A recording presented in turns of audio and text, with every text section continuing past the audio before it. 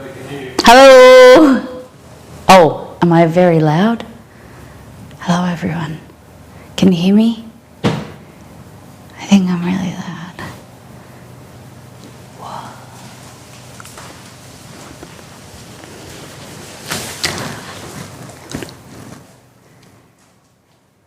Can you hear me? Can you hear me? I think still too loud. We hear everything. You hear sounds? You can see sounds? A tad too loud. Okay. I don't like this apron. No. Should be able to taste the sounds. Isn't it annoying that we change nothing? We just don't go live on Friday, and now everything's changed. I know an awesome apron that's awesome. Yeah, I think they're on the. I think they've been washed. Hello, how does that sound? Can you hear me better now? Thank you, Exceed. I think we're good.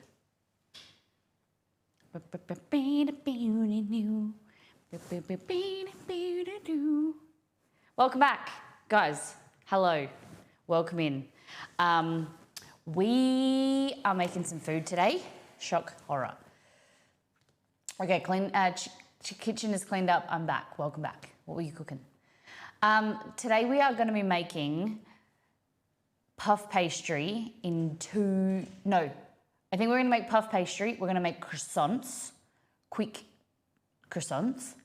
And then we're also making chicken and salmon Chipotle bowls from MissMollyMakes.com. Also, we've got a new recipe alert. So, ! Website. Go and check it out. The carrot cake went live. I'm very excited. I hope you guys like it. Hope you like the post as well. It's very informational. And I'm very, very excited to see as many people cook it as possible. I haven't written in there. My recommendations is that's a double layer cake. I think I didn't want to I didn't want to deconstruct it and be like, this is a good version. Like, if you think that it's too much, just easily halve the recipe. Also, there's tips and tricks to make it into cupcakes. So how to convert the recipe. You want to halve the recipe because it's going to make like a 48 cupcake. No, that doesn't make sense. It's going to make like 30 cupcakes if you use the whole batch. But I recommend halve it. You've got about 12 to 14 cupcakes there, and it'll keep you going for a while. And the frosting I reduced the size a little bit because I made a bigger portion on the stream and there was a bit of wastage. So yeah, there's any feedback, let me know. Make caramelized onions, pickled jalapenos, and bacon for pizza tonight. Pizza is becoming an addiction. Sounds good. How do you make it? What's your tip? Or do you use a pizza oven? How do you make it, Blacksmith? Caribbean carrot cupcake alliteration. Yes, Dex. You've said it now, so now you need to make it. Click your heels together 3 times and then make it, and then make me even happier. Make the cupcakes, make you happy, then make me happy. Now, Naked, welcome in. So we're gonna get started with making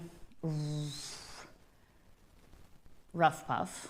I'm thinking, I don't know, I think we might start with the croissant dough because I saw this recipe that I want to recreate because croissants are very fun but frustrating but really hard and probably not worth it. But I found this really cool recipe on Instagram and I'm going to follow it and see if it's worth it. So I need to go and get my laptop. But before we go on today's stream, let's go back to last time on. Let me reach. On Wednesday's stream, we didn't end up streaming on Friday. I've been a little bit unwell. I felt a little bit unwell this morning. Maybe it's stream. No. We made fish tacos and carrot cake on Wednesday. It was all delicious. Very, very happy with how the cake turned out. I know this website called Amazon Dex. But you can make regular cakes. We got two massive raids. One from a Turkish master chef. I don't know how to pronounce his name. And then we also got a raid from Papa, who is Mylan Games. And a whole bunch of subs. So 18 subs, resubs and gifted subs, and 55 new people in the form of followers, which is dope. People coming to join the community and, you know, learning about our channel and our little community, which is fantastic. The fish tacos were good. Unfortunately, didn't have the ingredients that I thought that I had. So I bought them and I made a chicken version on the weekend and it was sublime. Like really, we used corn, cabbage, grilled chicken. There's a photo on the Discord. So check that out, it was really good. We're probably gonna recreate it maybe next week. From maybe a website recipe. Hey Liz, good morning, good evening to you. Let's do a deep dive into Discord, show you what the community has been cooking and eating. It feels so weird to take time off because I feel like I don't know how to stream anymore. Okay, so this is something you guys are gonna have to explain to me. Okay, what's going on here? What is this Cincinnati's unique breakfast sausage blend? So it's got oats in it. It's oats and meat. It looks pretty cool because it's very crunchy. I would try it. The most things from Cincinnati, it's not very notable. And so it's called a goetta. Goetta? You want a goetta? Do you want to get wetter? Goetta. Margot had some leftover phyllo pastry. So she made some little pastries, pesto and cheese, and on the right is tomato cheese Italian herb mix. Hey, look how cute they are. You know what else you can make with phyllo? Spinach and triangle puffs. Spinach and triangle? Spinach and ricotta triangles or spinach ricotta puffs? Oh, I need coffee. Good morning, Lev. The only thing Cincinnati is known for is Skyline chili. So is that the one with coffee or coffee in it or chocolate in it? There's something, I know of a regional dish that's like chili and it's got coffee or chocolate in it. I don't know which one's which. Okay. That reminds me to ask my mum if the question ever gave her this recipe. If the dad in question, I feel like I've missed something. That reminds me to ask my mum if the dad in question ever gave her his recipe. I didn't have the ingredients for it. You have to get them. What is Skyline chili? Hey Google, what is Skyline chili? According to Wikipedia, Skyline Chili is a chain of Cincinnati-style chili restaurants based in Cincinnati, Ohio. Founded in 1949 by Greek immigrant Nicholas Lambrinides, Skyline Chili is named for the view of Cincinnati's skyline that Lambrinides could see from his first restaurant, opened in the section of town now known as Price Hill. Wait for it.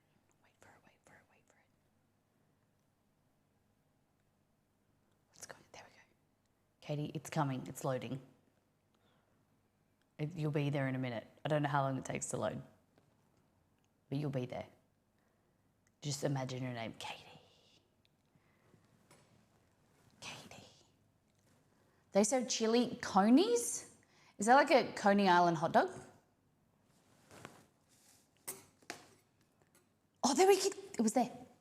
Yes, Katie, 11 months. Thank you for your support. Thank you for your sub. Did you see there? Hand butler. Katie. All right. Pew, pew. Times I think about it. Okay. They serve chili. So what is a coney? I want to try that. Hey Google, what is a coney?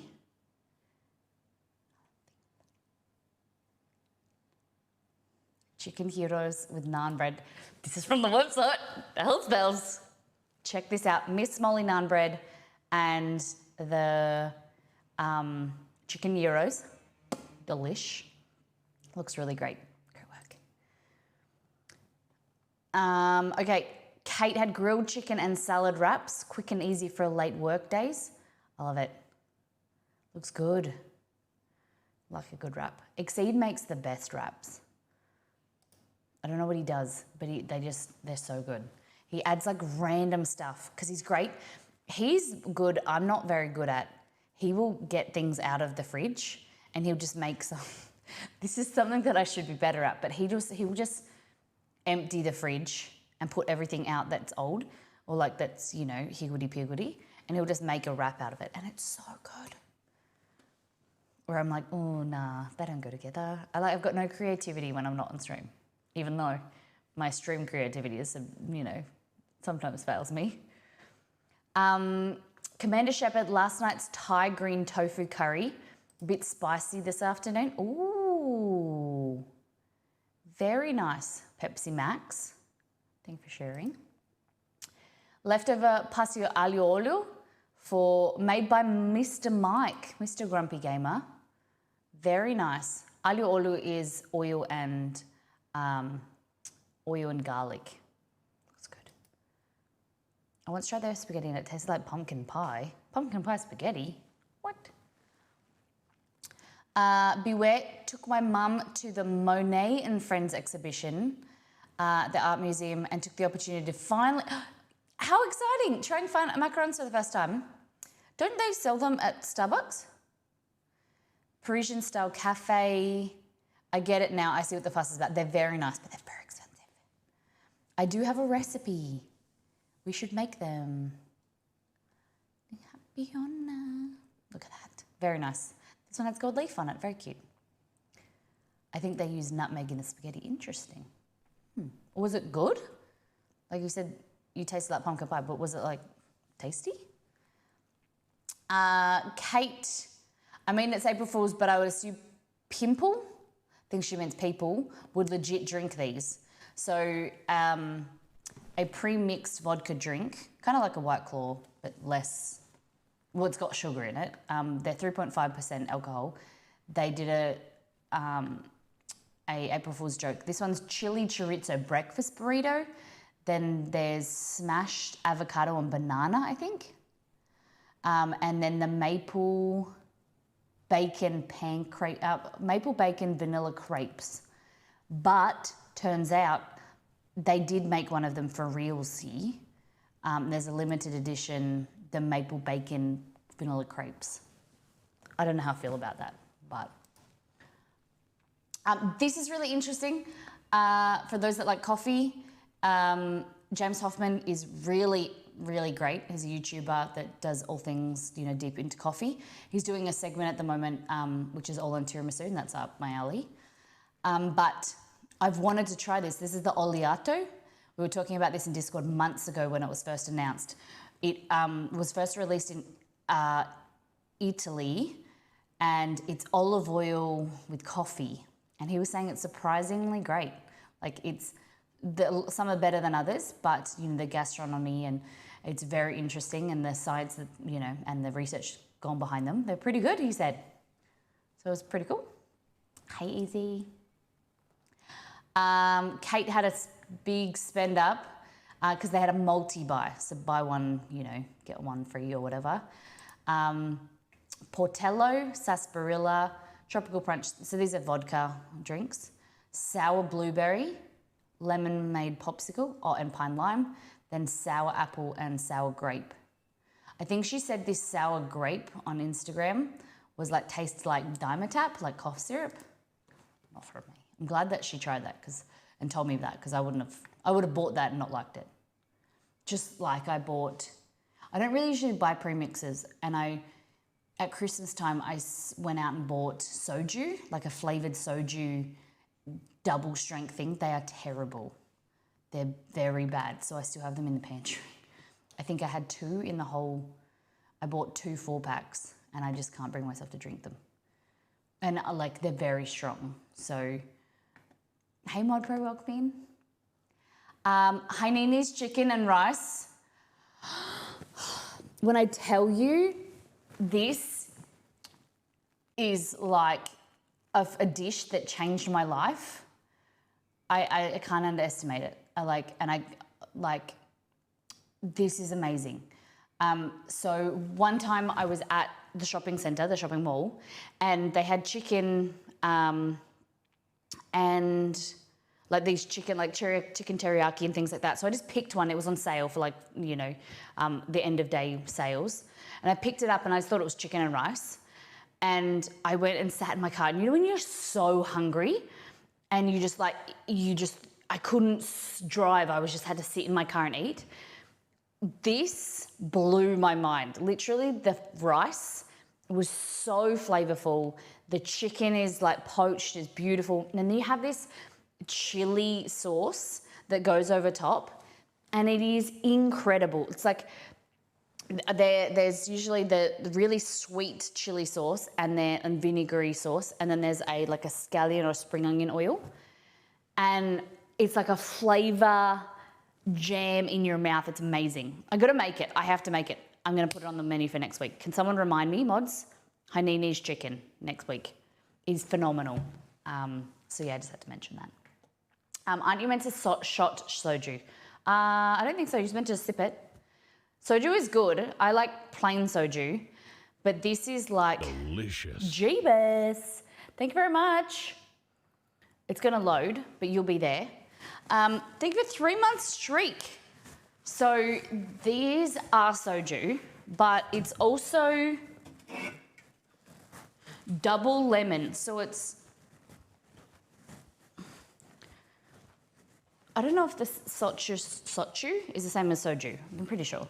Vodka and soda. I think the soda thing is what annoyed it from, makes it bad for me. It's it's not very sweet. But it's 6% alcohol. So it's very strong. So it's kind of like a lemonade, but not very sweet and very strong. So I just, even though I put elderflower syrup in there, I just couldn't do it. Oh, you don't like those because they're great because they're not sweet. Yeah, I don't. Try yuzu, that's really nice. I like cucumber. Oh, I think I like yuzu. Where do you get it from? Yuzu is a Chinese citrus, for those that don't know. It's very nice. Yeah, so I don't like it because it's not sweet. There was a grape one as well. I think the grape is still in the pantry. But yeah, not for me. Okay. Katie and Better Than Jeebus, thank you so much. All right. Philosophy, thank you for 13 months on a 7-month streak. Good morning, legendary. Cookie Heart, happy Monday. Look for any sparkling sake. Hey Google, add sparkling sake to my shopping list. Okay, I added sparkling socket.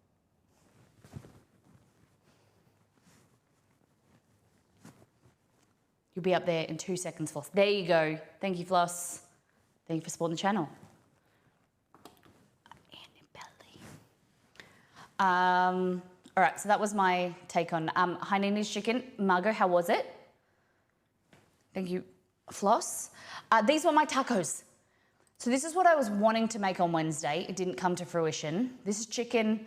I wanted to make it with fish, but it's like a Parmesan and corn slaw. So the Parmesan adds some creamy kind of acidity, and the slaw, fresh pops of corn, really, really good. And then you've got some lemon juice, a little bit of mayo in there, Kewpie. It's good. Pals also does a really nice vodka, red peach, yuzu and peach soda premix in a can. Are you in Australia? I've never heard of Pals. Oh, Tsingtao beer is that in that photo? It's been too long. It was a Tsingtao, yeah. Forzi, definitely call some simple chicken and seafood laksa with lobster claws. Bok choy, seafood bowls, sliced fish cakes. That's a lot in a bowl. Oyster mushrooms, bean sprouts, prawns, chili, lime, coriander, spring onion. Dang. Wow. Are those fake lobster claws? I've never seen them come out like that before. They're always so squished. Powers is in Kiwi land. I'm a Kiwi. All right, well, welcome in. Morena.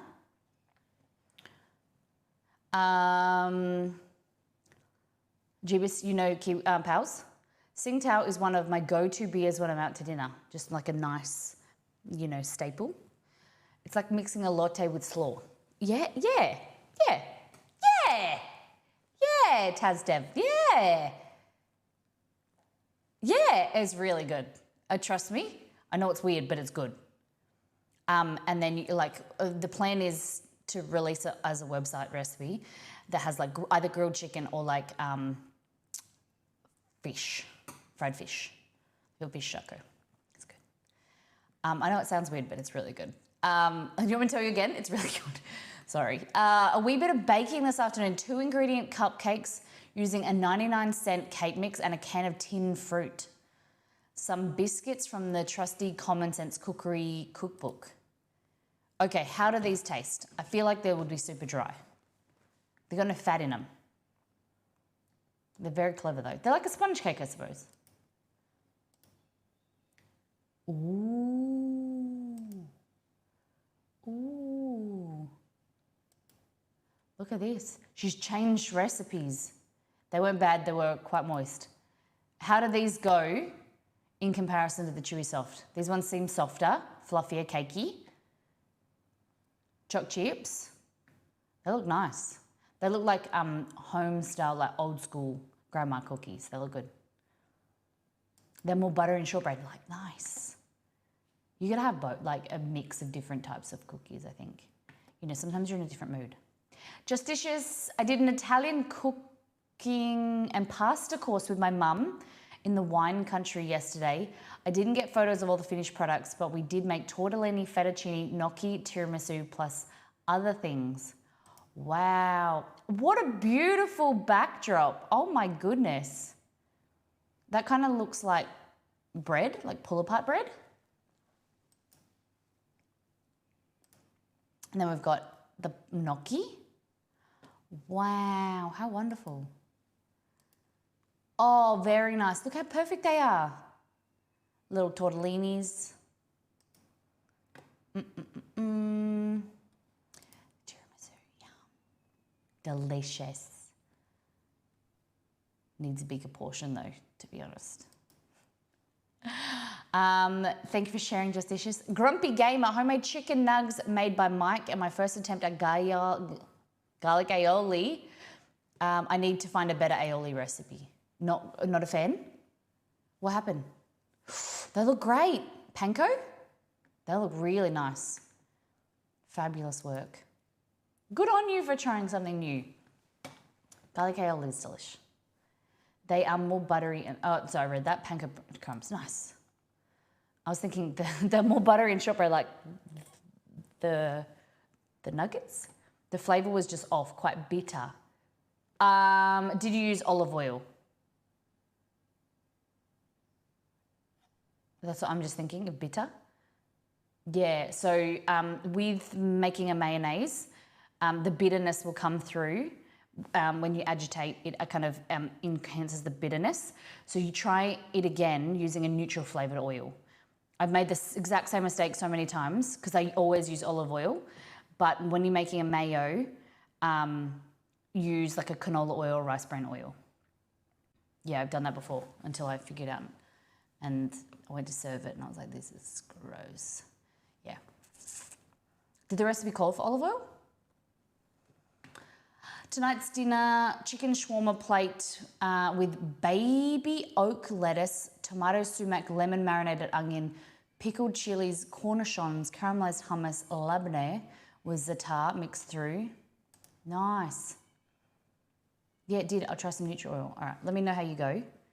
If I have a aioli or mayonnaise recipe that we can make. We can do it even today if you want.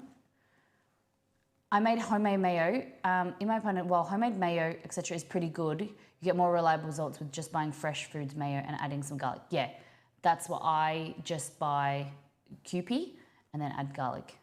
But it is nice. I think it's a good skill to learn how to make a mayonnaise. It's very simple and it is nice. Looks good. Cubed mountain bread. Ooh. For me, when you say mountain bread, they're like flat bread. In Australia, mountain bread, isn't it? Mountain bread's the really thin wraps. I'm pretty sure they're the things that we used to have when we were camping on like school trips, and they taste like cardboard, but they're really lightweight and they're really like low carb and stuff. With the current price of eggs, homemade mayo is a luxury. Yeah, Australia is, I would say our egg prices are reduced and haven't gone up incredibly in compared to some countries. You know, my eggs maybe have gone up like 10, 15, 20 cents. But yes, very in a pinch. Majority of the time, Jeebus, I 100% use Kewpie and just add garlic. The thin rectangle wrap, yeah, that's flossy, thank you. But it is good to know that you guys, the price of eggs is still pretty high, and yeah, it's a good thing for me to learn and know. I wonder if aquafaba aioli would be like chickpeas are still cheap at least, yeah?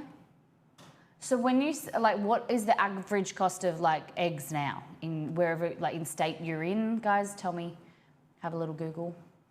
Roselia is showing this, the structure of a cookie. So you've got flour, sugar, butter, leavener, flavour. So if you use cake flour, it's going to be softer. Bread flour is going to be chewier. More flour is going to be doughier. Less flour is going to be like lacy and crisp.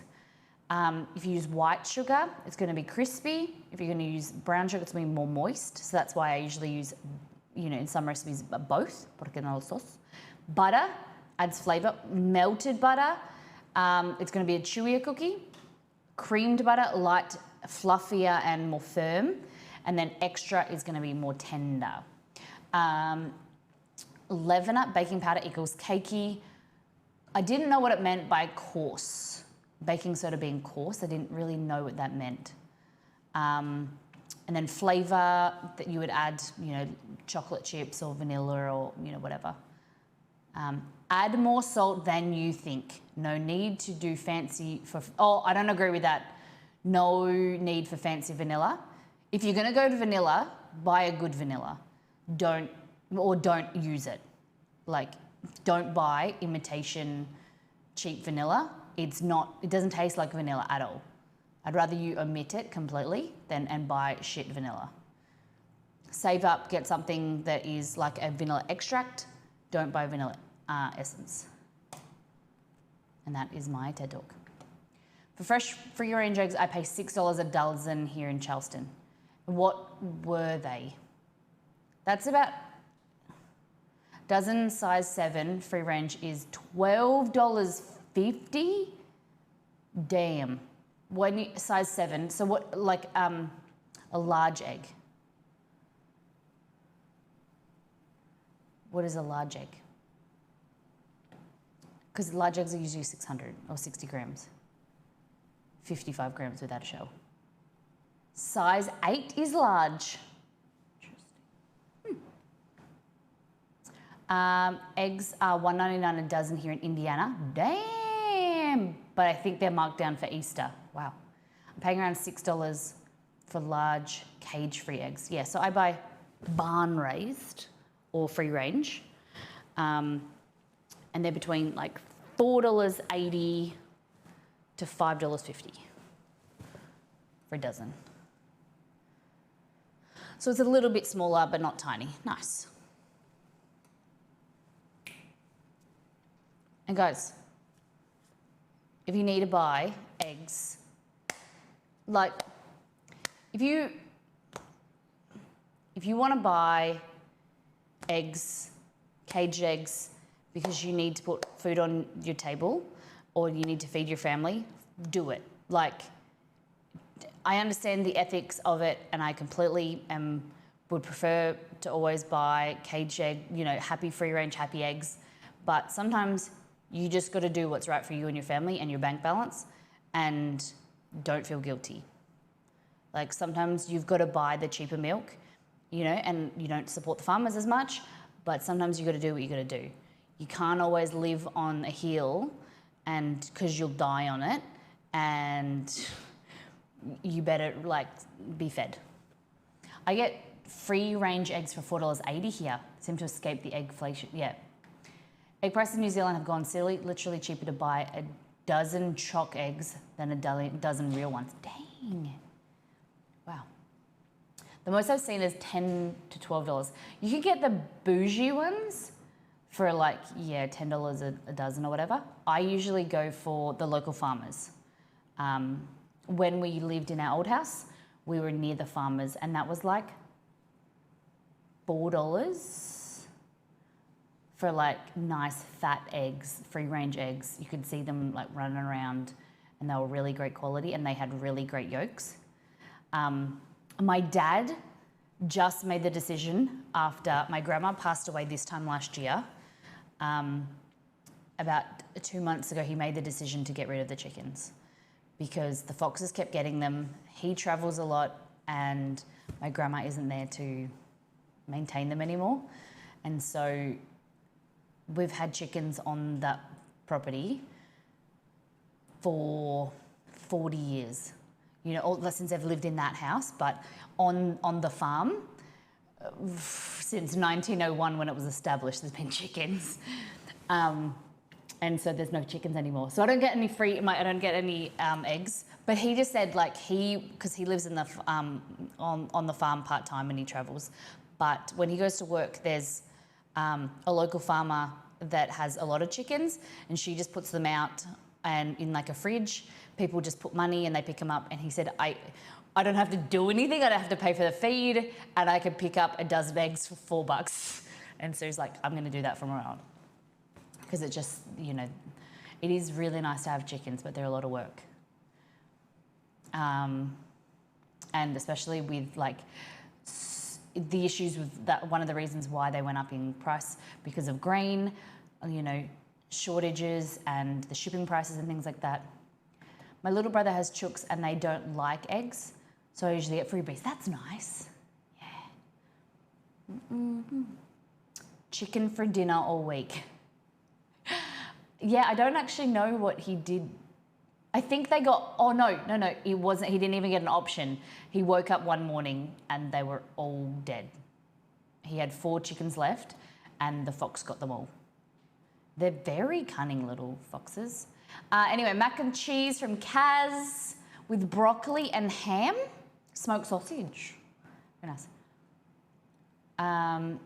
Do you like that or no? I think I would be hard not being able to afford eggs, but I'm happy for the chickens. Yeah. Have gone up so much is because we banned cage production, and the supermarkets advise the farmers that they won't produce colony-based in a couple years either. Won't purchase colony-based? So pretty much all our eggs are very least barn, if not proper free-range organic now. Yeah. Okay. But the funny one chook lays something like a size 10 and the others lay like a size 4. Damn. Someone's eating all the food and getting all the nutrition. Look at that.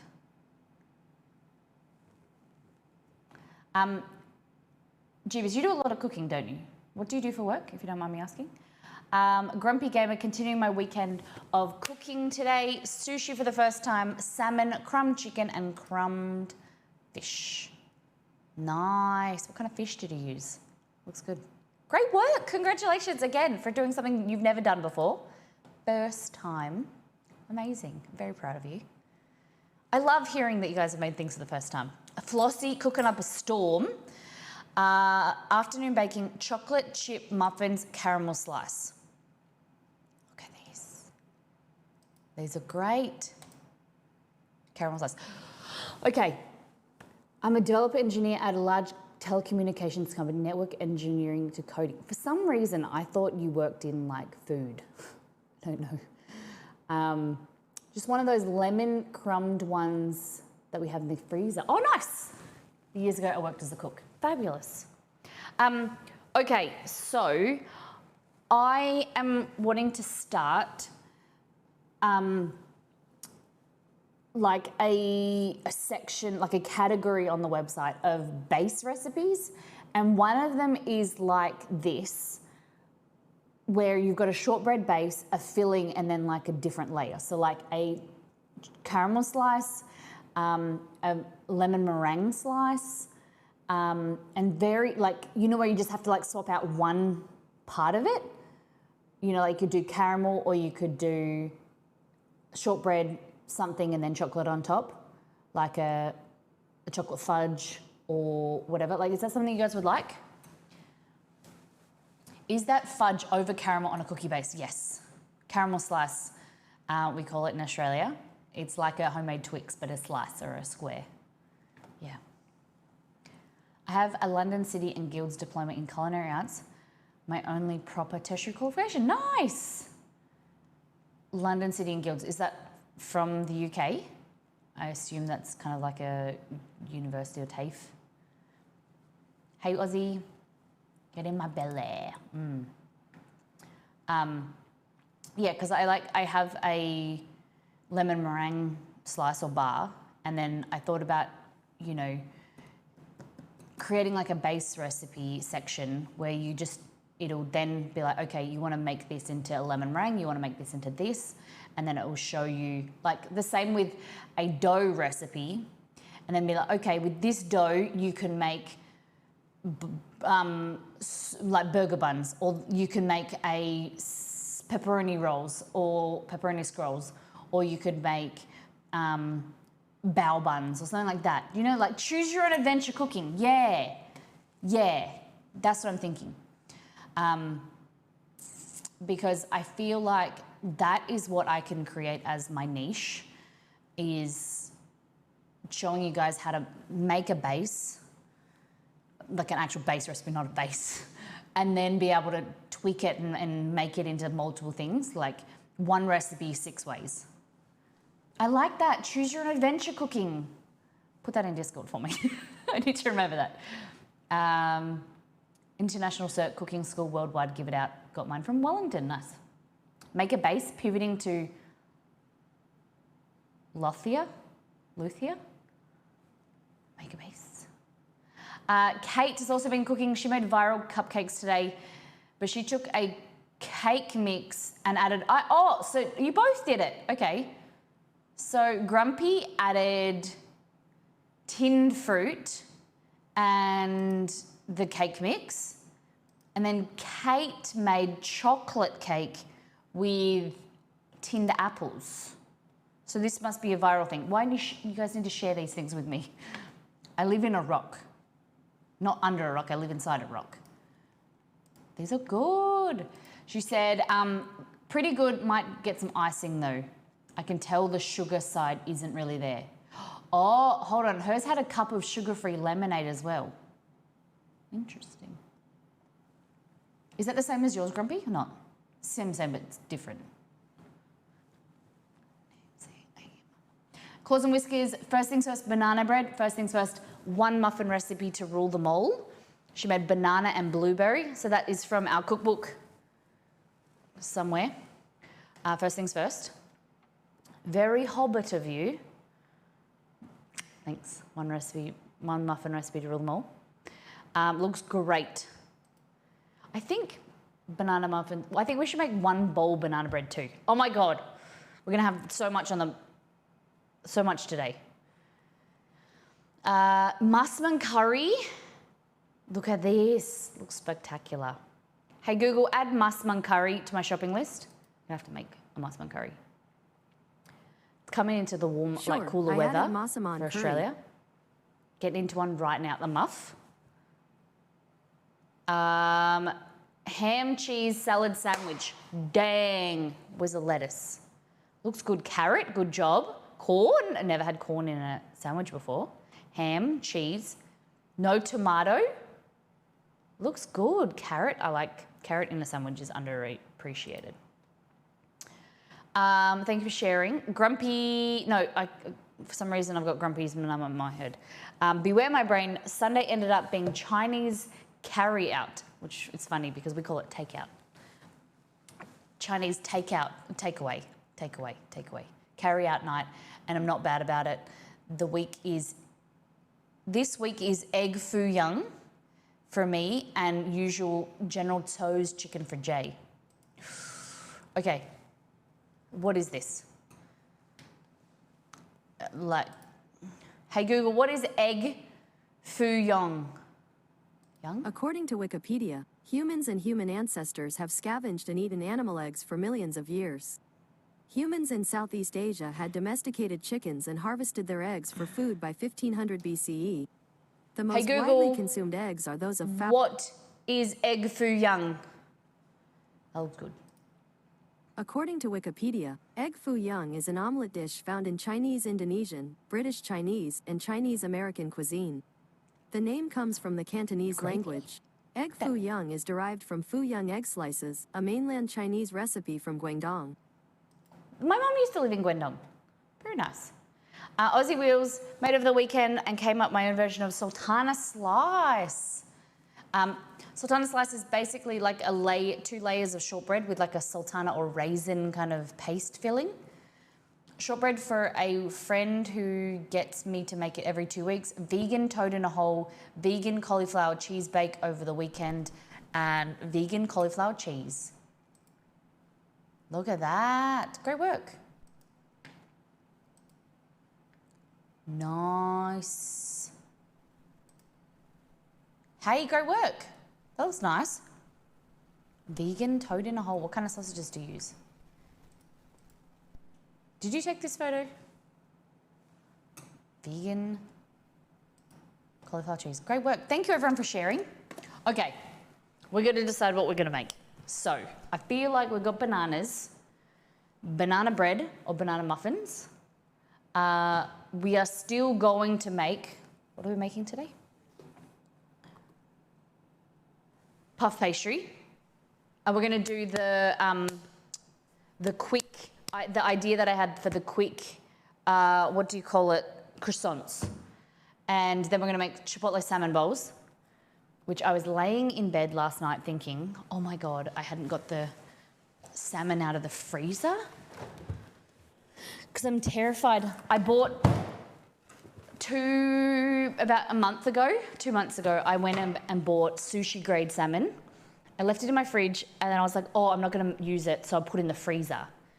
And then I defrosted it last week and then I didn't use it, so I left it in the fridge for like 3 days and so I had to throw it out. And I was like, I'm terrified now of food going to waste and defrosting it and not using it. So I bought this and put it straight in the freezer. And I should have just left it in the fridge. So this is salmon portions, skin off, Tasmanian salmon, which is great. First time I made the cheese bake. You took that photo with your ZV-1? Fabulous. All right. I'm just gonna get my laptop. How was everyone's weekend? Might get some shoes while I'm at it. Another reminder, go and visit the website. Go and check out the new recipes, print them out, go and cook them. Get the ingredients first and then cook them. We got carrot cake ready for Easter. Who thinks they're gonna make it? This week or next week or...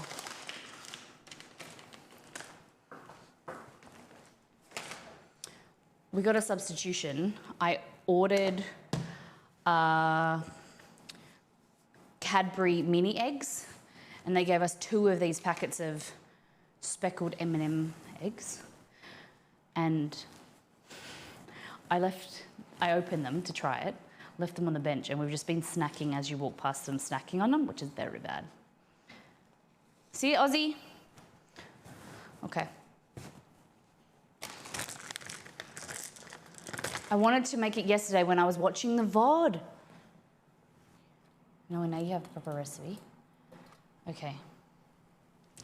So these are the speckled eggs from M&M's.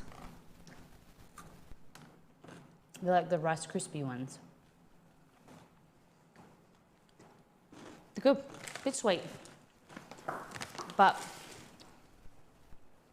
Wednesday, we're going to do some more like Easter recipes. I don't know what I'm doing for Easter. When we were kids, we used to go camping, we used to do stuff. Now it's just a day off for Exceed so that like he's around. He's probably, hopefully, going to stream on Friday. He's got a very important meeting now. I think 9:30. And then we can talk about it. He's going to get through his meeting.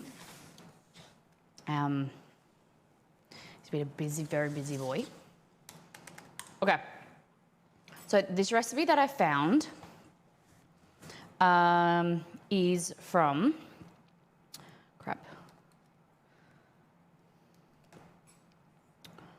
menu. There we go. So this is for a croissant dough. The thing that's different with this is rather than rolling out the dough, putting the butter on, folding it, rolling it out, folding it, refrigerate it, take it out, roll it out, fold it. It's a little bit different where you make a dough, you make layers of butter, really thin layers of butter, and then you create like tortillas out of the dough and then layer them with the butter. It's supposed to be a lot easily done. So we're gonna try it. Oh man, Molly. Now I have to find where it is. So it's from an Instagrammer, which I will share with you when I can find it. Hey Google, turn on Alexa. Sure, turning Alexa on.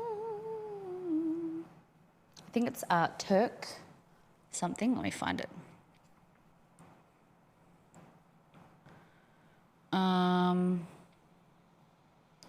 Brookie.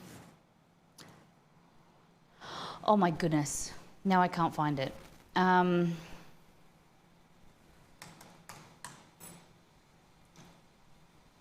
saved it somewhere. And, sorry guys. I put it somewhere and now I don't know where it's gone.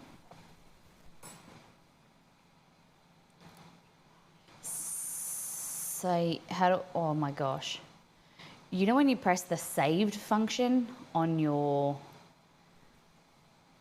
phone, where does that go? Saved, here we go.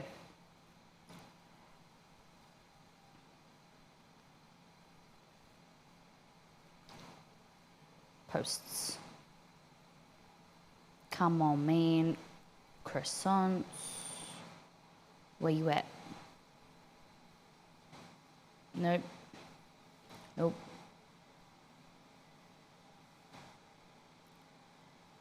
Oh my God. Okay, if I was going to save something, I would save it in recipe. I know I copied and pasted it so it'd be easier to play on stream or show on, read on stream.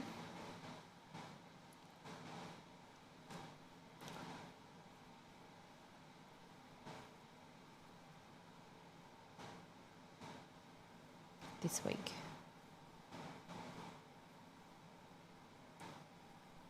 Oh my God.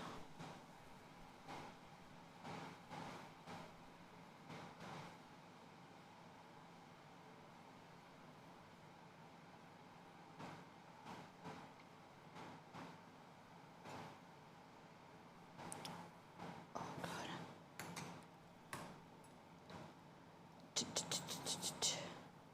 Let me see if I can find her. Search.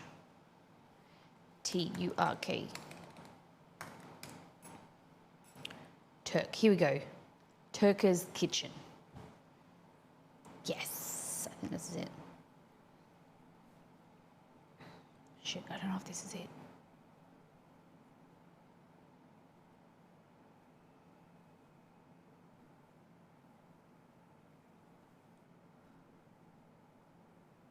Oh my God, I don't know if this is it. Oh, here we go. Make your sense is the word difficult recipes. Yeah, okay, this is it. Cool.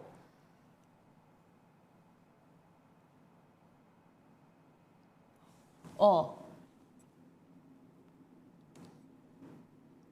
The most important rule when making a croissant is absolutely all the ingredients you use are very cold. Da, da, da, da, da.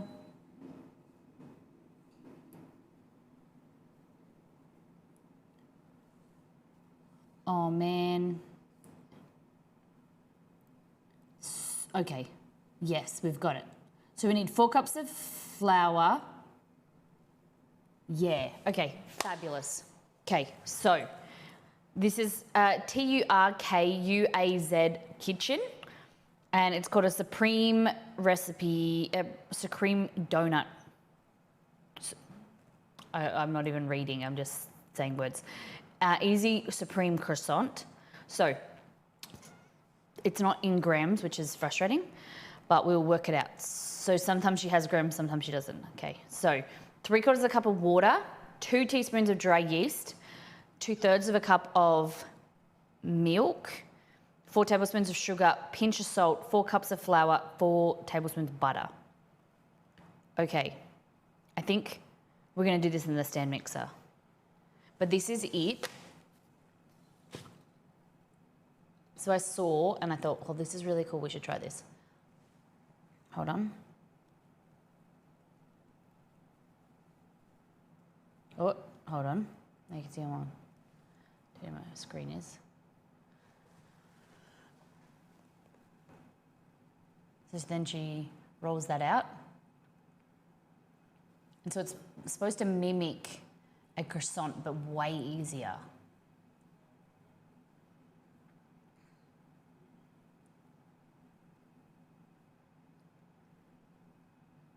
I don't have those little tin things, but look how cute they are.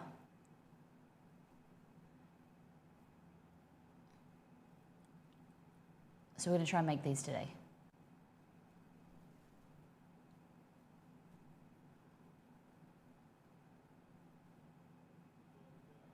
Oh, so good. Okay. We can do it. I have faith in us. I do. Okay. So we need water, yeast, milk. Let's go into the, oh, not too bad, too bad.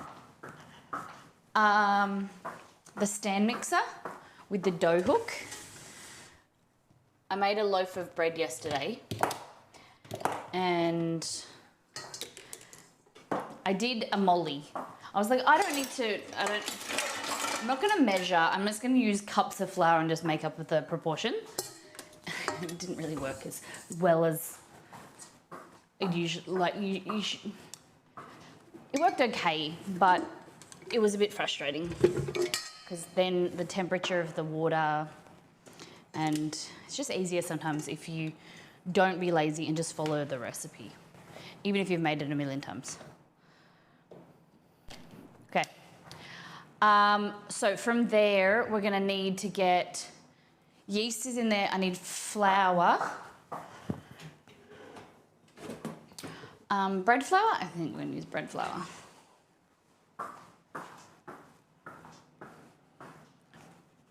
I'm wearing Exceed shorts today. Hopefully he doesn't mind. Yeast.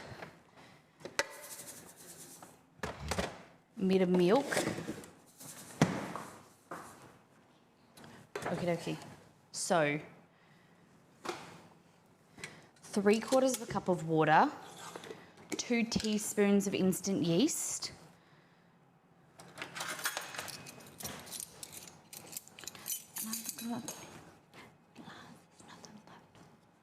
okay, I'm nearly out of yeast.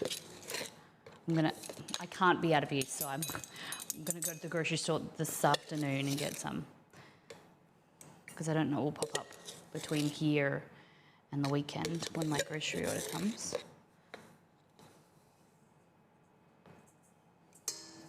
Is there something that you guys have in your, maybe in your kitchen or in your pantry that, like, as soon as it runs out, you need to go and get more because you know that you have it so much? Okay.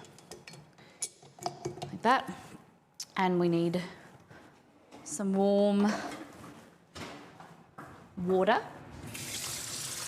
Turn the tap on. And milk. Rice, yeah. You have it all the time, Stone Cross. 2/3 of a cup of milk. 150, 160 mils. Like that. So much of it, okay. And what I'm gonna do is I'm gonna put this into this bigger vessel and I'm gonna get hot water and then that will reduce the temperature, like bring up the temperature of the milk so then it's all kind of like a warm temp. And I need 3/4 of a cup here.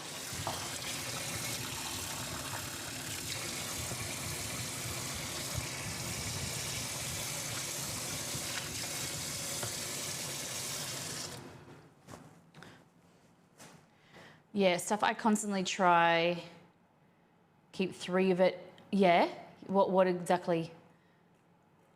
That way if it's not available, I have time to restock. Oh, shit, that's not supposed to go in there, fuck.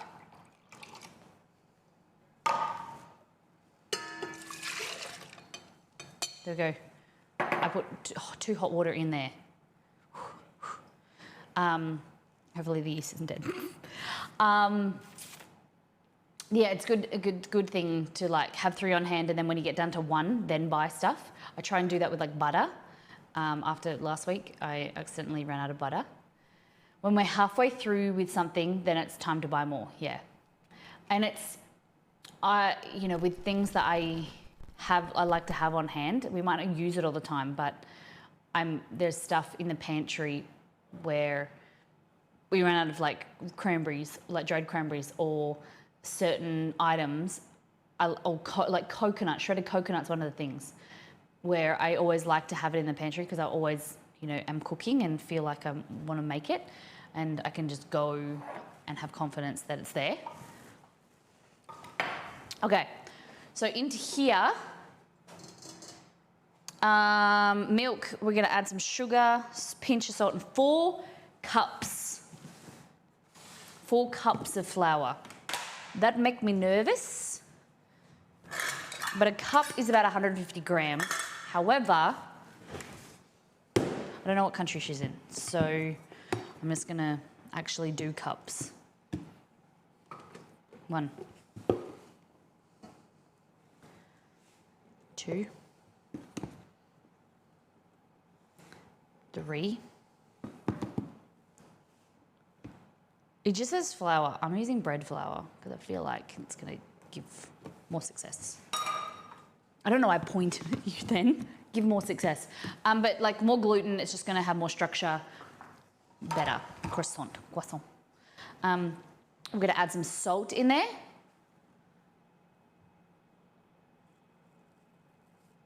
And then we want 4 tablespoons of sugar.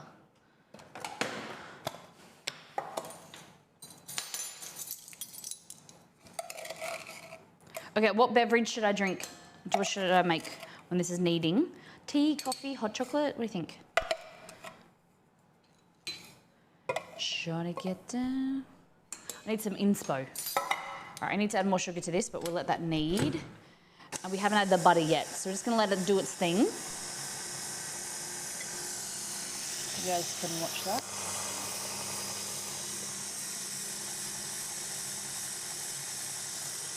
And I'll be back. I'm going to fill this sugar container up. Shall it get down, good Lord.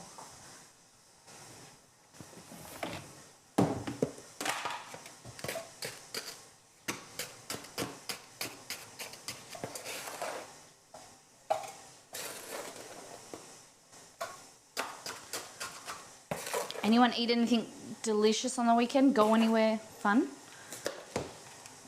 I wasn't feeling well on Friday, but I've been having this craving for sushi. And so we went out and got sushi on Friday. It was no bueno. It was no good. I was very sad.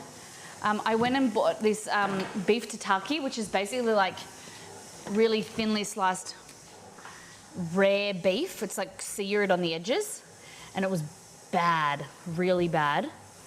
I got salmon sushi, that was nice, but you know when you just feel like you leave somewhere and you've eaten but you don't feel satiated and you're just like a bit annoyed? It's like how it felt. I was just frustrated. Okay. My husband and I went for sushi yesterday. It was delicious. Where did you, like, what kind of place did you go to? What did you eat? Okay, so it says we need 282 grams of butter. Okay, European style butter.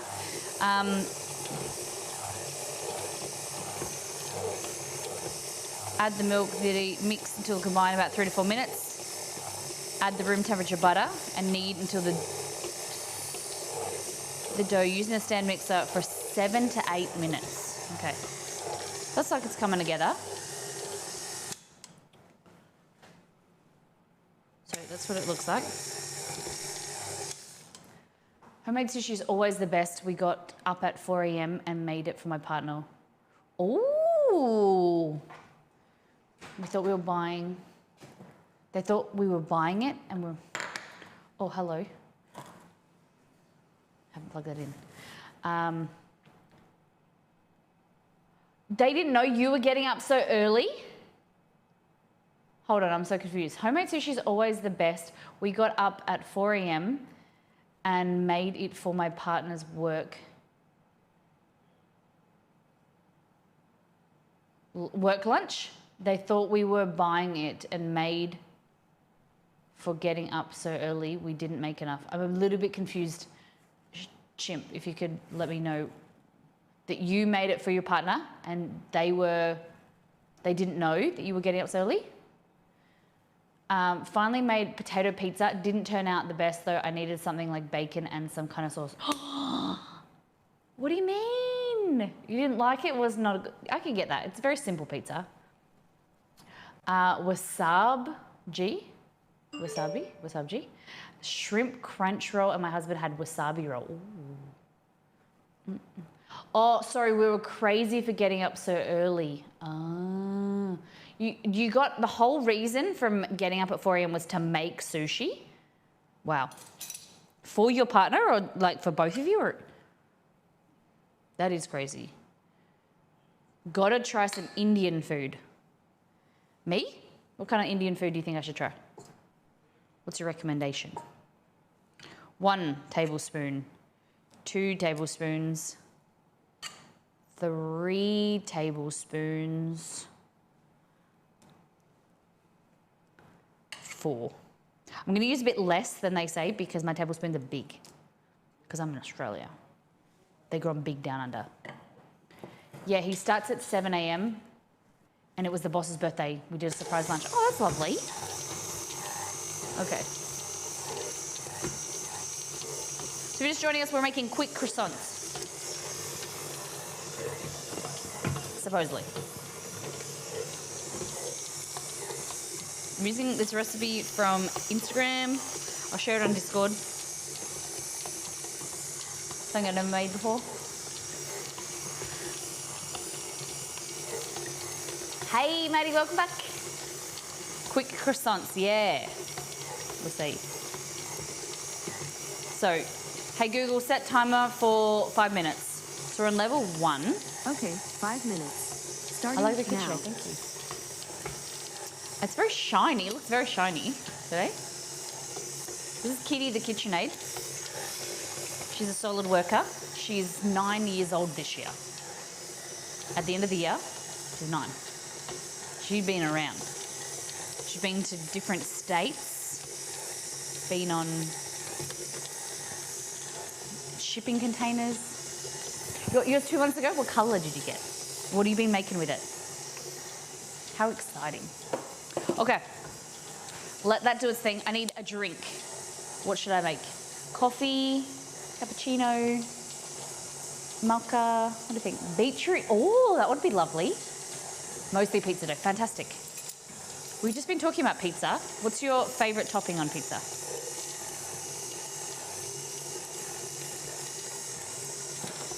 And then we're gonna need, what is it, 280 grams of butter, which I'm just going to put in here.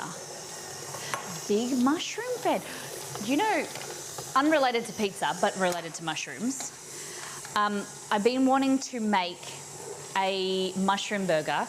You get oyster mushrooms, you batter them and deep fry them, and then use that as your like protein. I've been wanting to try that forever. I need to find oyster mushrooms. Hey Google, add oyster mushroom burger to my shopping list. I need to do it.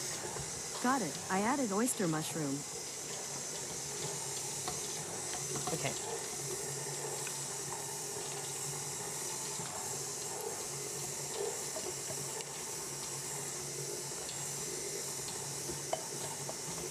So good quality butter, salted, lightly salted.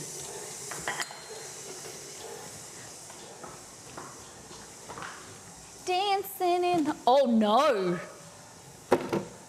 This is my last pat. Oh my God. This has to get me through the week. It's only Monday. What are we making next week? Sorry, next stream. Tacos, empanadas. Oh, should be able to get through here. You will need more butter. I thought that I bought one pat. I will need to get more. Okay, so 282 grams.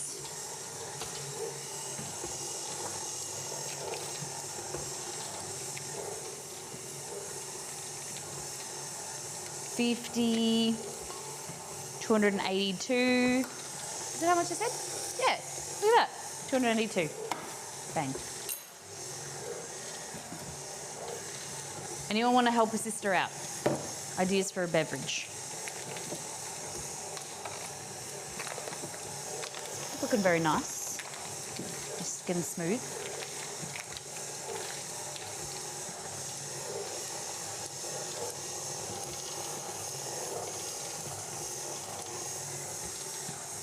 I might not be the one to ask my bad influence.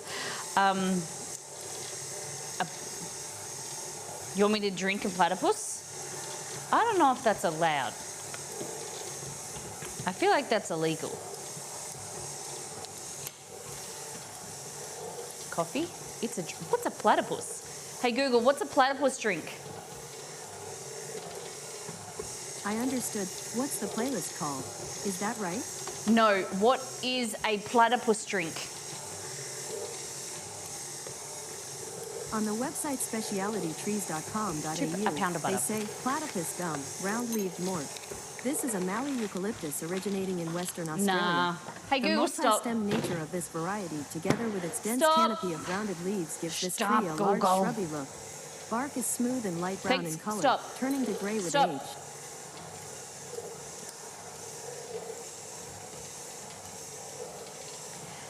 Don't bark back in anger.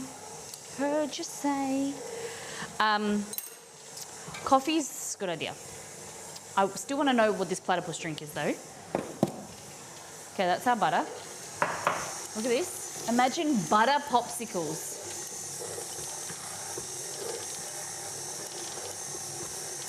Butter popsicles? I don't know about that. A platypus drink.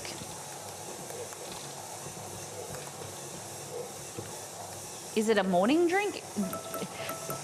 Stop. Yeah, okay, we'll go a little bit longer. There's a hydration pack. Is a platypus like a BPA and taste-free hydration product? Why would you want a taste-free hydration product? That's just drinking water, right? Both handheld and hands-free options like hydration systems. Champagne, kiwi liqueur. I don't have kiwi. Hold on, where? I've never heard of kiwi liqueur before.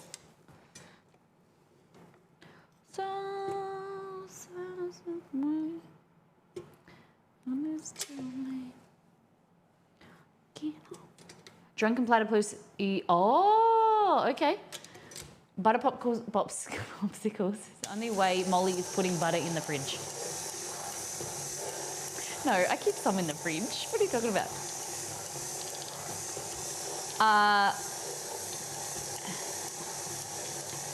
I'm thinking a mocha. Coffee, chocolate. I don't know if I've got Milo. Let's have a look.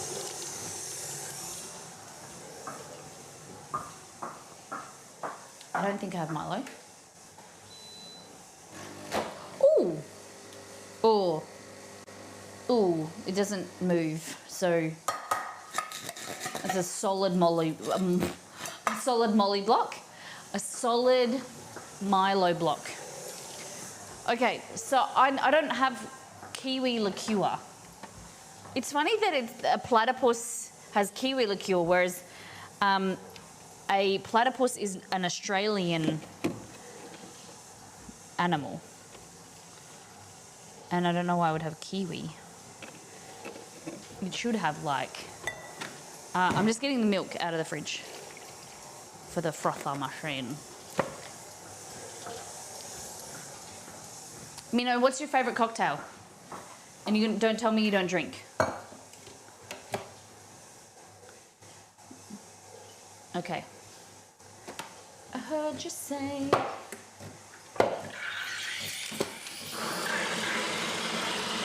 Do you have marshmallows? Yeah, marshmallows. Mocha. These jet puffed are barely marshmallows. They're like white air. Crown apple and Monster. I've wanted to get my hands on forever the Crown Peach Royal. Is that what it's called? Kerry told me about it years ago. And I've been looking at different stages online, and that's what I really want to try. Okay, our dough's looking good. Salty dog. Does the salty dog actually have salt in it?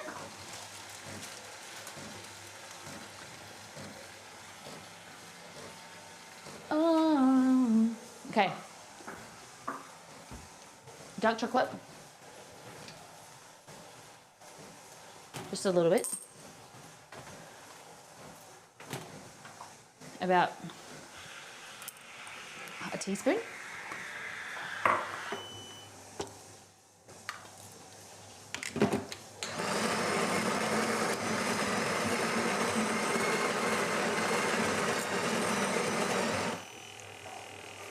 Okay.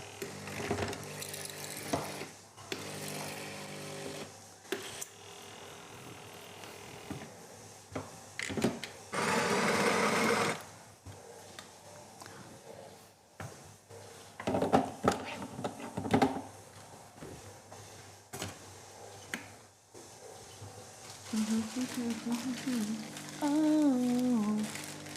Okay. Get a handful of these, jet puffed.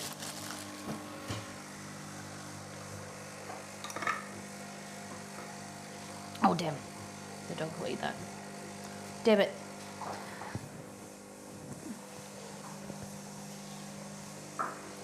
Kevin or the dogs will eat that. Kevin is... People think that I'm just feeding floor marshmallows to my husband. Kevin is my... Look at that. Kevin is my robot vacuum. Okay. Look at that. It's looking very, very nice. It could go for another few minutes, I think. To get a little bit more smooth. Okay, 1 bar spoon, wild Swedish lagerberry jam. I have that. Lime juice, have that. Simple syrup, have that. Hendrick's gin, don't have that, but have gin. Prosecco, have that. Orange zest, don't have that.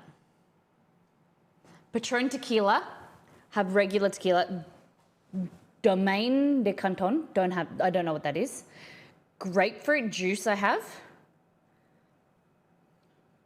And I don't know what Cava Rosado is. Rosado. Do you ever finish off the pink gin? I gave it away. Ali Sansan. She took it. Okay.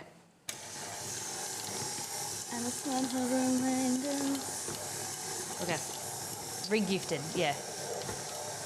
She knew that I didn't want it. Like, it's not really re-gifting if, like, you tell them that it's something that someone gifted you. It's like giving away. All right, you ready?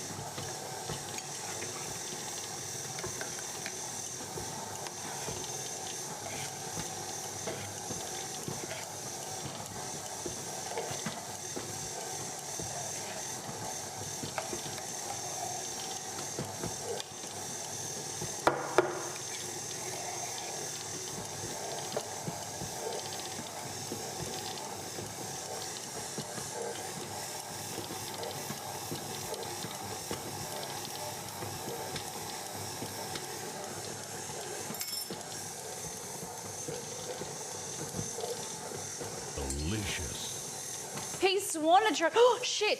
Peace Swan. I wrote you a reply to your message and I haven't sent it. Holy fuck, I'm so sorry. I'm so sorry. Oh my God. That day, oh my God. Hey Google, remind me at 1 p.m. to reply to Peace Swan. Fuck, sorry Peace Swan. I've been a bit sick, been unwell. Reply to Peace Swan. Peace Swan, thank you for your support. You are a new legend on the board.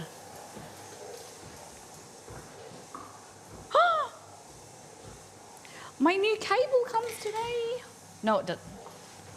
I don't know. That's the wrong cable. No worries, fancy board. We're gonna zhuzh it up, but Exceed did it this morning. He's a legend. Okay, oh, last thing. I need some fancy in my life right now, so.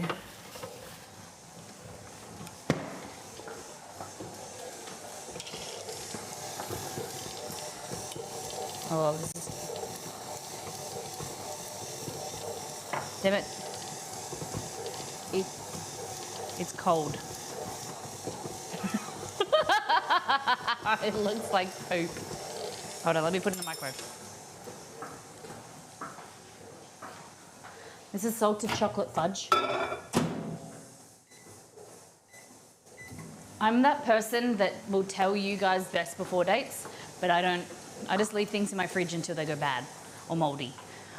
This fudge is probably, I think 3 months. No, I think it says on the website like a week to use the fudge. It's been in there for about 3 months.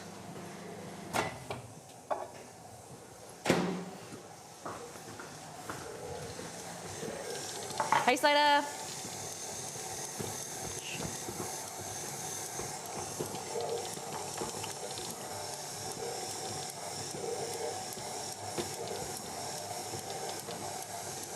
There you go. Another reason you need to make the salted chocolate fudge from the website.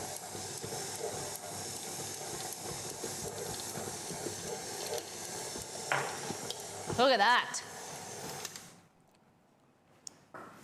We fancy, huh? We fancy. Fancy poop. Shut up. Look at that. Damn. And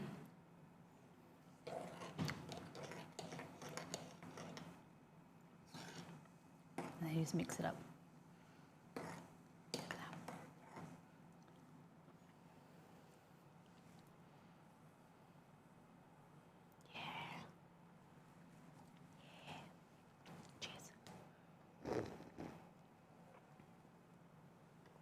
It's really awkward to drink the drink and open your mouth wide to get the marshmallows in there. They still haven't found a network to air season 4 of Snowpiercer. That has got to be heartbreaking. They've got it made already? Oh, no way. It's really sad. They should just release it on YouTube. For free. I'm kidding. Oh my God. They should do like a crowdfunded thing. I'd give them a few bucks. I'd like to see it. And I feel sad that, oh my God, this is so beautiful, dough. So soft and supple.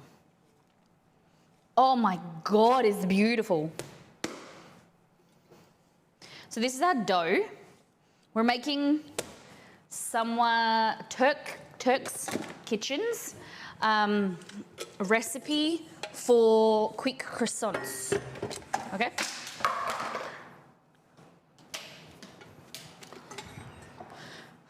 Okay, so I'm following it verbatim.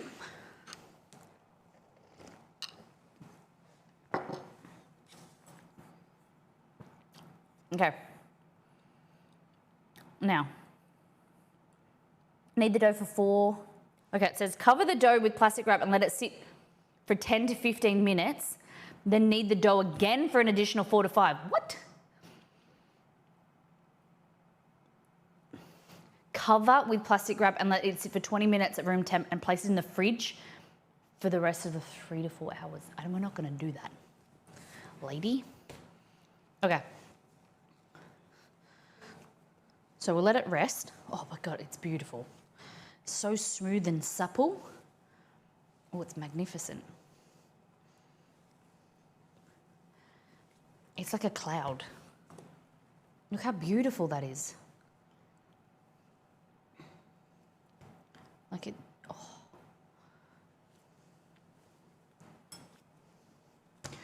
Who's watching what at the moment? I'd love to hear.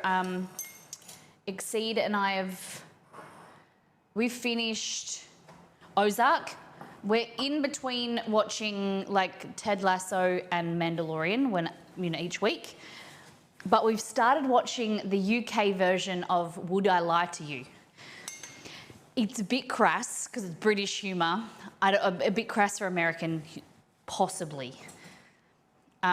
Especially the older stuff. I said to Exceed, I was like, this wouldn't be allowed on TV anymore. And it is, some of the humour is so good. David Mitchell and Lee, I forgot his name. They're very, very good comedians. Very quick on their feet. Okay. I'm not saying like you guys won't enjoy it. I think you would, but you just got to go in there understanding that it's a bit like Australian humour. British humour, it's just a bit crass, would you say? Like it's a bit more lowbrow. We don't give as much shits. Okay, cover, cloth. Hey Google, set timer for 20 minutes. Okay, 20 minutes. Starting so now. next thing is Nita Burrito wanted me to make. On Google TV. Stop. Hey Google, turn off Google TV. Got it. Turning off the Google TV. We've been watching the Australian version of Task. Oh my God! I've been telling Exceed about that, and we're gonna watch that next. I have been seeing it on Instagram, and it looks hilarious. Is it good? Okay. So we're gonna be making the recipe from the website. Chipotle salmon and chicken. I need to remake it because the photo on there is not an accurate representation of the recipe because it has more ingredients. So we're going to make it today. It's so simple. Salmon or chicken, olive oil, chipotle and adobo, cumin, soy, honey, lime juice. Then we're going to serve it with a mango avocado salsa. So mango, avocado, cucumber, red onion, coriander, feta, olive oil, lime juice, garlic, and then a little chipotle drizzle over top. Okay? My favourite Australian comedy is still, that's makes me cringe so hard when you say that.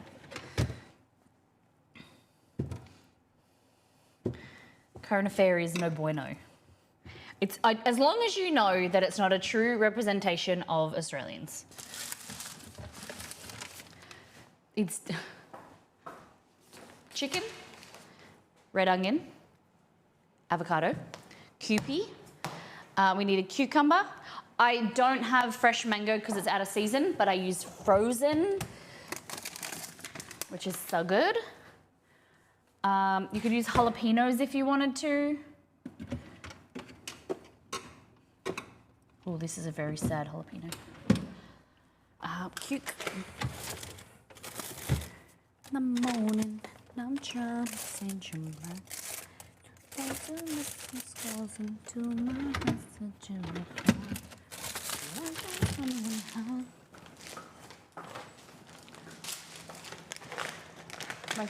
It's almost summer here, which means the farmers markets. Are you going? Or are we going to have a stall? Feta. Chipotle and adobo. Hey, Chew.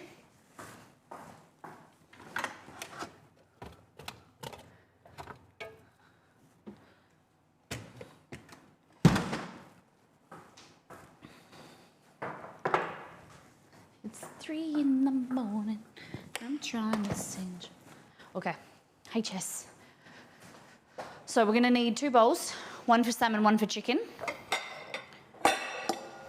1 for me, 1 for Exceed. Okay.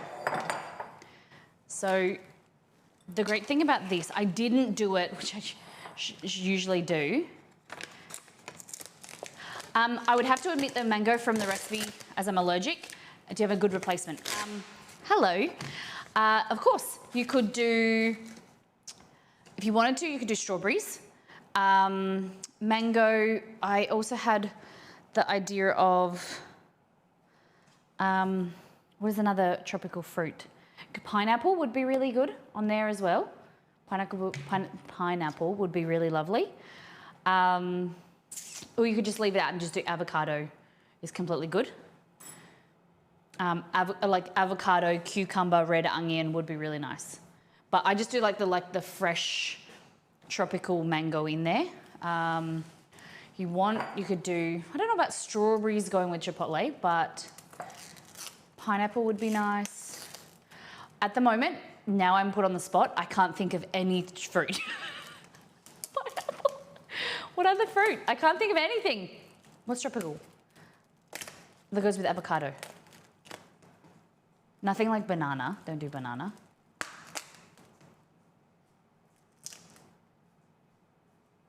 It's like they know. Nectarine would be great. It's like they know. I'm opening a packet. Here's one here, and one just arrived. Okay.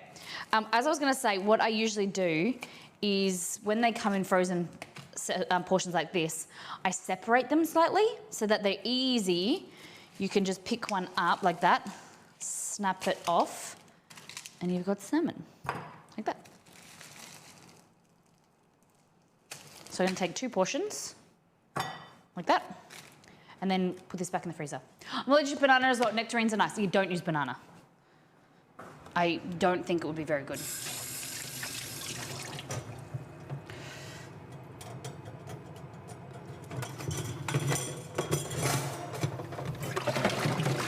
Guys, I was such a good girl on the weekend. Well, no. Okay. So on Wednesday, after Wednesday's stream, I thought I'd clean my ovens. So I took out all the trays and stuff, put them in the sink, and I thought I'll soak them. I soaked them, and then I was in my office. All of a sudden I heard the bang. No, this must have been when. No, I told you about this, so it has to be on Tuesday. Okay, so the sink fell out of the stone somehow. It was like stuck to the bottom of the stone, fell out. We fixed it, and now I've done my oven things again, oven trays, and soaked them again. But I want to know, what's your oven cleaning hack, like for glass and the inside of the oven? I know you guys are good. You're always got the tips and tricks and your things up your sleeve. What is your hack for cleaning ovens? Come on, I know you guys all watch TikToks and Instagrams. Happy Palm Sunday, unless your Palm Sunday is next week. I have no idea what Palm Sunday is. Is Palm Sunday the Sunday before Easter?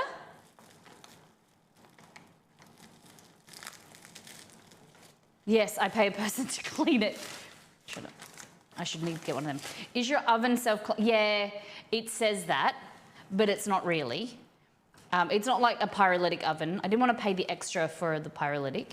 It's got a steam clean function, but it's basically putting water at the bottom and turning it on. Her name is Valerie and she's a saint.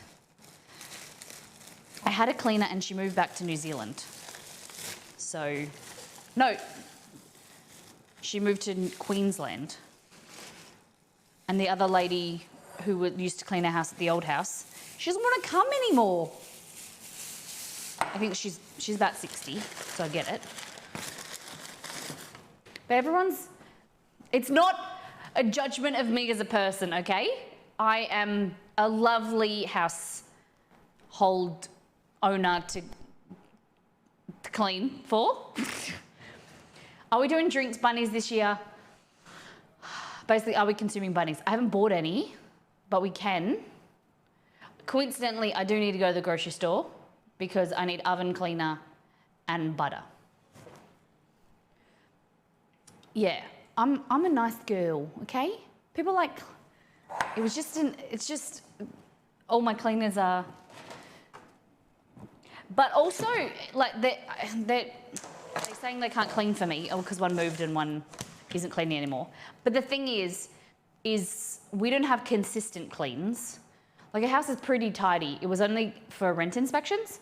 So every 3 months we would get the house and basically the showers and the toilets cleaned. So cleaners prefer consistent income. I get that, so do I. But I can't really afford to charge, to pay someone consistently at this stage.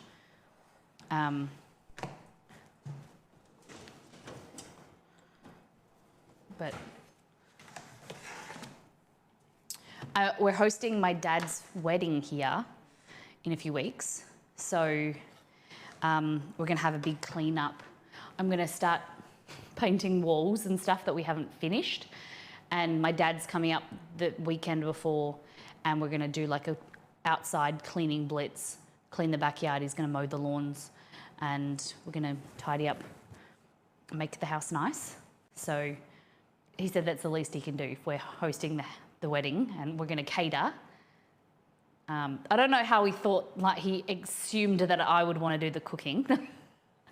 No, it's going to be fun. So I'm going to need to plan with you. What should we serve for my dad's? There's about 12 to 14 people coming. What should we serve for that? For like nibbles and really relaxed casual food. Okay. Chicken, we're going to do this later. Get the chicken, put it in a plate or a bowl, let it defrost or whatever, do its thing, because we want our clean knife and chopping board to do our veggies. We'll put them aside, then we'll do the chicken and the salmon last, so no cross-contamination.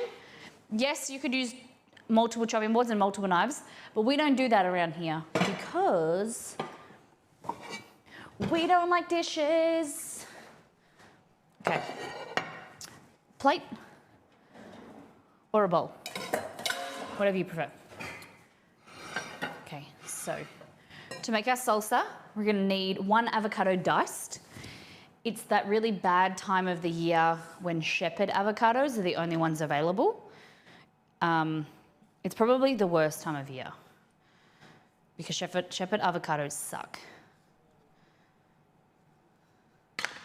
But they do, the good thing about, the only good thing, they kind of hold their shape. They're not very good mashing with avos. Hey Google, what are shepherd avocados? On the website taste.com.au, they say, rich and buttery, the shepherd avocado accounts for 10 to 15% of Australia's avocados, in season from February until April. 10. It has a slightly firmer flesh than the much-loved has, which means it's harder to tell when this version of the fruit is ripe. Yeah. I also found an answer to this question. What are the 3 types of avocados? Do you want I to didn't hear know there it? was more 3.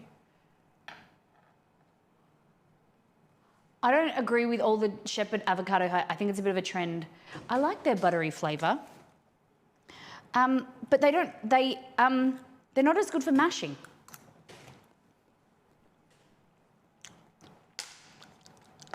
Okay. They're not bad. I like the flavor is not bad. Didn't mean to hate on the shepherd avocados so much. The flavor isn't bad. It's just they suck at mashing, and also they're much more firmer, so it's hard to tell if they're ripe. So often, like these are a bit underripe, but they keep their shape for the photo. Unless I'm making guac, I want to keep their shape. Okay, all right, I get you. Okay, so avocado. All right. I have a great person because I get it every other week that has her big condition. I have a great person because I get it every other week that has her big, I don't know what that means. All right, so you just want to, I'm going to call these Margot's avocados now. They're not shepherds, they're Margot's. But I'm glad that, thank you for telling me that you like them. Okay? I'll never hate on them again. No, that's not true. I probably will.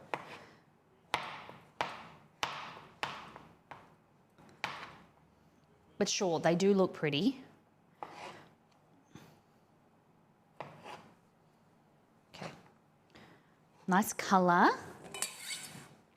And okay, now I found another bonus for these. Because of the firmer texture, they're more likely to look prettier. Like, because they have the firmer texture, they stay firm and green, whereas shepherd change colour and you're more likely to get like one that's bruised and stuff. So yes, I get it. I understand. Avos. Mango chunks. Okay. Urgh. Fresh is good, but these are nice. Oh shit. Oh. Oh. Oh. So I had my hands too close to my nose, and as I was trying to pull, I got my nail and it scraped the inside. You know that little bit of that skin in the bit of your nose, between your two nose holes? Oh, that really hurt.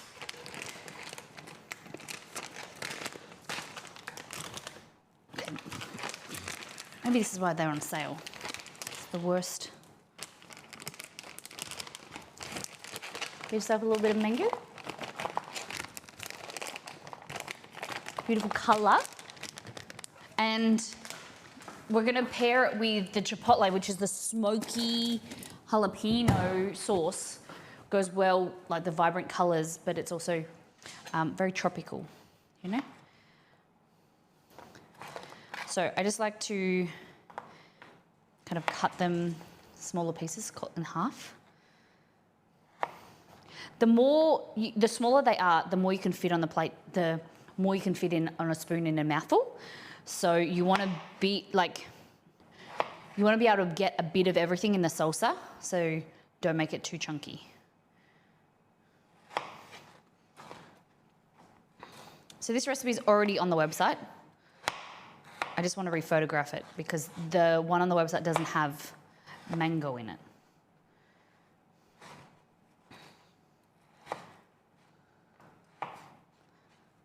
Neon light.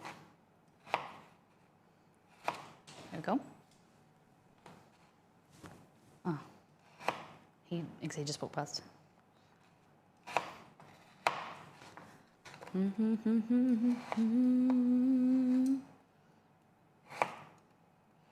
Okay, like that.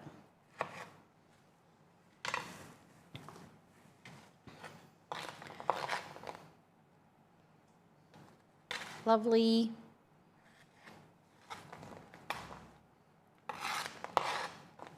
Into the bowl. Very colourful, very vibrant, very healthy meal this one's going to be, which is going to contrast with our croissants. All right, just break up. In a minute, we'll break up the avocados. The lovely, lovely shepherds. Okay. We want half a cup of red onion. So half a cup is probably like a a quarter of an onion, like that. And again, we want to dice this, so going all the way, sorry, 3/4 of the way through, leaving a little bit.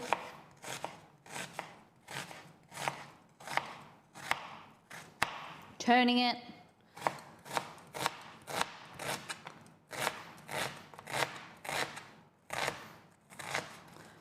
Okay. Look at that, beautiful. So we've already got yellow, green, and beautiful purple. It's going to be spectacular. Get rid of this. Okay. Look at that. Doesn't it look beautiful, guys? You can already tell that it's going to be. We're eating the rainbow, very healthy. Hey Google, what are the nutrients in mango? According to Wikipedia, a mango is an edible stone fruit produced by the tropical tree Mangifera indica. It is believed to have originated between northwestern Myanmar, Bangladesh, and northeastern India. Ah, it is mango. No, it's so good. Mango. Look at that. All right. Now we're going to add a little bit more colour, a bit of the same colour though. So I'm going to add some of this, some cucumber. Oh, my nose. Okay, top and tail, and then run your knife through. And so I do this a bit wrong, so I'm going to do it properly, is you just cut it into strips, like that. Flip that over, cut that like that. You can, if you want, teach you a trick. Grab your cucumber, put it in your hand like that, get just a spoon, and just take out the seeds. Okay, just removes too much moisture and the seeds from being naughty and adding too much liquid to your salsa. So do that, but then make sure you don't let this go to waste. You have to eat it. Okay. Delicious. Use my pedal. Oh, my pedal's not plugged in. There we go. I was wondering why it wasn't working. I was doing the wrong button. Okay.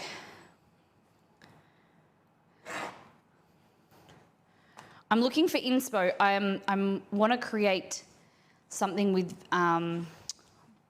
talking about butternut squash or pumpkin. I want to make like a roast veggie dish, but I'm just been looking around for inspo of like what I should create. So if you have any suggestions,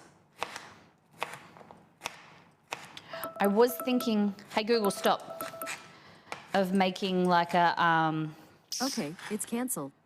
like a roasted carrots on like a bed of like Greek yogurt, and then nuts, like toasted nuts and things, as like a really wonderful honey carrot side dish to maybe like that would go with the chicken on the roast chicken on the website.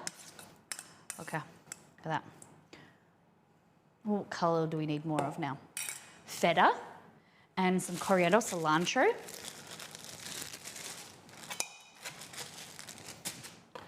Okay.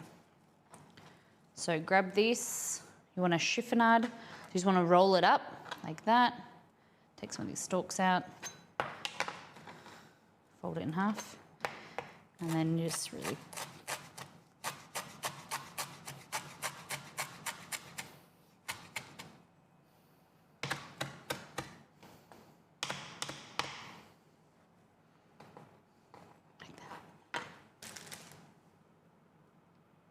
Do you want to be closer?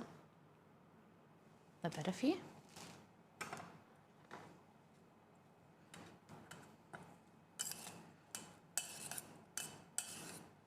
Look at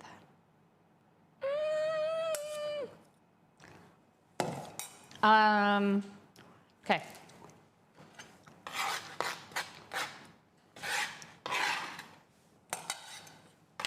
You could add tomato in here if you wanted to, but I'm not a big fan of tomato. Okay. Oil, 2 tablespoons, like that.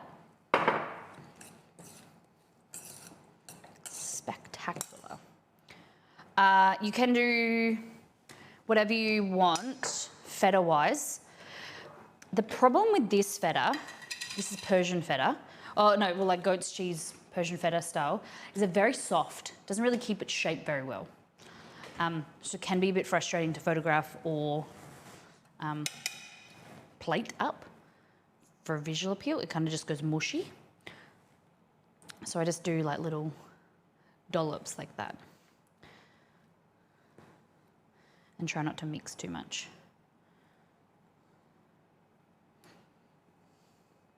But you can crumble up some Greek feta if you wanted to. That works really well.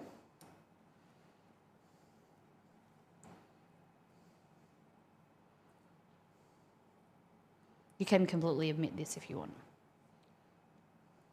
Look at that. Yum. Okay. Have a taste? Eat the pepper. Lime juice and some garlic. Just 1 clove garlic. What? Touch of salt, just a touch. Because the salt, you got to be aware, is going to draw out the moisture and make some liquid at the bottom. So you want to add the salt and the juice and everything and dress it at the end, like as you're serving. Hey, Mr. Moss. Cadmus.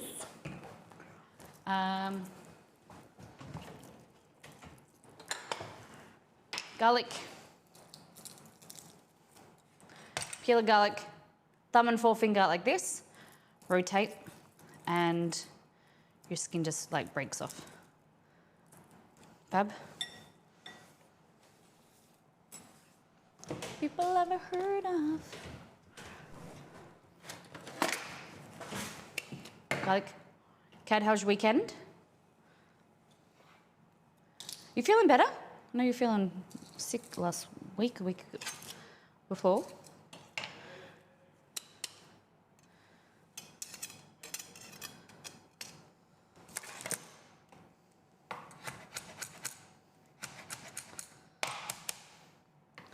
Okay, garlic, lime juice.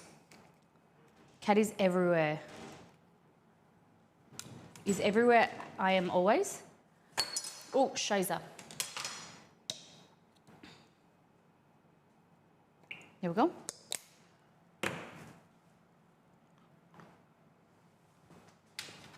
All right. Lime juice, add that in there. Give it another stir. Look at that. Scrape the sides of the bowl. Can you just realize I used a normal, like the right size bowl for once. I'm learning.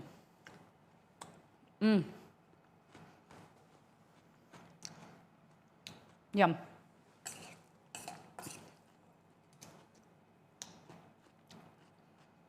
We're gonna do a little bit of honey, I think.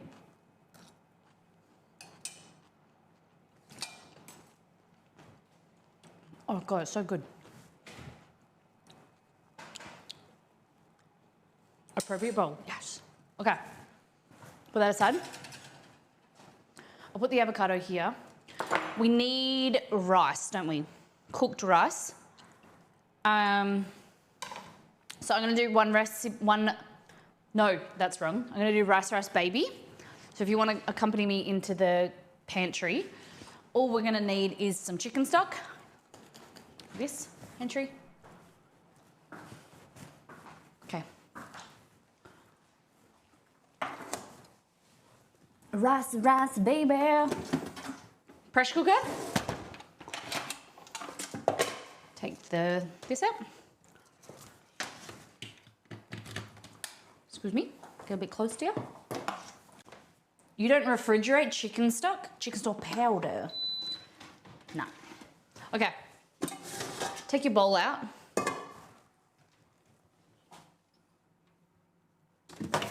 Rice. One moment. I usually have some dishes here, so have something to measure with. So it doesn't matter what you get, as long as, like say if I had a cup, which I could have got, equal parts or just over the amount of water, like a bit more water than rice. So I'm going to use this, and I'm going to fill this up with rice. Whoop. More rice.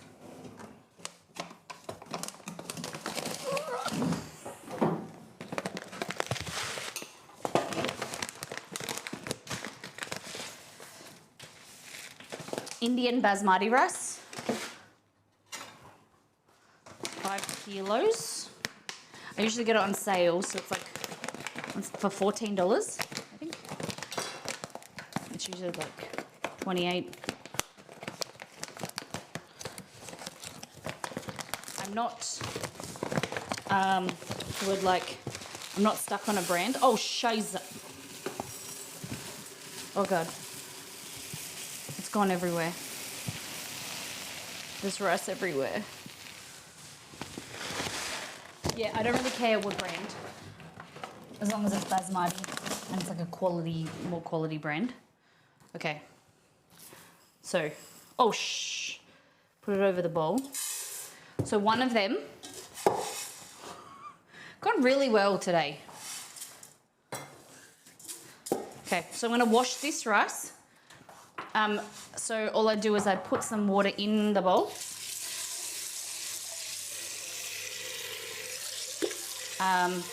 Maybe like 2 cups. I swirl it around like that. And then I tip it on the side and just rinse off the kind of the water. And then I do wash it again.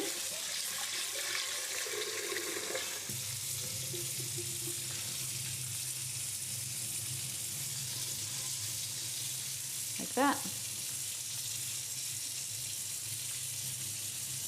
And grab this bowl and then fill it with 1 1/4 times, like 1 and a splash of water, like that, into here. And then I get the chicken stock powder, which I did bring over, didn't I? Here. And then I add about 2 teaspoons of chicken stock powder. Give it a swirl again. So you just want to kind of dissolve, melt the chicken stock powder. Put the lid on, 4 minutes. That's it. Rice, rice, baby. Come on. 4 minutes, make sure it's locked, high pressure, leave it. Easy. See, Krista, thank you for being here. Okay. So let's go with the chicken and, yeah, chicken and fish, chicken and salmon. So I usually do the chicken first and do the salmon after, cut it, just because Exceed doesn't like salmon, so I don't want to like spread the flavors. I usually cook chicken first and then cook salmon after. Okay. So we're just going to cube it. Get a piece. I usually just cut it into strips. And then like bite-sized pieces. Then pop it back into the bowl. Hi, Krista.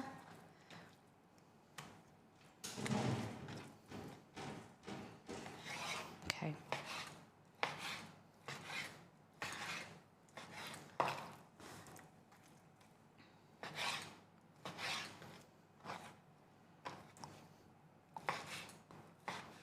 There we go.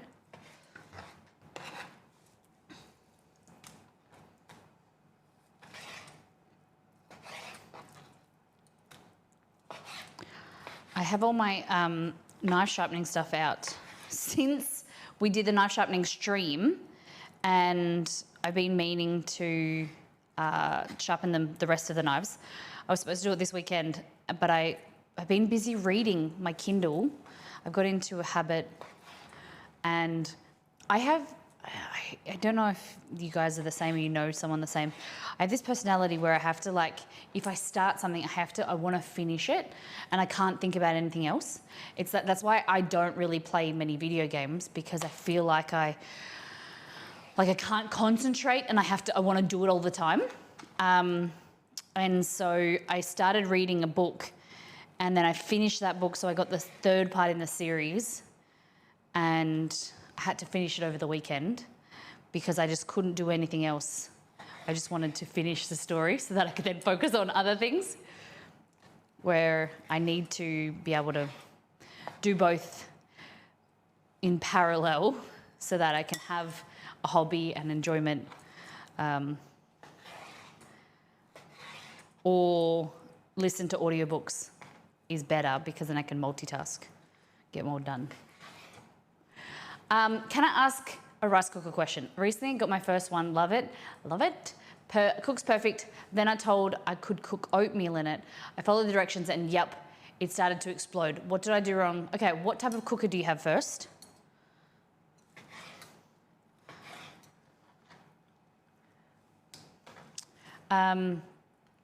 What type of, like, is it a stovetop cooker, or is it a one that you plug in?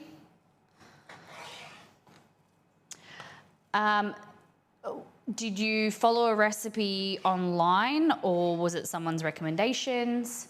Plug in, fantastic. Let's answer one's question.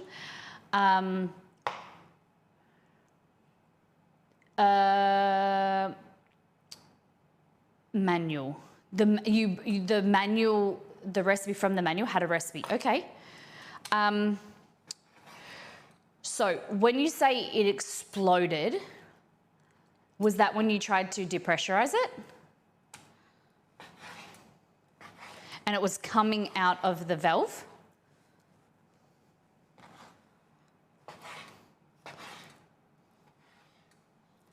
Okay, chicken, like that. So what can happen quite often, and I know it started coming out the vent. Okay, what I'm thinking is that your vent wasn't it wasn't locked properly. So it went to pressurize, and it shouldn't come out the vent. The vent should be closed. Unless you have too much liquid, it was too full. The biggest issue, so last year we released a cookbook on pressure cookers and slow cookers, and I did like a lot of research and a lot of testing our community did. The biggest issue we found was that people depressurize too quickly, things like soup, a lot of liquid, and it comes out the valve. The thing that I could say is probably, 1 second, and I'm gonna have to take these out, aren't I?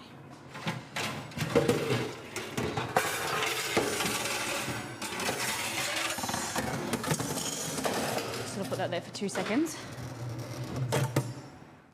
It's not a pressure cooker, just it's a rice cooker. Oh, sorry, I thought you were saying that you got a pressure cooker.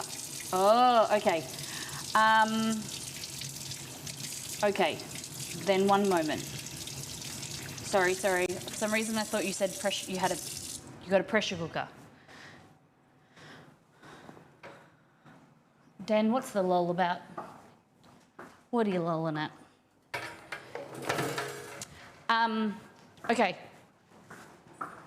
So with the rice cooker, doesn't the rice cooker just have a lid? Hey, Nito, welcome in. We are doing croissants, and we're going to be doing a rough puff pastry soon. So welcome in. If you want to post a photo in Discord, then I can look at it. The thing I would say is probably too much liquid, or the heat was too high. So when you put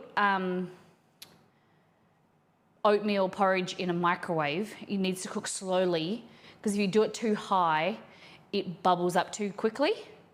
So you either need a bigger vessel, slow heat, or a smaller volume. I would say smaller volume would probably be the play. I don't know if your rice cooker has like heat settings. Rice cookers don't have a pressure valve, do they? Yeah, that's why they aren't pressured. Does it have different settings or just an on-off? This brand has an attached lid that snaps on. Yeah, if you could send me a photo, that would be great.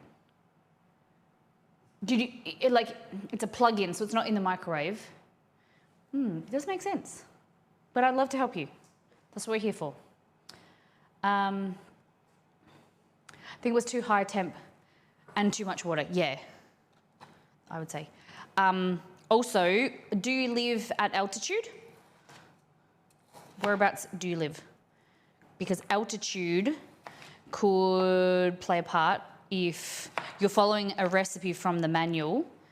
The boiling point changes at altitude and things get a bit different. Nope, Arizona. Okay. Interesting. Humidity. Yeah, okay.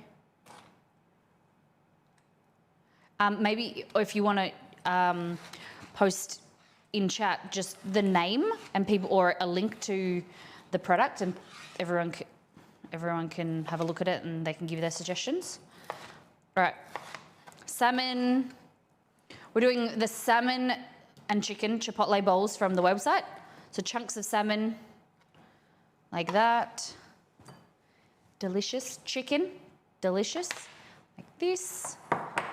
Put this all aside because it's dirty now. Just thinking about this rice cooker. It's a good idea to be able to use it to make porridge, oatmeal. Were you using the same oats, like you weren't using quick oats when they asked for regular oats? That's something that I would do. I only buy quick oats. Okay, so into here we need olive oil. So 500 grams or a pound of either. A little bit of olive oil. Chipotle and adobo, 2 to 3 teaspoons. However spicy you like it and flavorful. This one will do 2. This one will do 3. 3 to 4 because it's a bit more. Another way to use this is what I was talking about, versatile recipes. Yeah, you can post an Amazon link. Like this chicken or this salmon can be used in a wrap. It can be used in multiple ways. Thank you. Okay. Cool Touch stainless steel. Let's have a look. Twitch. Oh, I made a drink and I didn't even drink it. Nito, how's your weekend been?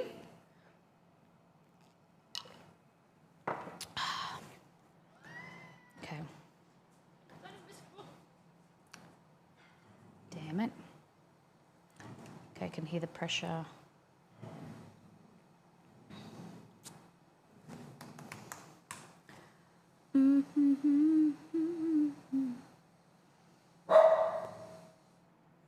New recipe, also very good friend, nothing exciting. It's the things that they hoard in store. So I want to appraise this area for something on. Where would Stop. the ghost put the thing? Oh, interesting. I think that's D&D. I don't know. Something on the front page. Okay, let's have a look. So, that's more like a pressure cooker. That's a pressure cooker. Surely. Food steamer, green. Oh, wow. I've never seen anything like this before. I was poorly on Wednesday and missed a stream. I was so bummed. And then we didn't stream on Friday. You feeling better? Cool. Okay. So it's kind of like a pressure cooker for rice. Yeah, that but rice, grains, chili soup. That's a multi-cooker. Yeah, I'm looking at it. I don't know why it's called that, but it is a multi-cooker because it says like on the next things you can do 1-pot meals, veggies. That's a multi-cooker. So that's a pressure cooker. My air dryer is my multi-cooler. Yeah. Okay. So I would say you need to use less liquid. In a pressure cooker, you need to only use around a cup of liquid for cooking, depending on like if you're using oats, obviously. 1 cup of oats, let's just try for me. 1 cup of oats with 1.5 cups. 1.5 cups of water or milk. Try that. At the end of the day, you'll just learn. Like, it shouldn't burn because it will stop when there's no pressure. Like, you know what I mean?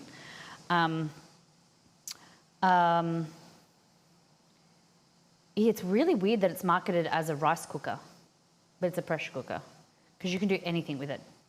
You could do anything in this cookbook with it. But let me know how you go. Join Discord. I'm happy to help in any way I can. Okay, so we're going back to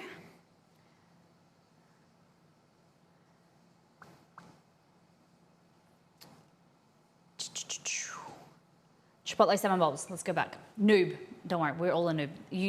You with gaming, and then me, I'm a complete noob. So like, I think there's a quote for it. It's like, you know, when you're talking to someone, like everyone has to learn somehow, and you know, you talk to someone in their arena. I'm not saying that I'm not the best at this arena, but I'm pretty good at cooking, and like this is what I'm good at. Where like if I talk to you about games and other things, that's your arena, and you're like it's easy to compare ourselves with different people, but like you're in like different lanes. Welcome to the Molly arena. We're gladiators around here, above average gladiators. I'm being such a knob. So let's go into the pantry. The pressure cooker's stopped. It's got 2 minutes left to go. Stopped hissing. We need soy sauce, and honey. I think that's it. Cumin that's at the front here as well. I want to see Molly on Iron Chef. No way. I got invited to a TV show. Was it My Kitchen Rules or Cad? No, I think the mods know. But I am super nervous. Like, I couldn't do anything like that. Also, I don't like the drama. Drama. Wait, what? Light soy, 2 to 3 tablespoons. Yeah, I told you I was invited. Like, it was like months ago. I got invited to My Kitchen Rules. Some TV show. Oh, that. Yeah. What do you think I was talking about? Molly would be equally lost in crocodile. Crocodile. Isn't there a song about crocodile? Ning, ning, ning, ning, ning. I thought it was something new. Nah. I do get proposals on Instagram, maybe like 1 or 2 a week. People asking me to be lingerie models or be sugar babies. You should do MasterChef. Nah. I couldn't handle one, being away from Exceed and like the boys, but I would be way too nervous. I mean, okay, my little. I'm okay in front of people. The thing is, like, you can't control how you're portrayed on those shows, and the editing and the production like can skew things, and I don't like that. Okay, so honey, 2 tablespoons. 1, 2. You could do Molly Chef, a battle between your friends and see who's the best cook. Oh no, we do that. We've done that in the past. And everyone voted Exceed. Belgor, my brother. We can't do that anymore. You guys are cut off from the outside world. Chat always votes against me. Okay, lime juice. limes have been super dodgy. So I'm a fan of these. They're $1. It's pretty good. Okay. The lime better than the lemon. I don't really like the lemon one. The squeezy lemon. Okay. So in here we've got soy salt. We've got chipotle, smoky, spicy, honey, sweet, lime, acid. Okay. Same thing, chicken and salmon. Easy. We're going to add a little bit of cumin. Cumin. Just a little bit of cumin. How much did I say? A teaspoon. A bit more than that. Yeah, the lemon tastes fake and weird.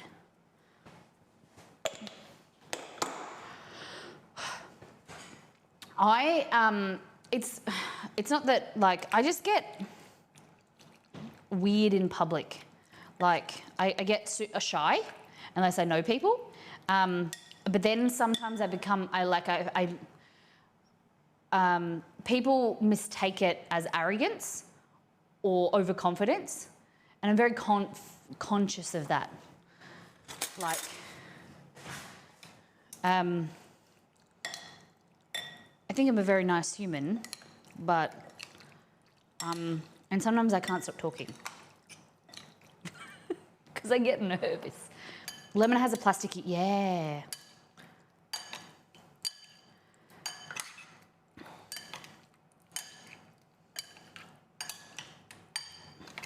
It goes from like, but you know us, we'd be cheering you on. I love that. That's very sweet. I'm very keen to do more stuff in person with you guys and in like a controlled, safe space. But I don't know, I just,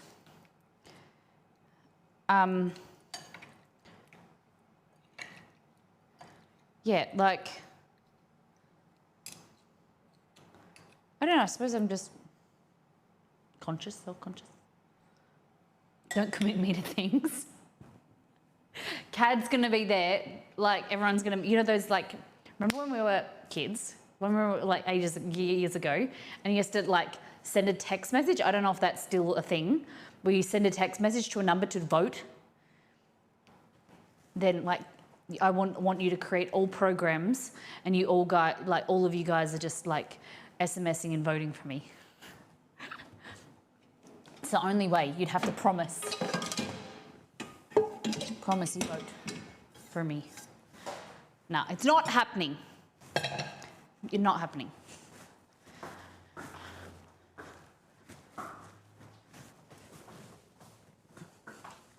Okay, so we don't have a camera at the moment.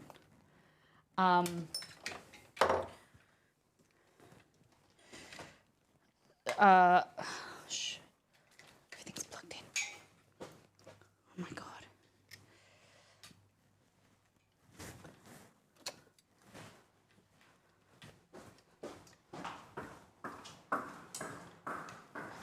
Okay.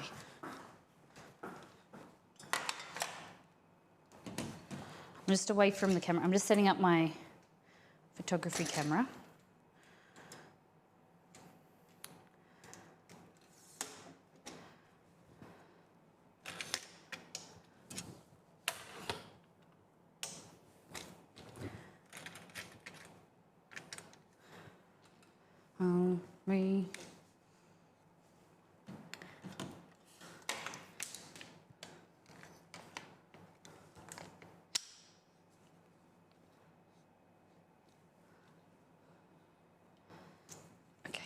Is it saying help me?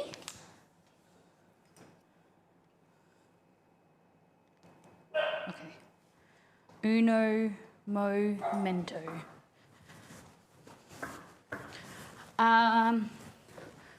Do you want the sexy lens on or a wider lens? If I was the cable.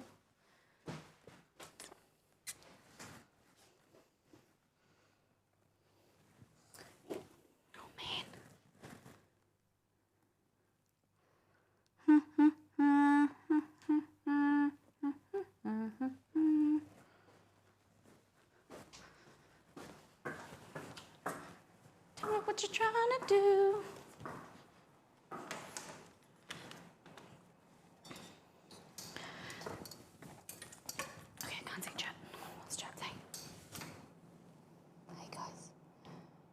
like to think I know her, then spend the whole show trying to remember where from. I think I know her. Post-conversation, Molly, meet-up, and cooking classes. Post-convention, yes. I think that I'm definitely keen on doing that. Post or pre? But yeah, I would love to do an event, like maybe like PAX or Twitch or whatever, where we hire a kitchen and we do a cooking class, or like I cook in front of you guys, we stream it, and then we, what's the word? We sit down and eat together. That's my plan, Stan.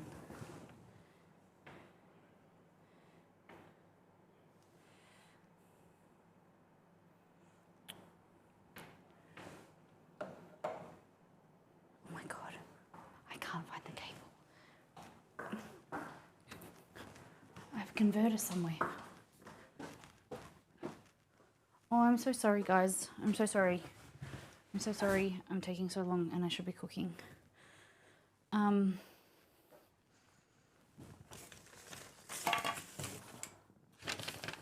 Got it. Got it, got it, got it.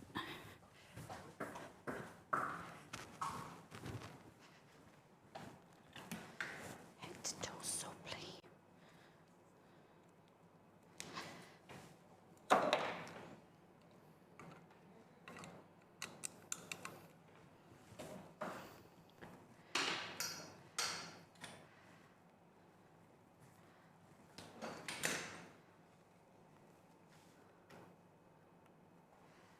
Okay. This is the normal lens, not the sexy lens. What did I spill here? Egg. I need to get that off. Now this is content. What do you mean? You're walking around.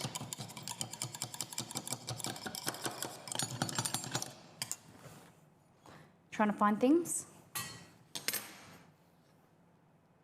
Are you going to PAX this yet? Not sure. Not sure. Possibly. We haven't got tickets or anything.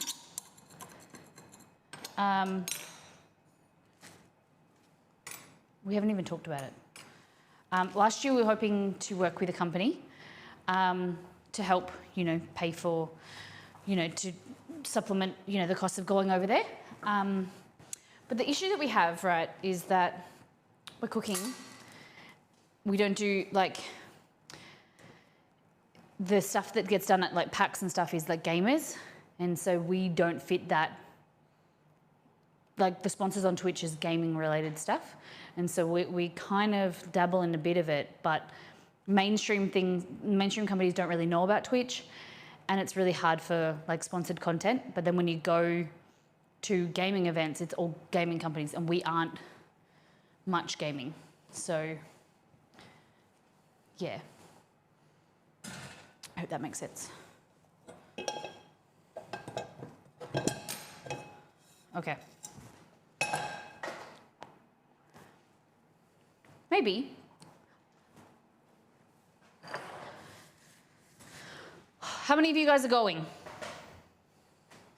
I'll only discuss it with Exceed if there's a lot of you guys are going and you really want us to do a goal. Okay, so do we like that shot? I can get a bit closer with the camera, or I could change lens.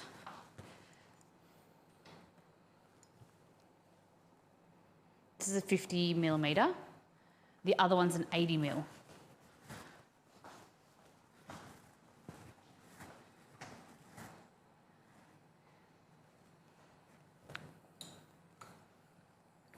little bit of oil.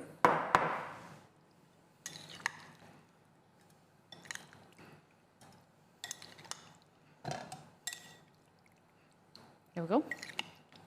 So our rice should be done by now. So just add a little bit of this. 2 kids and a trip to Melbourne gives me anxiety. Yeah, I can imagine. Do you have any family that could help out? I know that's a really big ask. If I could make it a work trip, I would solo one day. That would be fun. Okay. Let that do its thing. We're gonna go pantry really quickly. Unplug. Oh my God, we're gonna do the croissant dough. Holy shit.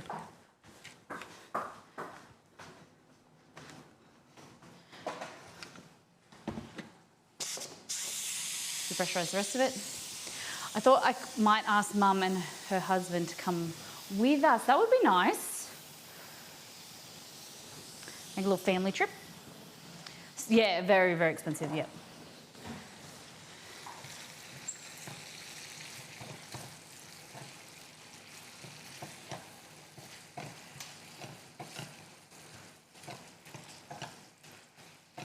Look at that.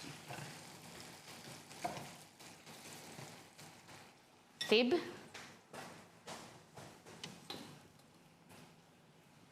Okay. Oh, hello.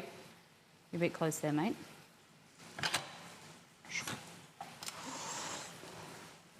This is rice baby. Rice should be a delicious side dish. Probably won't make it to PAX either, Cad. That's not an excuse. You travel, make it a business trip. Look at this. Flavorful, delicious. Want to make it a little bit better? Add a wee touch of butter.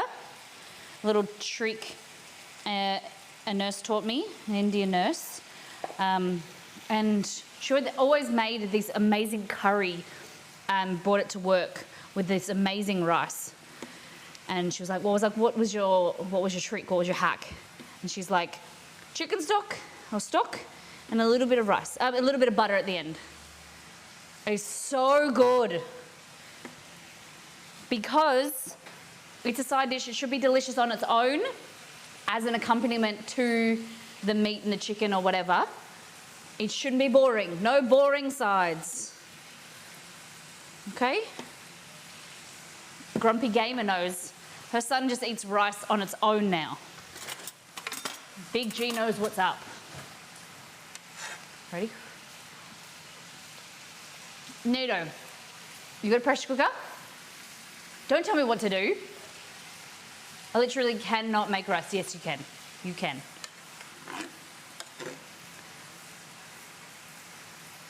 First things first, has a recipe as well, how to make rice. Like a normal stovetop rice. Yum.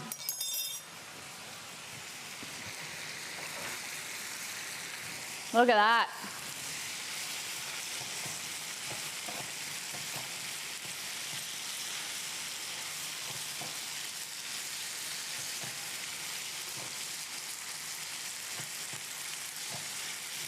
Dance, dance.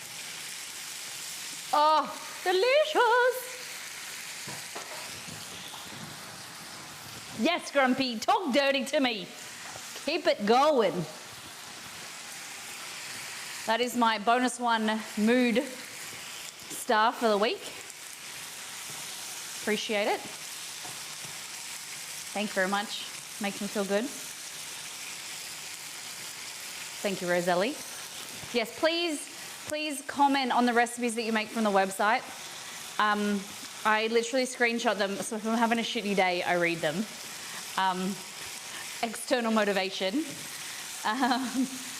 But it also helps the website. I'm looking for people who are familiar with SEO, and I've got to a stage where now our website is at a stage where the page speed, Exceeded has been working on the page speed, and the Google page, what is it, page speed something, and that's all in the green. So now we're working on the recipes. I need to, you'll notice that like I might change the names of some of the recipes, they'll still be the same, but they'll just be renamed something else. Or I'm gonna tweak them to optimize them more to make Google happy, so that more people find them. Are you including alt text in your images? I am, some of them, but I need a little bit of help. That's on my list for this week to do alt text. But I want to learn how to do it more effectively, like if it's just like slice of cake or like slice of cake on a small plate. Like from my understanding, you're explaining it to someone who is hard of seeing, like of what's in the photo.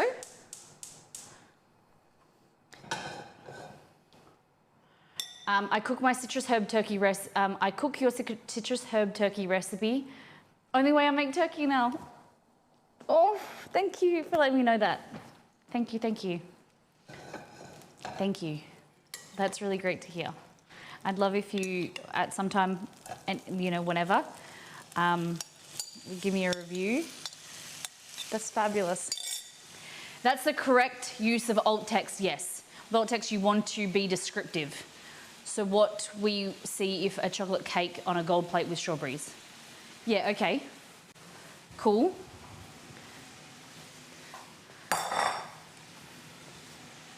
So that's a big thing for SEO, what you're saying. I'll get my list of things that I need to work on. This is on my list of stuff this week.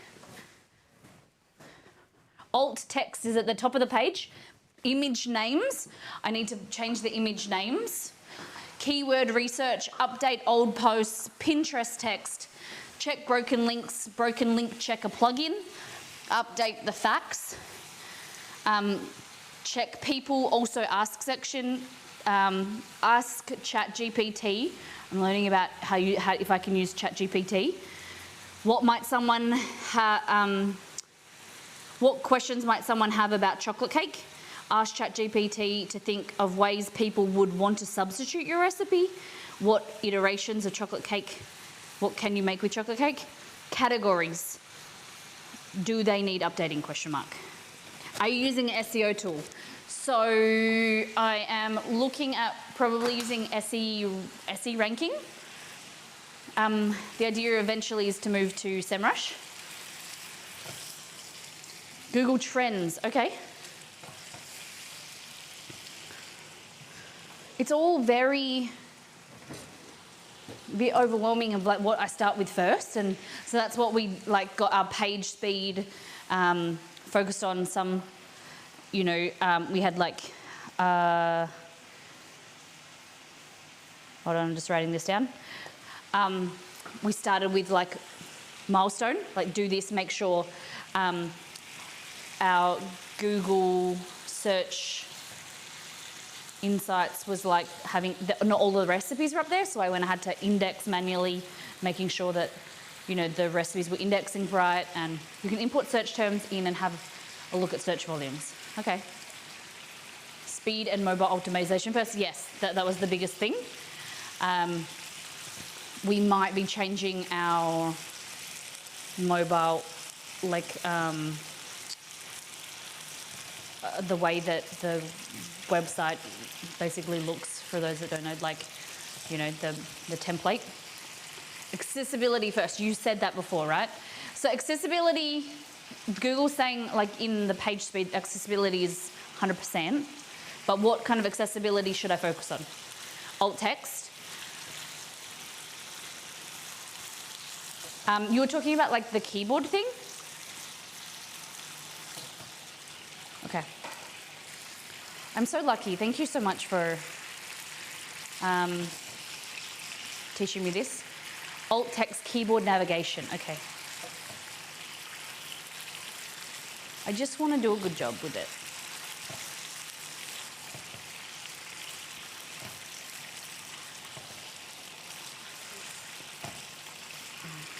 just, you know, want to feel like it's gonna, I want it to feel good and it's helpful. Hey chef, we are making Chipotle chicken and salmon bowls. Welcome in. Are you using Search Console for your ranking reports? We're using Search Console, yes, but I haven't really looked at ranking reports yet. So, no.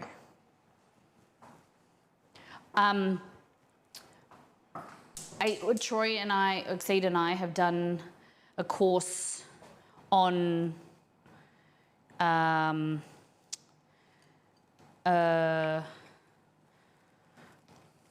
what was the program? It's kind of like his work paid for it. It's kind of like Skillshare. It's a bit different. I'm going to make your hot cross buns for Mr. Burrito's nan. Fabulous! Sounds awesome.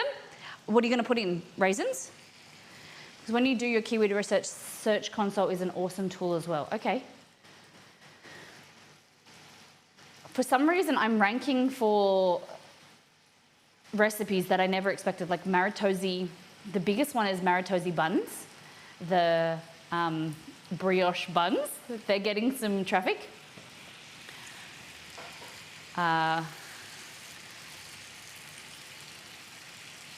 Okay, so I should look at using Search Console reports.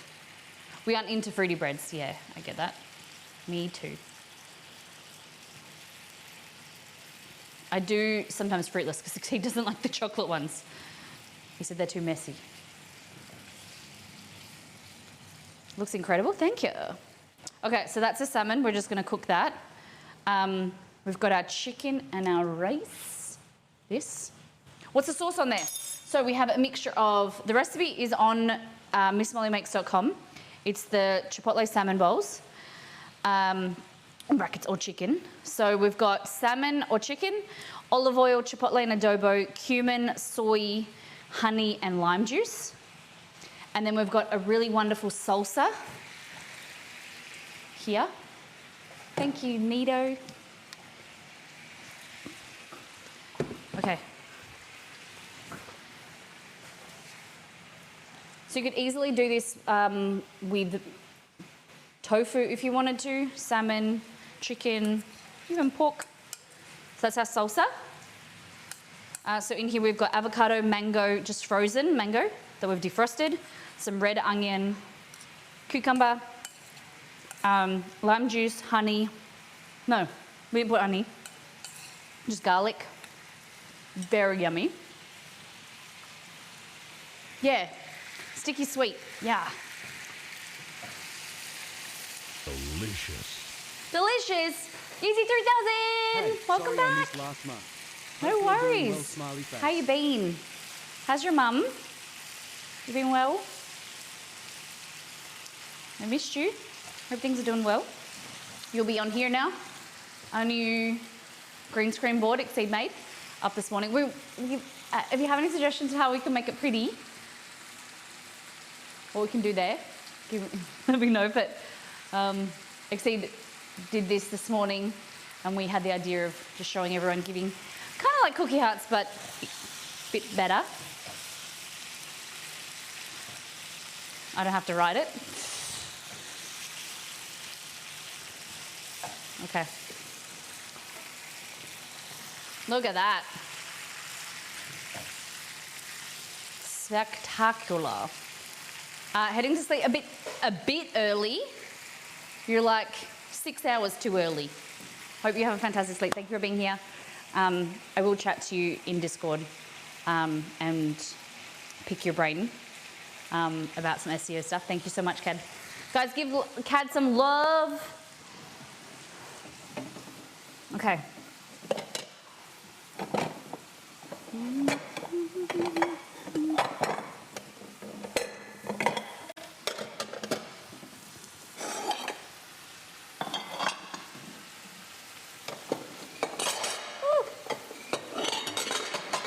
Okay.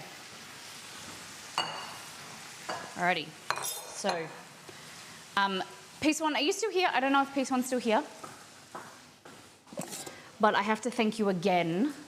Every time I use these spatulas he sent me, makes me so happy. They're just the best. Look at this fluffy rice. Okay.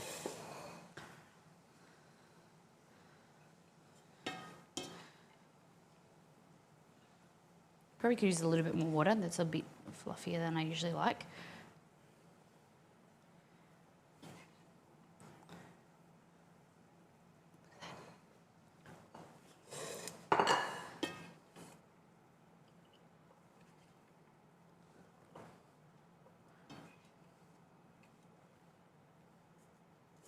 Look at that. Behind. Dun, dun, dun, dun, dun, dun, dun, dun. Okay. Look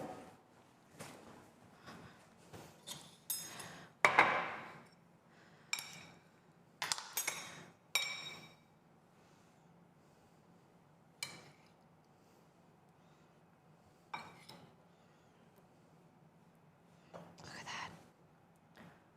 Oh my God, so good. And then get the sauce. Oh, yeah. I'll be there in 5 minutes. 1 second. Clean up the mess. So this is already on the website. Really fresh, healthy.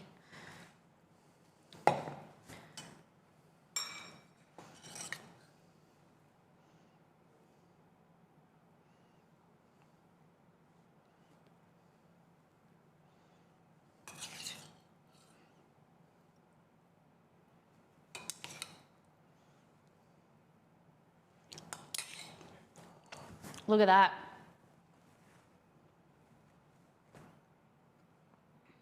Look at that. Yes. Oh, we've got the, we haven't made the Chipotle. The Chipotle salt mayo. So easy. Check that there. Like that. Mayo. So Kewpie, mayo, honey. And then, where did the Chipotle mayo? There we go. And Chipotle and adobo. There we go. And that's it. You could add more hot sauce if you want it spicier. Okay.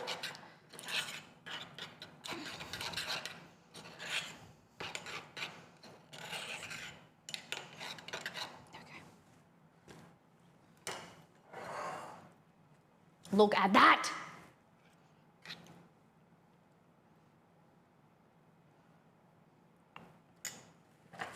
That looks fabulous, doesn't it? So that's Chipotle chicken. So,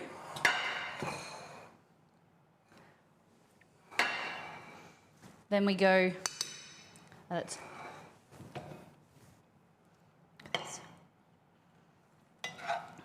at that, beautiful fresh salmon.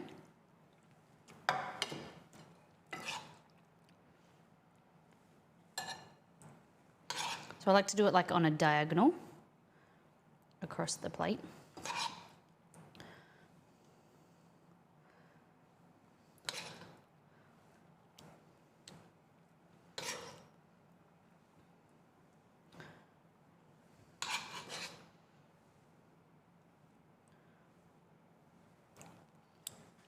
What do we think?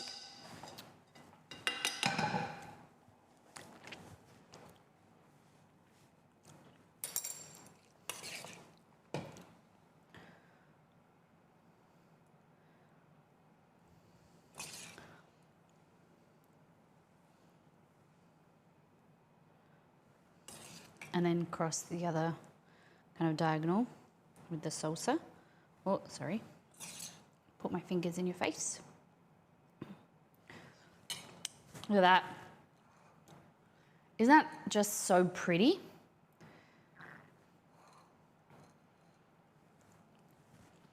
So Chipotle salmon with a mango avocado salsa.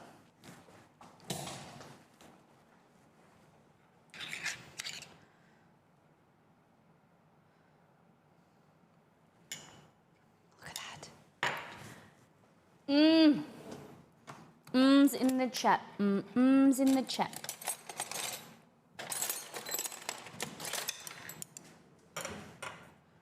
Look at this.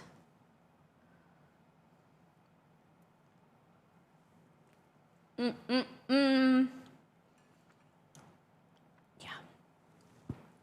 Hi, Ed. Fresh, healthy. The rice needed to be cooked with a little bit more water. It's a bit stickier.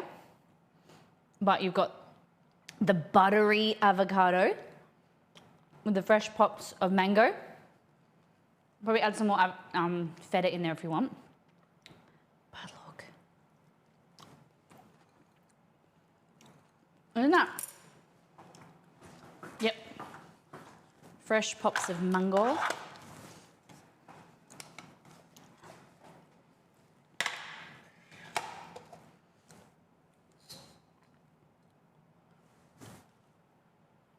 Look at that. I'd smash that minus mango. Yeah, so if you don't want to add mango, you could add pineapple, you just leave it without. But recipes on missmollymakes.com. Super easy, something that you can, minimal ingredients. I have Chipotle and adobo in my pantry all the time.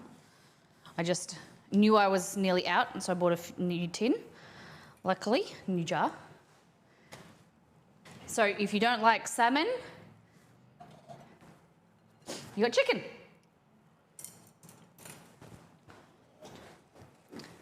Look at that.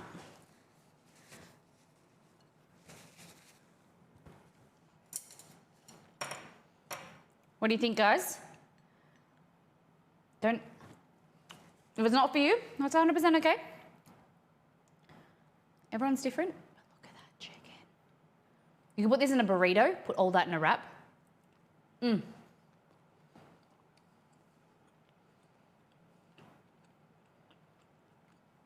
Something that I enjoy often. Yeah. I think tofu would be good. That was so delicious. Thank you. You can make it now. Oh my God, I totally forgot they're up there. Holy shit. I need to remove them. Chicken in the chipotle sauce.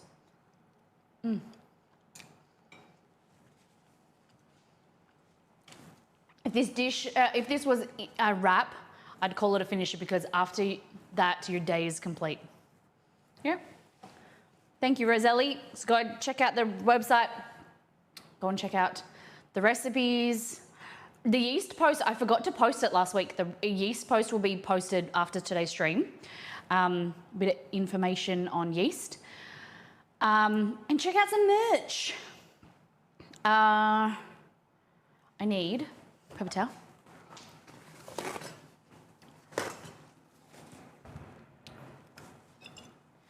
Let's just focus on that. So what do you reckon? Would you have chicken or salmon? How would you make it?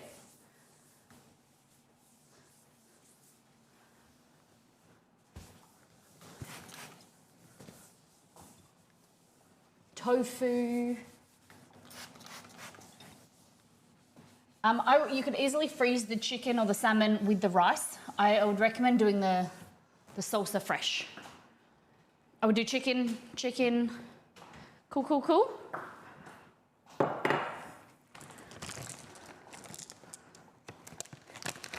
I like salmon, but I prefer, do chicken more often.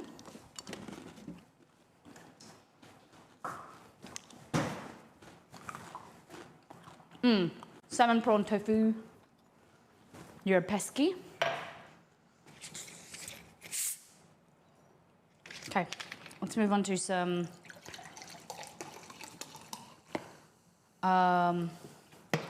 croissant. Easy, quick croissants. Just hold on. It was sitting on the chopstick, I had to.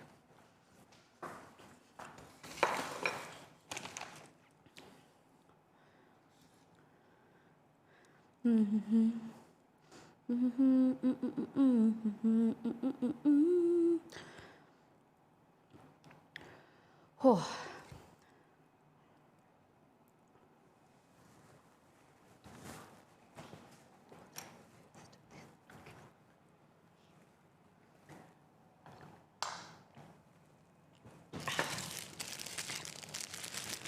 So put everything away.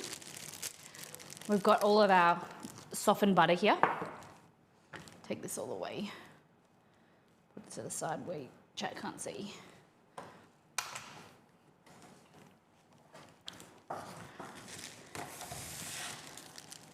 Yeah, so say if I want to, well, let's make something for Exceed's breakfast. He did have a shake this morning, but what's the time? His brunch post-meeting snack.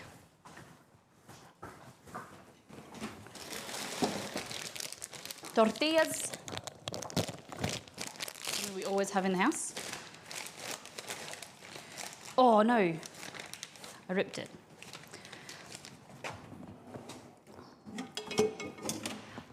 For those that are following along with my journey of my pans, I really love them. The Costco ones. I said to Exceed I might buy another set for $50 for a set of 3. They've been washing really good. I made omelets in them and they were fantastic. I'd eat it with a poachy for a big breakfast. Ooh, he would love that. That's a good idea.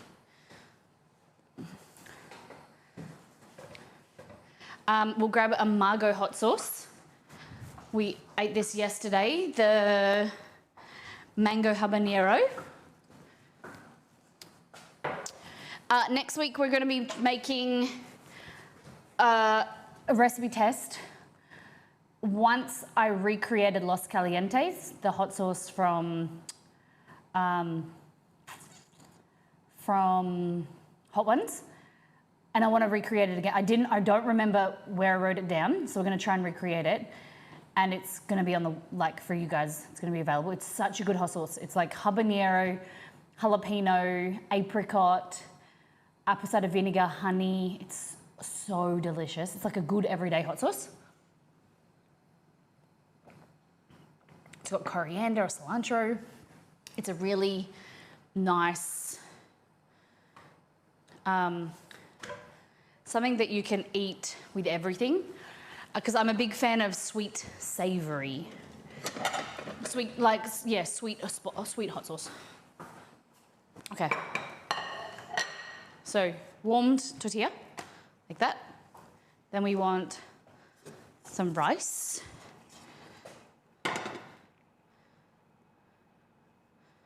Like that. Have you ever heard of horchata? I have had it once. I think we made it on stream once. Chat, we made horchata once, didn't we? It's kind of like rice eggnog, right?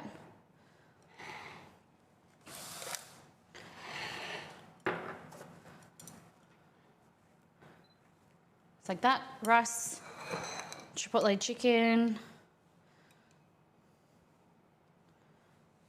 It's a bit too much chicken.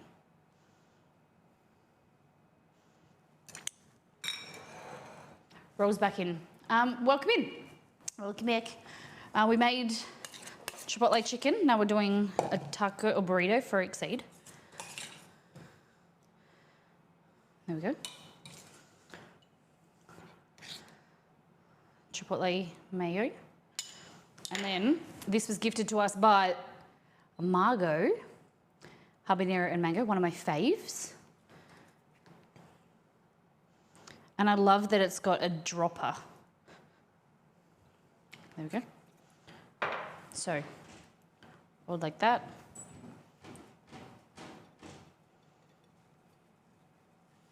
Oh shit, there's pull towards you, like that. And there we go. Nice little burrito. I'll wrap it in some baking paper. Aluminium foil.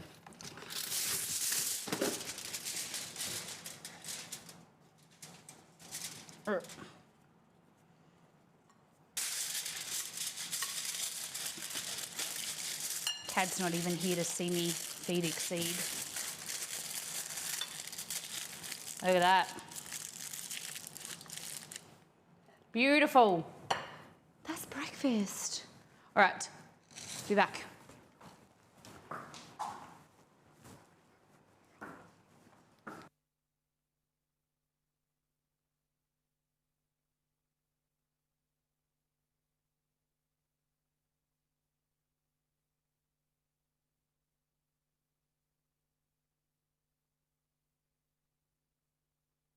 Right. This dish is right up my alley. Good. Okay. Beat exceed. Bonus points. This chicken is so good. Should make myself a burrito, but I'll have some later.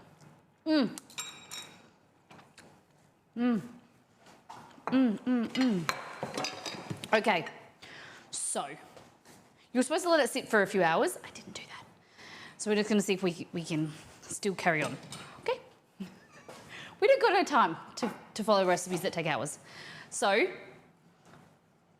ta-da! That's our dough. Look how beauty she looks.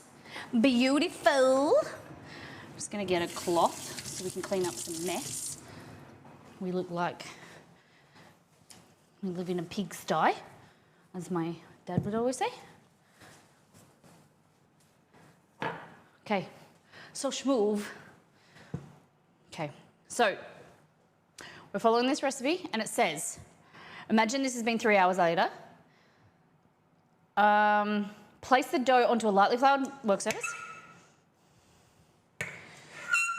Oh shit. There we go.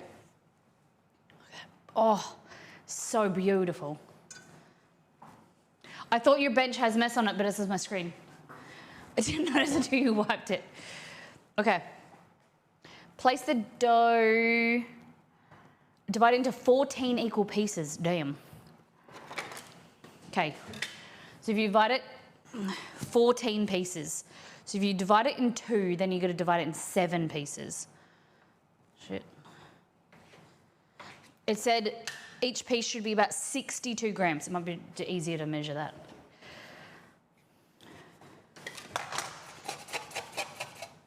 Dried flour. Okay.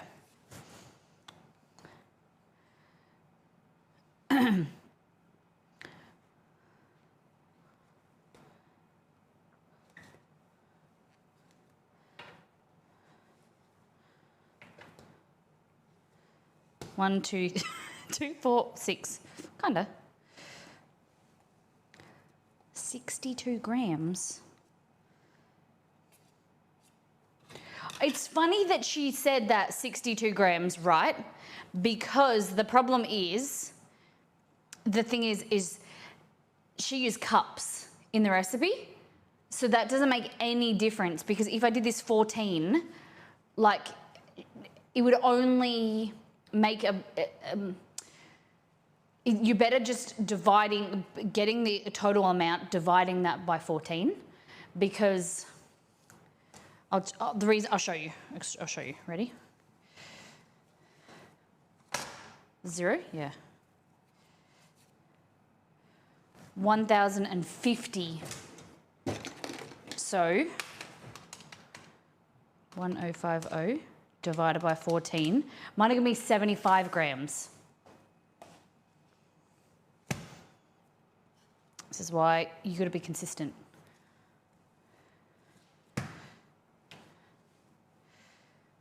So do you understand? Like because the recipe said cups of flour rather than grams. And so that means that 62. So I can work out how many cups, if she's using grams, like I can work backwards with that. 62 times 14. 14. And so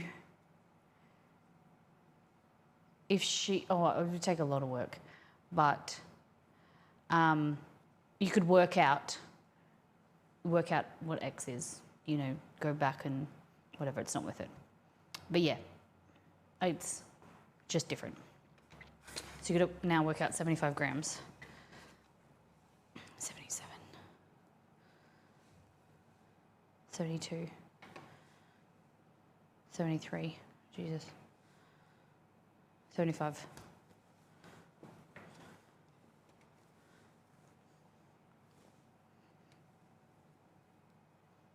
76. 74.5, that's fine.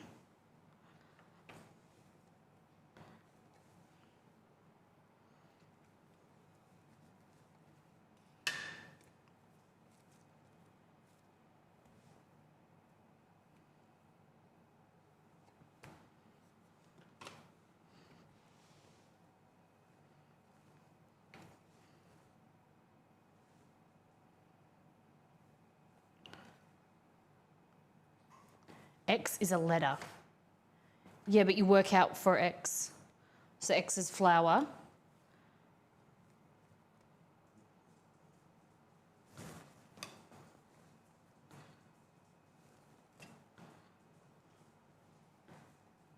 Go back to, like, you know, you got to go back to school and work out what the unknown is.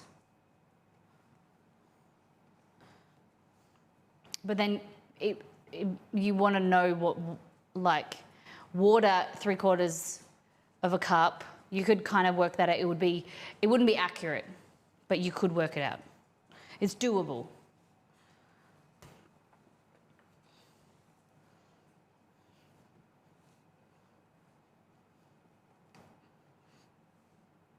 Yeah?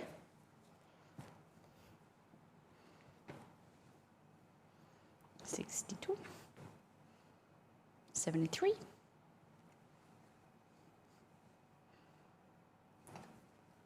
One, two, 4, 6, 7. Halfway there. 63. There's coriander everywhere.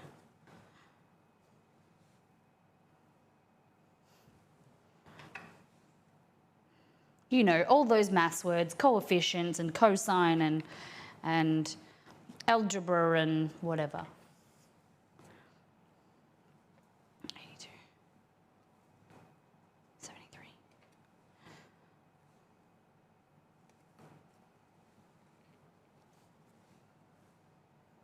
74.5, that's pretty good. One's over. 71.5, damn. 68, I thought I was gonna get 3 in a row that were pretty close.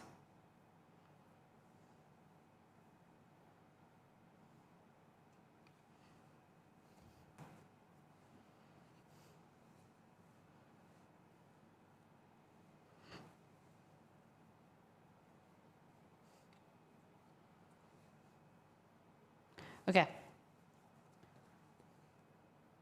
Cool. So 2, 4, 6, 8, 10, 12, 14. Fabulous. 14 portions of 75 grams each. Okay, so it says,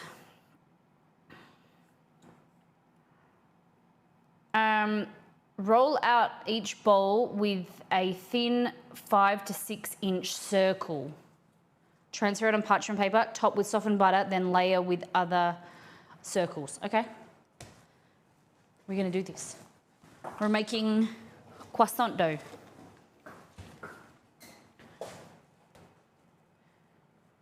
Make sure you don't get onion or coriander in there from your last recipe. Delicious. Nito Burrito, resub for tier 2, Silver Crew for 3 months. Thank you so much. Thank you for upgrading your sub. Thank you for being part of the Silver Crew and being extra special in the Kamali community. Really appreciate you. Thank you. That's dope. You'll be here.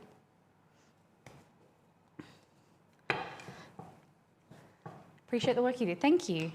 That really means a lot. Appreciate the work that you do in Mollytopia. Being here, being a hype girl, hype queen. All right, so I'm just gonna let that sit there for a bit. I'm gonna roll them out and then let them rest. Roll them out further. Because they're finicky beasts, working with gluten, is they want to contract back in. So it's good to just get it out to a circle.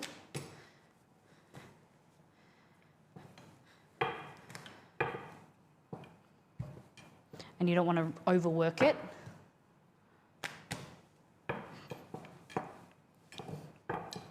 So 6 to 7 inches, 8 inches is 20 centimetres, 9 inches is 22 centimetres.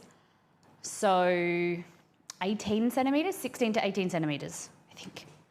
Hey Google, what is 7 inches in mils? Centimetres. 670 inches is equal to 670,000 thousandths of an inch. Hey Google, what is 6 inches in centimetres? 6 inches is equivalent to 15.24 centimeters. Close. I said 16. Cool.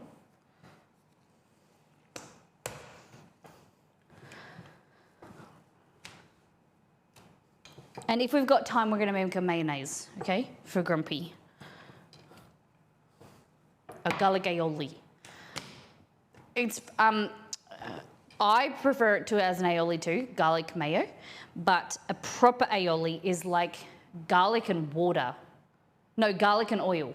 There's no egg in it. Like it's like an emulsion. It's hard to make, and not a lot of people do it. Like a proper aioli, a lot of people these days just refer to it as like a garlic mayo as an aioli. Because it's creamier, richer. What do you think? That's good.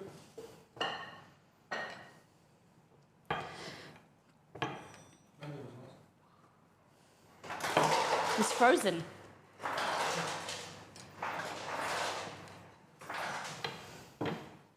We're making croissants. Croissants. Quick croissant dough. So rolling these out, we're going to roll them out to about like this big. Then we're going to layer like dough, butter.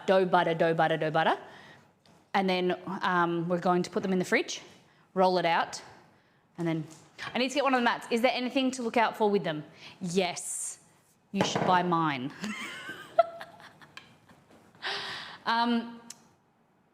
You want them to be like large enough that they have good work surface area. You want them to be, because we sell two versions. This one here, this is the basic B. And then you also have the maker's mat, which has this is probably like the ideal one, but you can get them, 2 of them, a set. They're fiberglass. One of the big things is people, they just get silicone, and so the silicone can warp and twist, whereas these are reinforced inside with fiberglass, so they're really sturdy. You can do everything on them except cut with them. They go in the oven to high temperatures, so you can put these in the oven for, or if you go to wherever you look, you want to look for these symbols. So silicone, 100% silicone, food safe. This is an important one, this goes up to 230 degrees Celsius or minus 40 Fahrenheit. Minus 40 Celsius.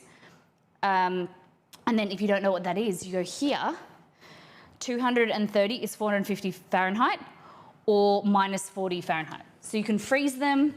So I wrap this up, pop it in the freezer. You can use them in the microwave, the oven, dishwasher, they're fantastic. So that's the biggest thing. Don't cut on them. That's the one thing you can't do. We designed them and we got them made to our specifications. So they're a little bit thicker as well. But yeah, there's some good stuff on there. If anyone wants to look on the website, the merch, you can get bundles with the mats and cookbooks, water bottles, mugs.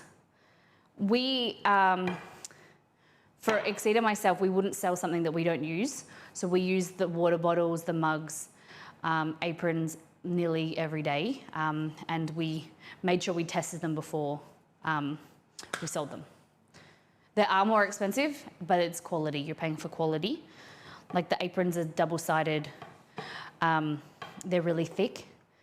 and they're molly proof. Hey, Mighty Mouse, welcome in. And with the cookbooks, we paid extra for like a nice soft touch cover, thicker pages, because I want it to be something that you use often, get dirty, you wipe it, and you know, you enjoy it. Not feeling like you can't use it or you've got to cover it with plastic or whatever. I want it to be something you can pass down or give to your friends and family and kids, cook with. All right. But yeah, great question. Oh, thank you, Nito. It wasn't a sell fest. But you know, we do sell them, and if I can give you any advice, just make sure it's like silicone, good quality silicone, food safe, and dishwasher oven safe. Okay, like that. Bitumen pool. So 14 layers. Like that.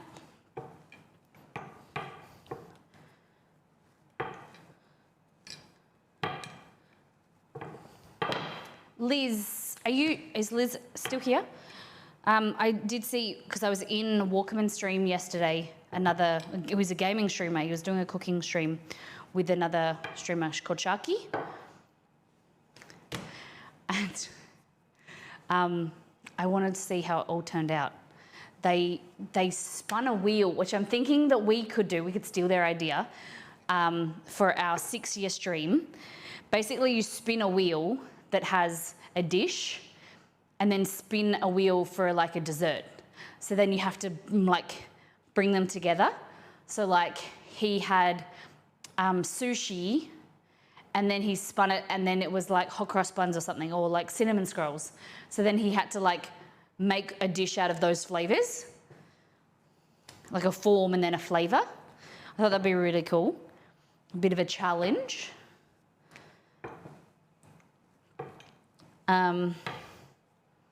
And it was funny because we were in the stream and they were talking about, because I said like, hi, and he was saying, oh, Molly's here. And then he said to Sharky, the other streamer, he was like, Sharky said, he was like, I used to watch Molly all the time when, like maybe during COVID or something. And it made me blush because, you know, when people say that, especially other streamers and things, and I always just think of like me just cooking in my own little world. It makes me nervous to think of people watching me. In reality, like I just do it every day, done it for the last 6 years. But when I'm like, oh yeah, I watched you. I wish I knew during COVID.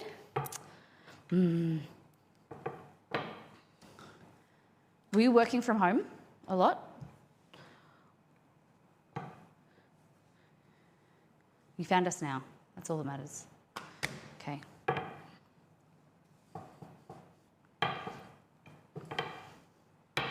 I'm not very good at going round, but hopefully it should stretch out. All right, second last one. If you start with a bowl, it helps. But now that I've done that, I've stretched it. So I'm talking about before, like stretching the gluten. And it's kind of like being agitated, and then it shrinks. Yeah, I was working from home before COVID, so nothing really changed for me, to be honest. Yeah. For us, like I feel very grateful because Exceed and I were the same. You know, we were very lucky. If anything, you know, our stream grew a bit, and it's crazy to think Jeff's first year of life was in lockdown. That's amazing. I never realized that. I'm very interested, like they talk about COVID babies. Has anyone had kids like before COVID and now during COVID, or then like during COVID then after COVID, and seen like a difference? Like in development wise or personality or whatever? Oh look, so much nicer now that it's rested. It stretches out so much nicer. Worked from home during COVID, and the job I had at the time had heaps of time. Could have watched you. Oh, it's all good. You found us now.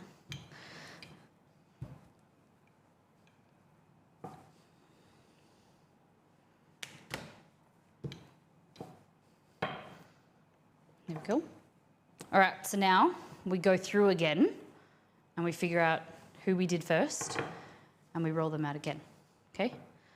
You'll see they'll be able to stretch out a lot bigger and they won't retract as much. Like that. You should just be able to like stretch it out as well.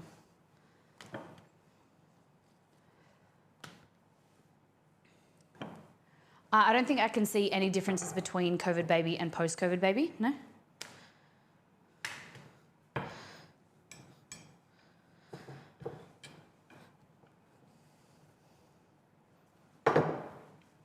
I was listening to the radio and they were talking about what I might do is start stacking. Someone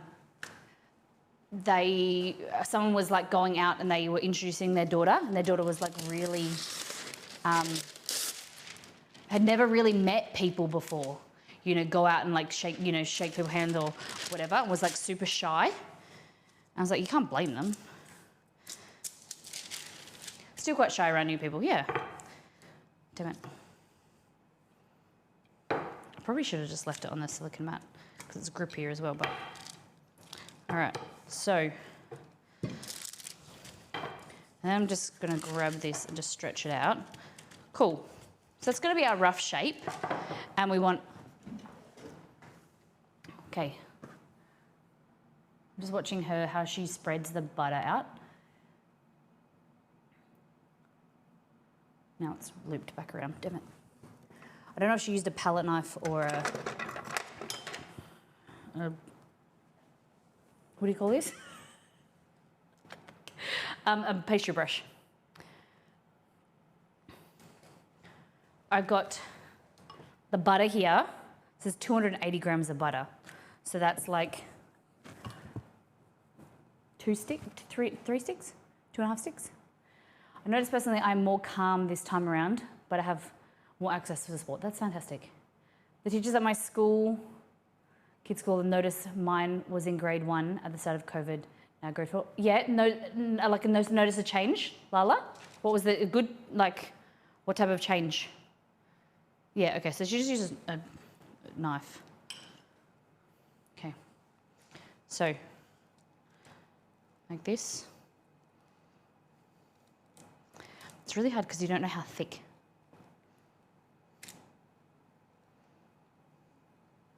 It just says top with softened butter. Yeah. Not for the better, unfortunately. Oh. Do you think there's something like,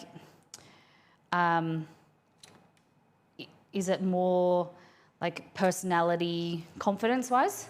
Something that hopefully we should get better, being more, it's great that the teachers have picked up on it and can offer more assistance and support. Okay. I should put that there and then have space to roll out and then go on top.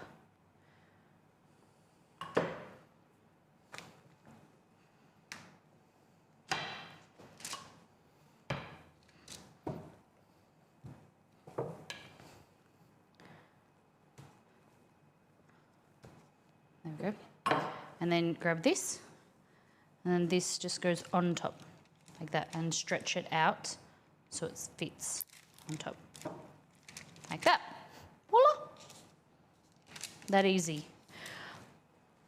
I just want to see how, now it's looping again, how thick the butter. I should have divided it into like 14 portions.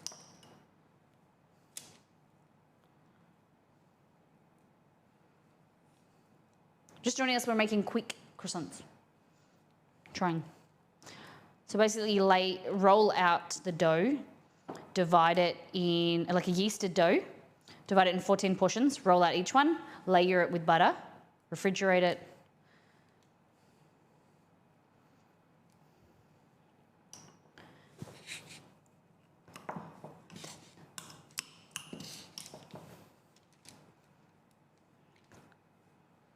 looking at the video. Turn it back on so I can.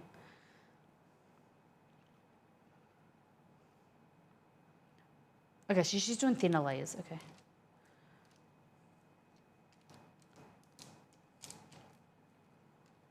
All the way to the edges.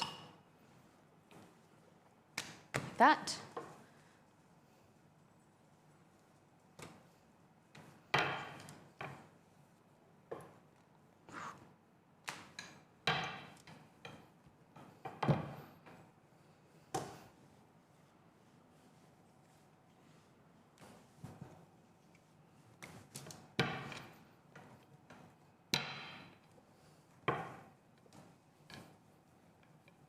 All right.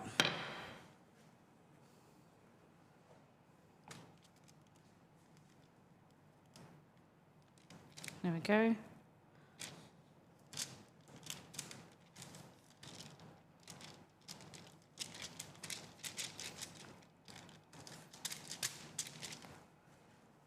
The teachers seemed to be at a loss as to what to do. At the start of the year, there was even kids called vape. Oh my gosh.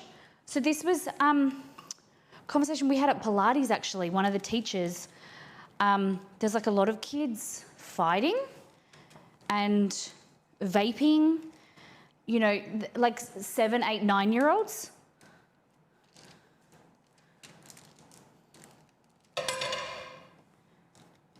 You know, when I was at school, you know, mobile phones, like we used to have them on, like, and used to maybe text like with your phone in your pocket or whatever, but it's not like you went on it all the time, or there was just not the apps and the social media that there is now. You know, I graduated nearly 15 years ago. The vaping the kids that young is terrifying to be honest, yeah.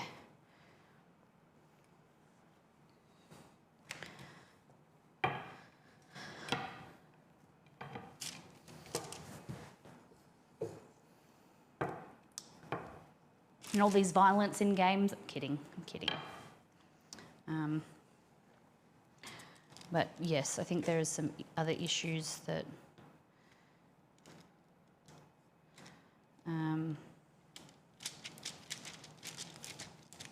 yeah, just the world just, you know, and I suppose our parents thought the same thing and whatever, the world changes but yeah, vaping and fighting and no good.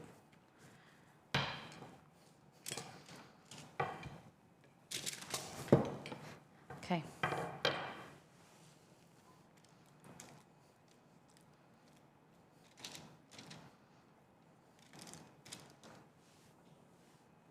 I work at a youth mental health charity, and we're noticing more and more schools putting a widespread ban on mobile phones.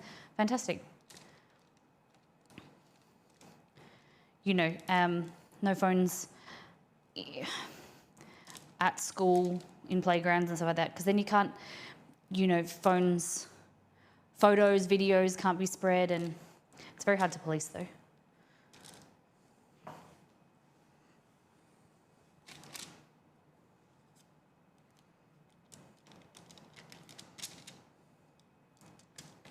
There we go. Oh, good God. We're getting it, guys. You could probably make this with like a Nuttalex or it won't be as buttery, obviously, flavor-wise is going to change, but making it with a vegan butter. I haven't had anything with margarine, Nuttalex in years. We did a stream where we did a margarine versus butter, or I did a whole margarine stream, didn't I? Because I'm not very keen on it, but it wasn't too bad. Vegetable shortening definitely has its place in baking.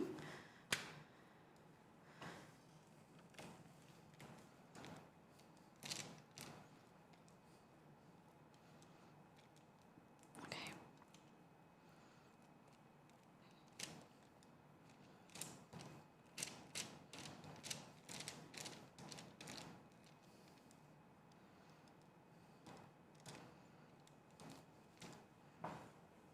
Hey, husbands, how you doing?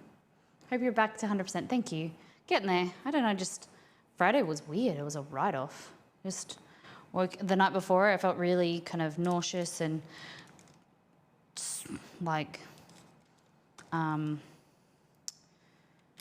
tired. So I spent most of Friday on the couch or in bed. Well, thank you. Okay. We're making quick croissants. Remember we said Wednesday you were feeling fluid? Yeah, I did, didn't I? I forgot about that. Like, I don't know, it just feels like I took the bins out to the front of the house and walked up the driveway, and I just felt like out of breath, and yeah, I don't know, just... Except that I should probably do a COVID test. Like, I don't feel flu-y, like COVID flu-y. Just feel tired. I'm all right. Feel much better today, thank you.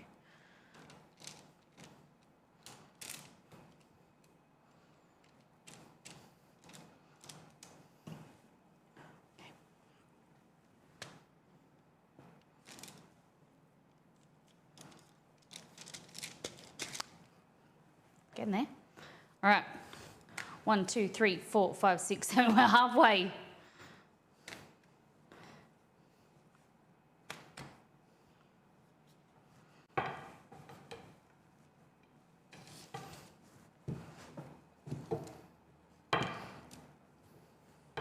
Probably should put flour underneath this so it's kind of like stretching it a bit unevenly. This butter is a little bit more firmer.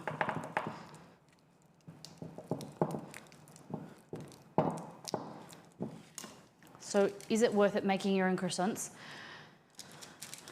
The reason I'm doing this is I wanted to try it, and this is an easier version, kind of. It's still time consuming. But Nido asked me to make puff pastry. So I'm going to show you how to make a rough puff, because puff pastry, to be honest, is not worth making it at home. Unless you want to like do it once every now and then. They do taste nice, but the quality, like at home, you're going to have to do them consistently and a few times to get good at them. It's just easy to buy them from the store. A lot of people will tell you, like even chefs, you know, pastry chefs would tell you. Puff pastry, croissants, just get them from a bakery, like a nice bakery. Because the thing is that bakeries make them with big equipment, like rollers and things that roll it out, and at home it's just like a labour of, some people say love, I don't know about that. I'm not sure. It's very time consuming. I would rather fly to France and get it fresh, yeah. But there's heaps of nice bakeries that make it in across the way. I have to go to France, but the French ones are nice.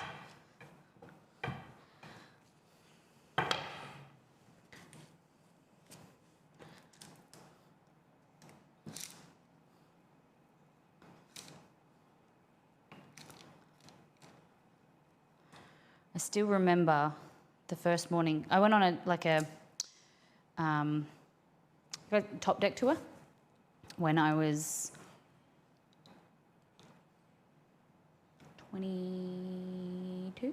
22. I went to Europe, and we started in the UK, in London, and then we went to, like the second or third day we went to France, and waking up in Paris and like going outside of your hotel, having a breakfast of like croissants was just amazing. And then walking through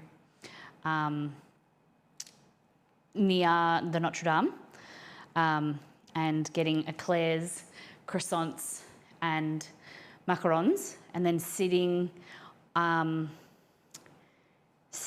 across like the Seine on the bridge. I have a photo of me eating an eclair, and it was just one of those just like things that like what dreams are made of. Like the other very similar thing is when I was in New York, I took a 5 a.m. train staying in Queens across to Manhattan, then across to Hoboken, or like Jersey, went to Hoboken, Cake Boss, back when he was a big thing. This was 10 years ago. And went and got heaps of different varieties of food from the Cake Boss store and sat across looking at New York, like across the river, like looking at New York and eating like crumb cake, and it was just an incredible moment all by myself. It was phenomenal. Top Decks tours, I love them. Yeah, they were great. I think the cost of living or cost of the tours is more expensive in Europe. So like we stayed at basically like hostels and stuff. In the US, when I did, we stayed at really nice, the accommodation was much nicer, but they were both really great. I went by myself both times, and for about 3 to 4 weeks each. Yeah, very much recommend. They're very safe. You get to know like a huge group of people from all around the world. A lot of Aussies, a lot of Kiwis, but friends from Canada, the US. Yeah, where else? I think there was some from Germany as well. It was fantastic. Yeah. I was in my like early 20s, but then we had people there was like some couples that went a bit older, a lot of partying. I'm like 20 minutes away from Hoboken, no way. Definitely want to spend some more time in Jersey. Okay. I just want to make sure. I had this weird feeling that I didn't put butter. I did. So I'm doing a bit of a thicker layer. I think the spatula works the best because it's more pliable. Like it bends. Doesn't scrape the dough.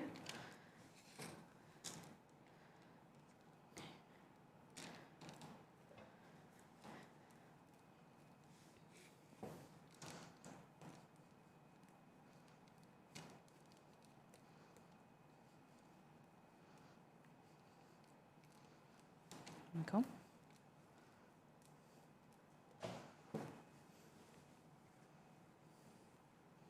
Yeah, I think if you can travel as far and as wide as you can go, try foods that you've never tried before. You know, also see your own country.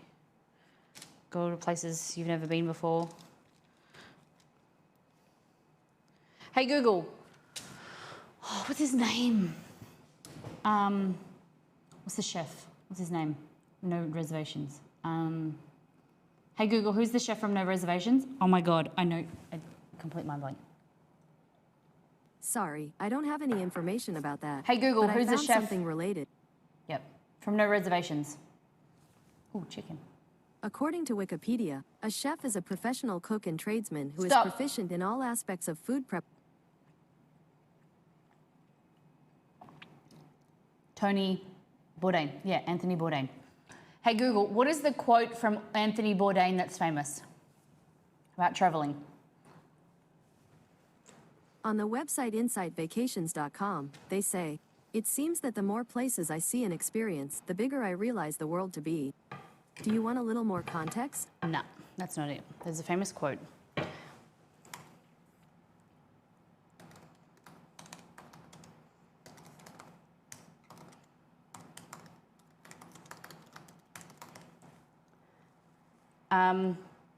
Travel changes you as you move through this life. The world changes you.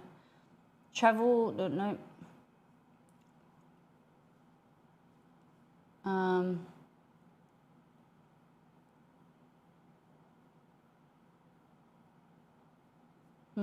Hold on.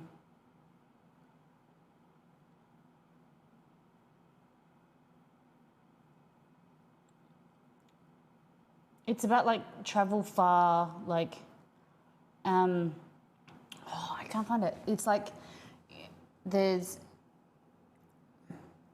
oh, here we go. If you are 32, physically fit, hungry to learn to be better, I urge you to travel as far as and as widely as possible. Sleep on floors if you have to.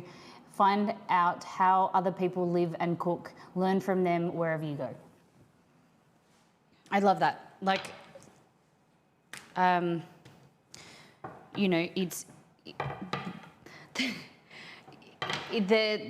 not the glamour. Like, there's parts of glamorous traveling that is lovely, but it's like the silly moments, the stuff that you never plan that leaves a mark on you and teaches you.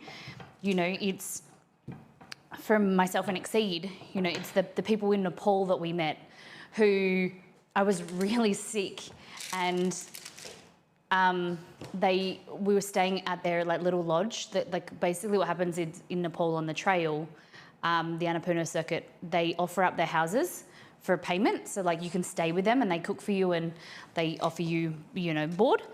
And so we stayed an extra night and they saw that I was sick. So they went out and they killed one of their chickens so that they could make me chicken soup to like feel better. And I was just, Exceed and I sitting there, and it was freezing cold. It was so cold that their drains had like frozen solid. And you know, we bought like jugs of tea accidentally, rather than you had like a small, you could have like the masala tea, you could get it small, medium or large. And we thought large would be like a bigger pot. Turns out it was like a thermos like this big. So for 2 days we were just drinking the same pot of tea.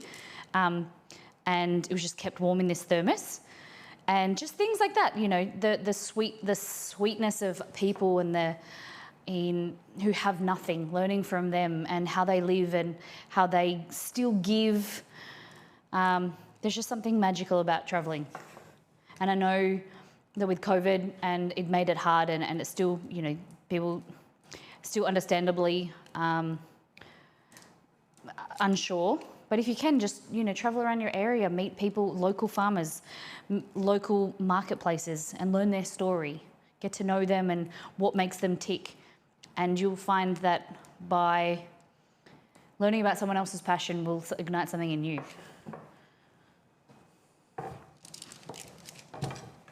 All right.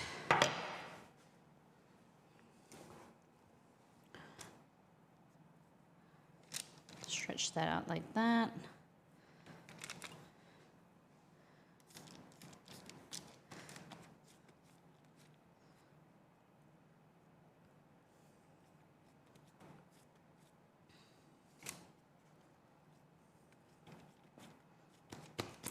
Beautiful. Okay, we've got 3 more layers left. We got it. What time are we on? 11:46. Damn. If we're going to do rough puff pastry, what do you want to fill in the pie? If we're going to make like a pie, for instance, what should we put inside it?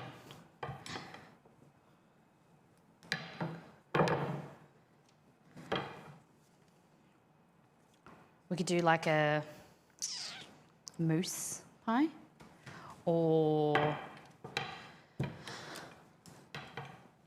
I don't think I've got apples. Oh, piece 1. I think I've maybe got 2, 3 apples. We can make some apples or some apple turnovers. Yeah, make some apple turnovers. That'll be quick and easy.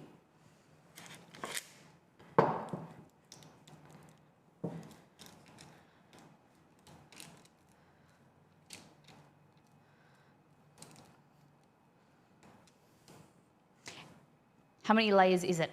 Well, you make 14 and then you fold it over. So 14, I've got to figure out.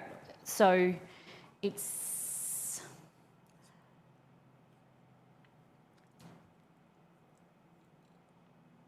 okay. It says rest in comments. And I don't know whether the rest is. Oh my God, it says rest overnight. We might have to continue these on Wednesday, guys. Oh my God, I didn't even realize. Makes sense. We'll probably have to finish this on Wednesday. So I think it's 14, fold it over in threes. So 14, 3, so 14, and then that is in thirds. Let me just watch the video. So she rolls it out. She folds it in half. So the 14, that's 14 times 2. And then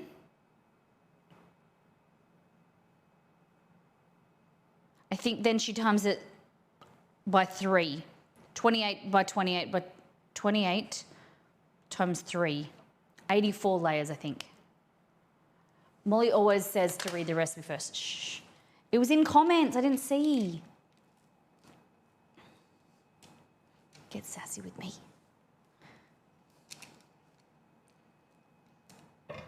Okay, so I layer it, then I refrigerate it.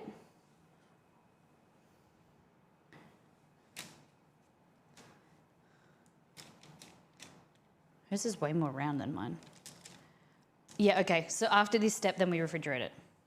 Wednesday's stream.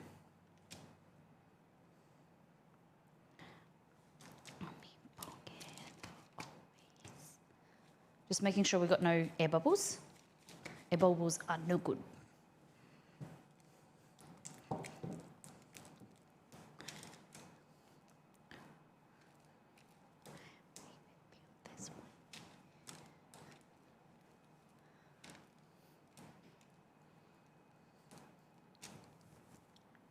Saw your stream on front page, loving the kitchen design. Also, you're making crepe cake. No, welcome in.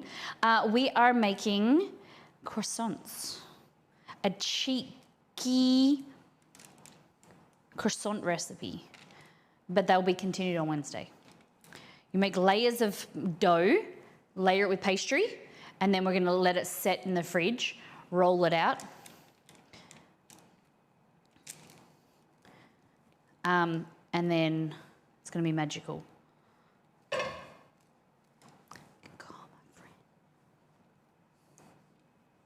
we go. Second last one.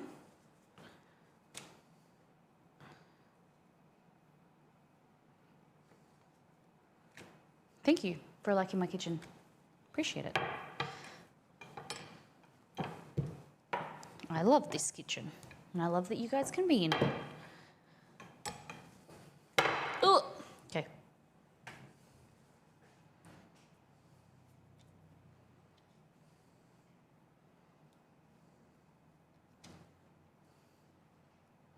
All right, stretching it out. No, I'm too ahead of myself. I'm thinking what theme is coming up next. Cinco de Mayo is in a month. Is there anything else themed-wise? We've just had St. Paddy's Day. 20th of April is 6-year stream anniversary. I haven't talked to Exceed about doing the big long stream. 666 hours. Easter, Easter's coming up. We're gonna try and do Wednesday's stream and Friday's stream are gonna be fun, for those that don't know. We're doing empanadas and smashed potatoes. I made the potatoes on this recipe on the weekend, and Exceed said they were restaurant quality, and he said they were phenomenal. And we're very, very happy with them. So that is a big plus. I think you guys are gonna love it. Basically, they're like they're not smashed potatoes. They're crispy roasted potatoes on a bed of whipped feta. Delish. All things buttermilk, but we're gonna be doing these like Easterish themes too. So Anzac Day. We can make Anzacs for Anzac Day. I don't really think there's anything we can like theme for it. We got some charity stuff coming up in May. End of April, May. All right. That is all of our butts. Roll out the last one.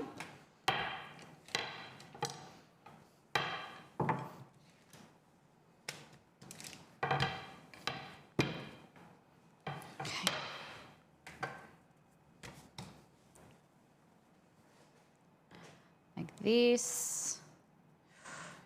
It's a bit thin.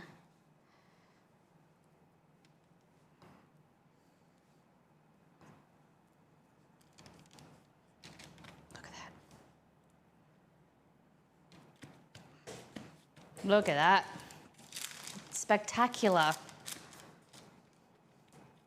So we want to roll that out later, but I'm going to be a sneaky.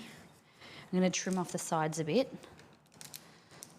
Okay, you never saw this happen, okay? And we're going to try and like bake it and see how it turns out.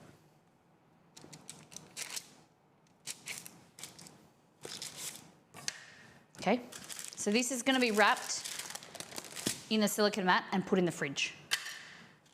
It's going to be annoying for 2 days, but it's going to be fun. Just want to make sure there's no air bubbles. Okay.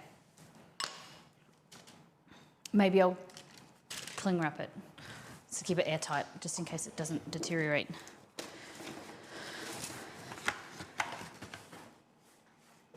Okay.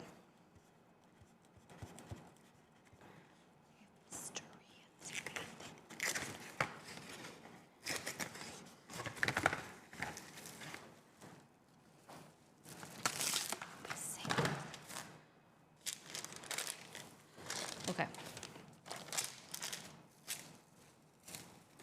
Oh, no, not you two. Like that. Oh.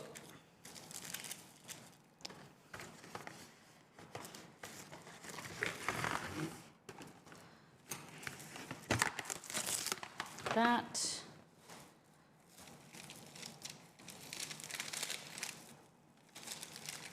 Shazer. Okay, we got an issue. Oh! Cling wrap is the worst. It's worse than the worst. This is why I never use it. I'm gonna save you, Mr. Cling Wrap.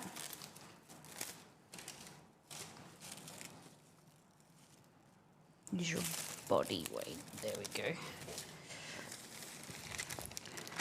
Okay. I might need to go on a plate. Oh no, I did it the wrong way. It's got to go that way. Whose idea was this? The one thing I hate about cling wrap. The one thing? It clings when you don't want it, then it doesn't cling when you want it. Yes, 100%. Okay. And then we're going to put it on a plate. Let's do that. All right. Onto a plate, into the fridge, and we'll see it again in 2 days. Put it right at the back. Okay, we did it. So, these are the offcuts, right? Look at all those layers. Look at all those layers. Look at that. Beautiful. Okay, so what I want to do, my headphones, lost battery. You want to kind of like, this is why you're meant to let it rest and solidify and go cold. But you know, rules are meant to be broken. Like that. And then you get it like this. And then you just roll it up. Roll it, roll it, roll it. Like that. And it becomes really nice dough. And blurry. Where are you focusing on, Mr. Camera? Here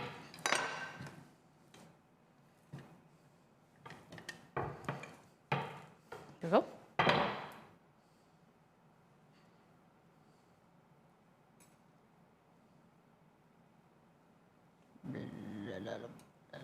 There we go. Beautiful.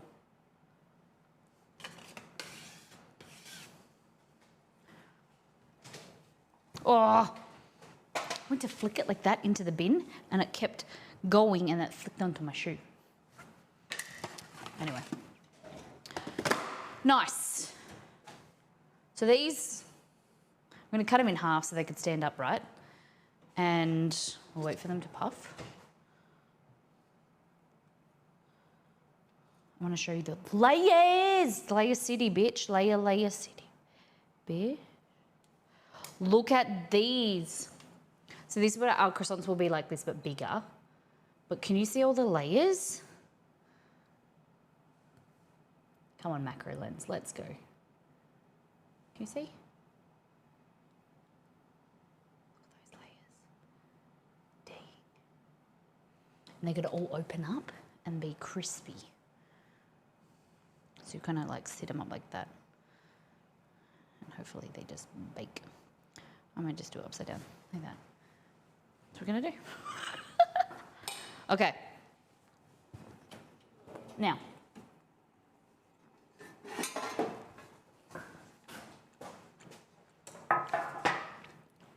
We just want to let them rise, so we need to let them double in size. Put them there.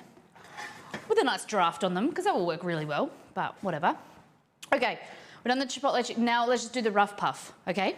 So, what you need is flour, butter, salt, and a little bit of water. Super easy styles. Let's go here. So we're gonna do a really small portion. I'm gonna show you how to do rough puff. So good, so easy. Eventually, the pecan pie isn't on the website yet, is it? No. Okay.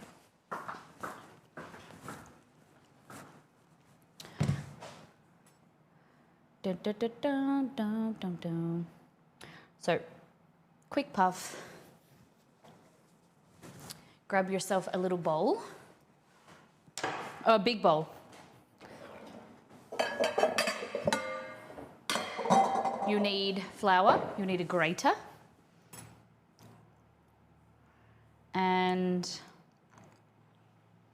plain flour. So 4 ingredients: butter, flour, salt, water, cold water, preferably with ice in it. Okay.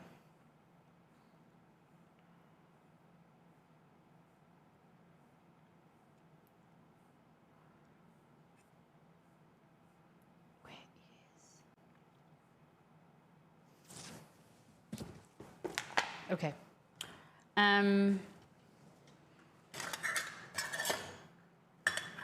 Where's my cup, guys? You don't know where my cup is? My cup measure? Measurer? Got a fly.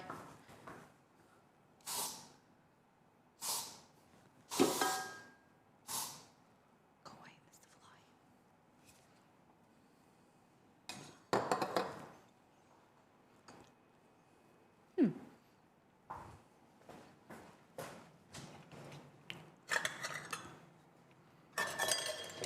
Half a cup.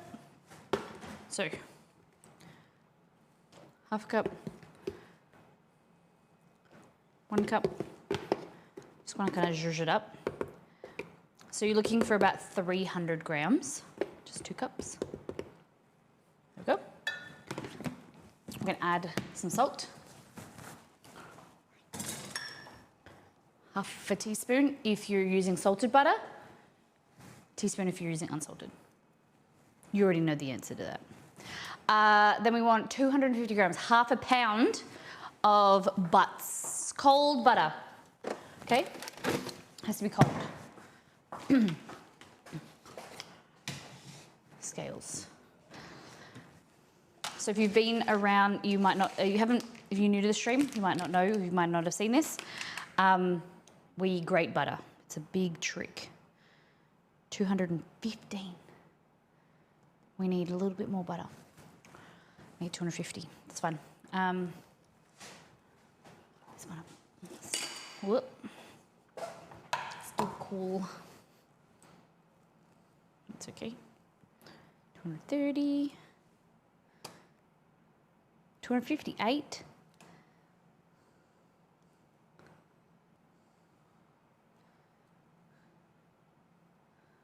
There we go. Fantastic. Like that. And what we want to do is grab a grater. Would I have one out?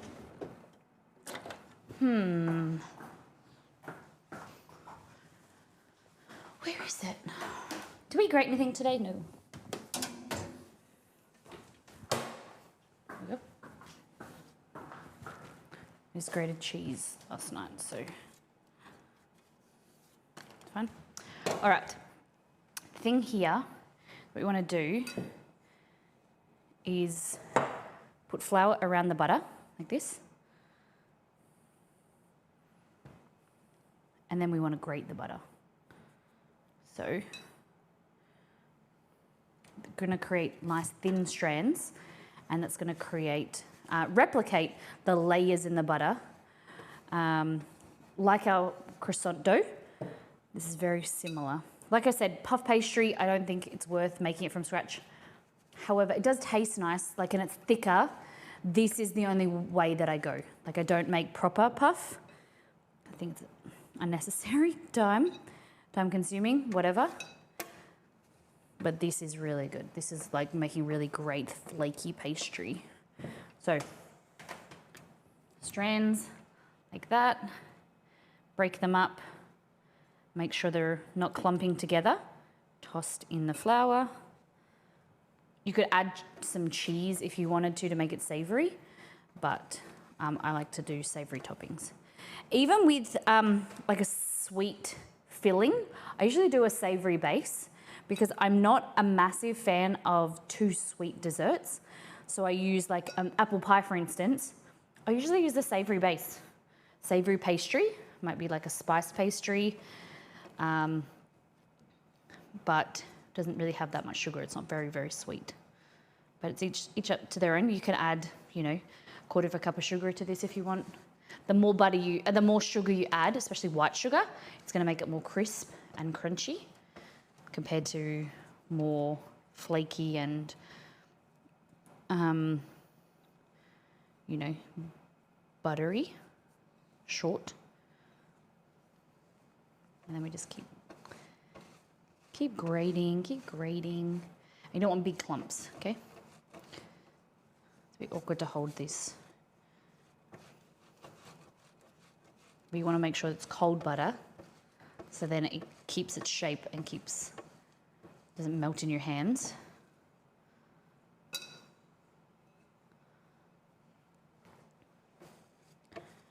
Because when we roll this out, we want the butter to stay cold and firm, so then it creates layers rather than melts into the and surrounds the flour. Okay. There we go.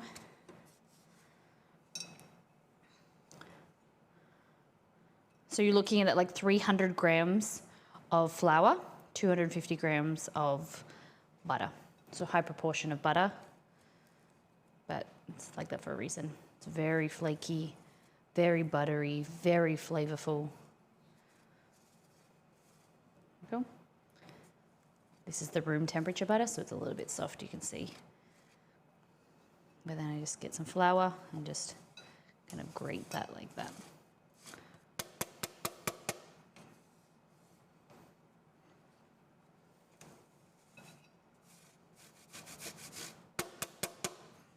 Beautiful. Okay. So now the time for the cold water. And that is going to, rather than kneading this to warm up the butter to bring it together, we're just going to use enough cold water. If you want it really flaky, you can add half vodka, like a high-proof alcohol, and half water, because alcohol evaporates more quickly than water will, and it also doesn't activate the gluten. So you'll create a really flaky, really short, crisp pastry.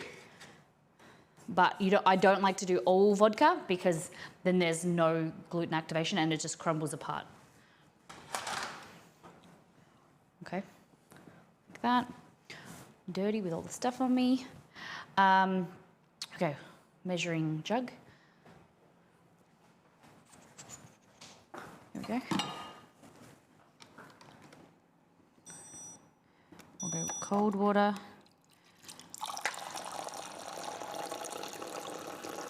About 160 mils. And then I put some ice in it.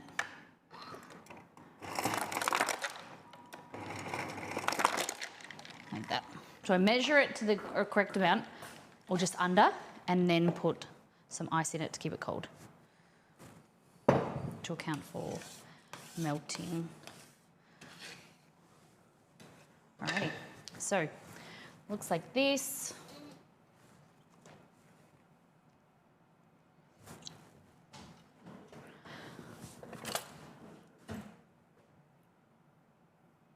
Okay. Make sure you break up all of these clumps of butter. Just rub them between your fingers just really gently, and they'll break apart. And then you want to surround that with flour.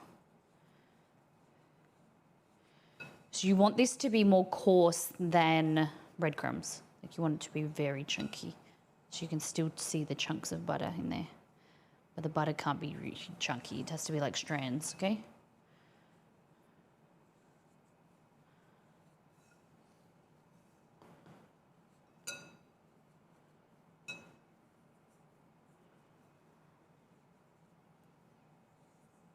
There we go. Alrighty. So, like this. So you just push the sides away, make a well, and we're going to pour our cold water.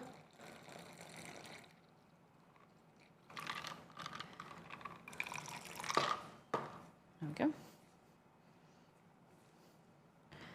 And then mix it until it comes together. So I'm just trying to wet everything first rather than pressurize it and mix it. I'm just trying to like, you might not need all of your water. There we go.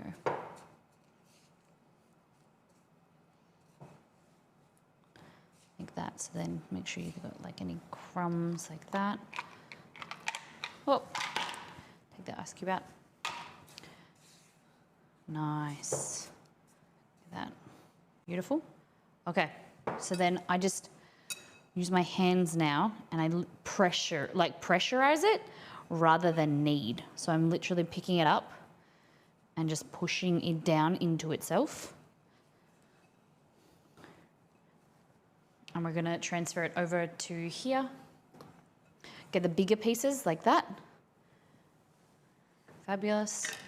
Big chunks. And then any little bits, you kind of just want to use your hand to press together, using a little bit of extra water, the excess water, like that. Hey, Kerry. So I'd rather you get the big clumps, put them aside, so that you're not kneading them and touching them as much.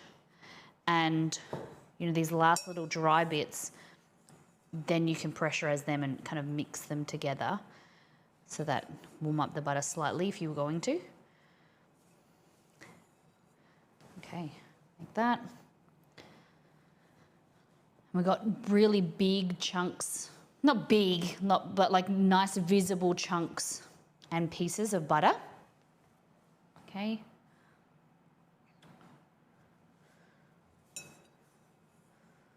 All right.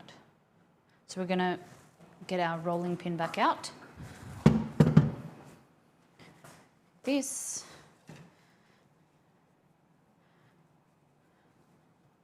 We're going to roll it into a triangle. Oh, not a triangle, a rectangle. I'm going to pick this up, move it over here. So now there's flour under here, so it's going to start moving. That was my fault. But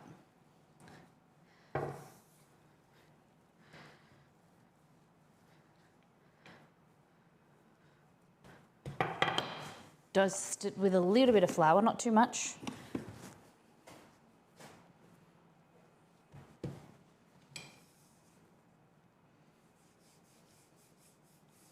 There we go.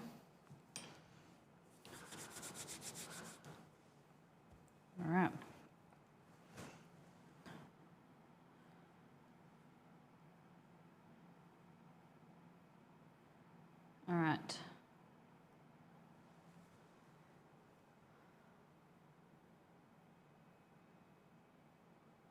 What?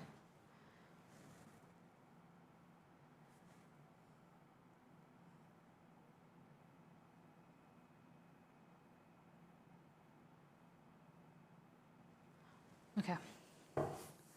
They make non-stick pans. Don't need non-stick rolling. Yeah. They definitely need non-stick rolling pins. I agree. Okay. So roll it out to a rectangle like this.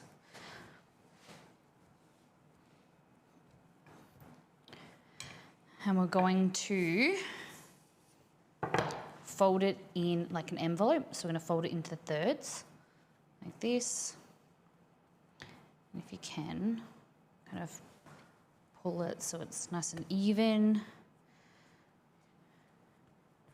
Like that. And then fold this side over. Oh, see, I didn't do very well with I didn't add flour on there before, but I'll do that now. Have you tried the marble rolling pins that are slightly curved? I haven't tried them, I've seen them.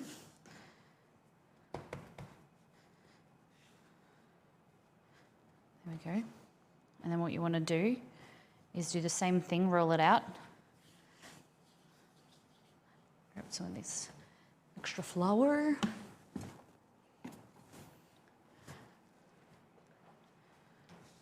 I can use my stone bench top. It is quartz, but it does keep it cooler. Marble's better because it retains, keeps colder than quartz. It's pretty good. Still works all right. All right, like that. Can you guys see the effect of the butter? You see, there's like marbled effect. There we go. All right. Again, like that.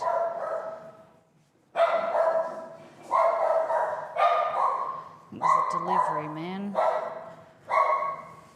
Okay, one moment.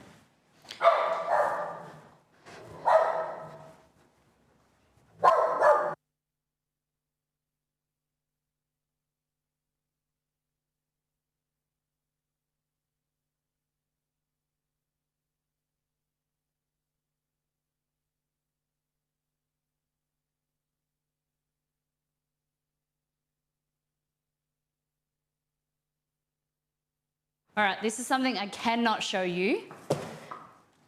Something very exciting. You'll find out in a month. Oh my God.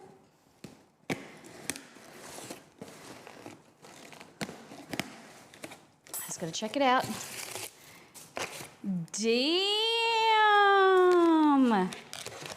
Wow, wow, wow. Wow, how lucky are we? Heck yeah. Fuck yeah. This is very cool. Oh my gosh, this is very cool. Hey Stonecross, welcome in. Hello, long time no see.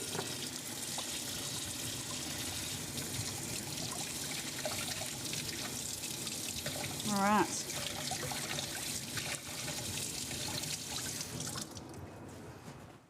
Oh, surprise. Yeah, you guys will get the surprises.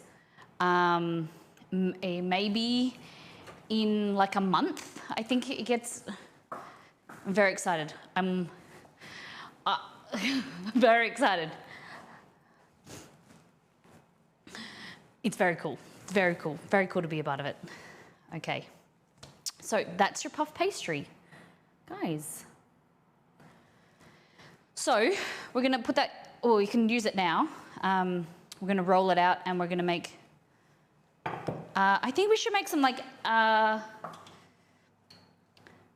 apple turnovers. What do we think? What have I got? Apple, 2 apples. Pear, apple, pear. Apple, so you got apple, spiced apple, or pear and ginger. What would you prefer?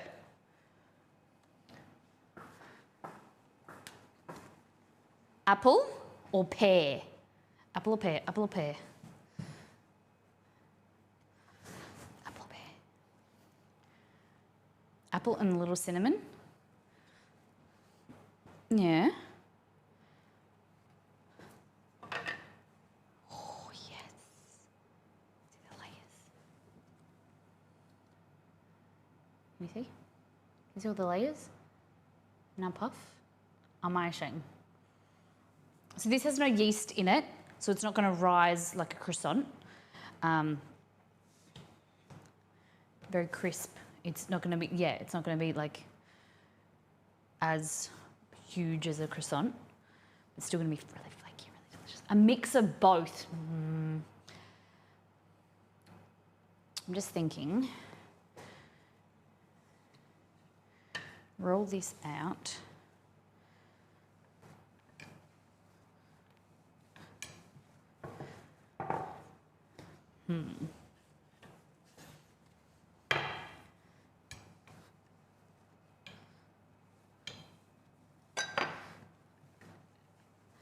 Ideally you want cold butter, but whatever. Maybe pear. You did apple last time. Yeah, it's true. I never do pear. I never have it on me. I can never have it in the fridge. Okay.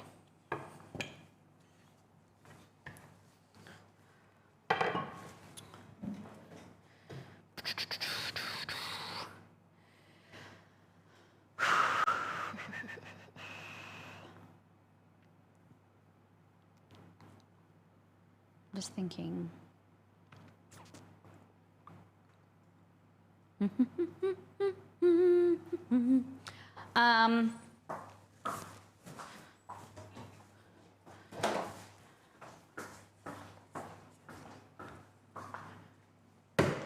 Cold butter? But we can't refrigerate our butter. What are you, American?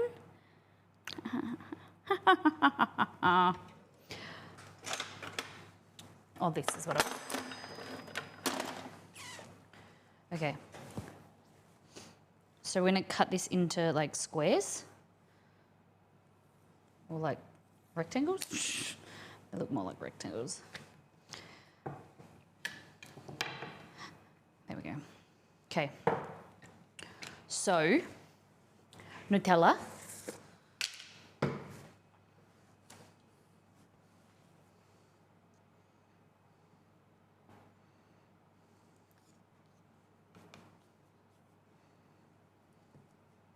There. And you get it and just roll it up.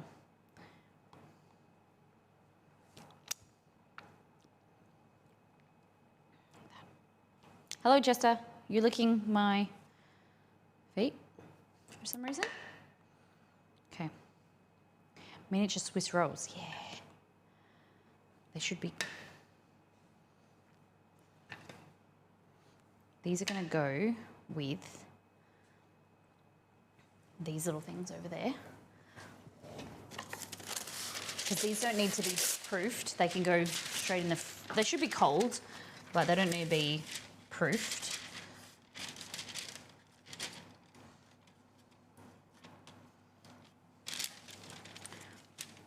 I'm going to put them there.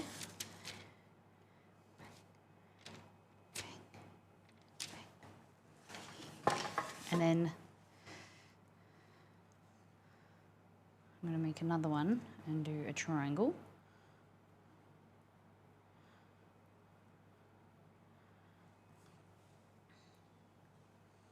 Oh God, I didn't think this through because rectangles you can't really fold in triangles.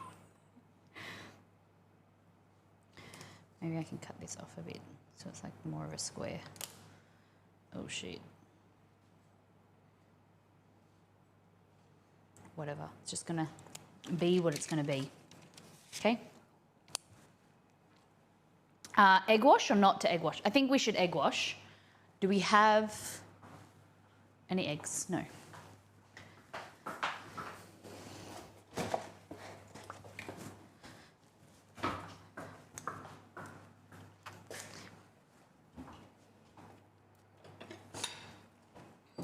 Egg. You can add a bit of water or a bit of milk in there to help kind of homogenize it a bit better. Works if you close your fridge door.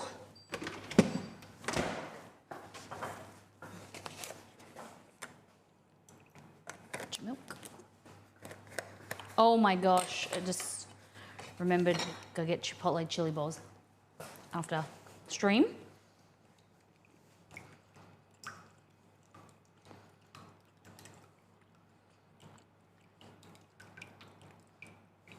I don't know if we're going to do apple. I think we just do Nutella and Biscoff. Because then it's going to delay it because then I have to cook it more, you know?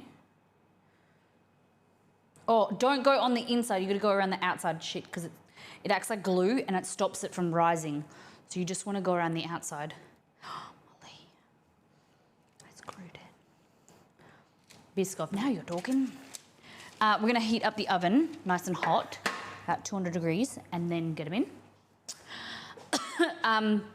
You like Biscoff?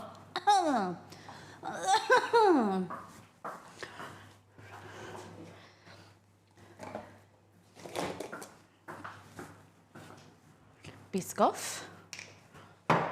Oh, what you can do, like this, and you get your like Nutella.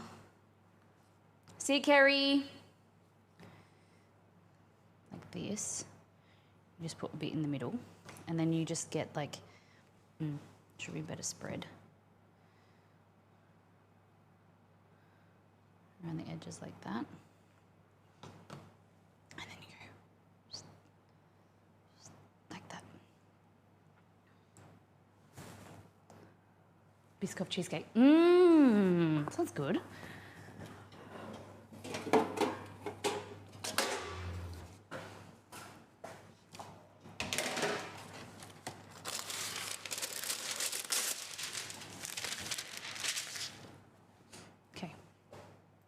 So that one's going to go away into the tray. This one I'm just going to roll up on its own. It's going to be like a croissant type thing. Little mini desserts, you know? You could have a try all different ones. Try all of them. And I'm going to leave the rest of the dough and we can make something later. Like on Wednesday stream. So I'm gonna grab this, fold it over. It's probably not, it needs to be thinner.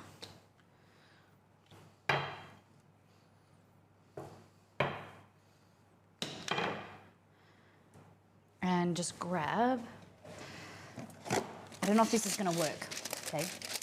Don't judge me too harshly. I'm thinking if I put that there, like a bao dough, and then I can create like a turnover. So I can put some filling in it later. And then this one, I think we just do Biscoff. Oh, that's trying to put the Biscoff lid on the Nutella. It's not working. Okay.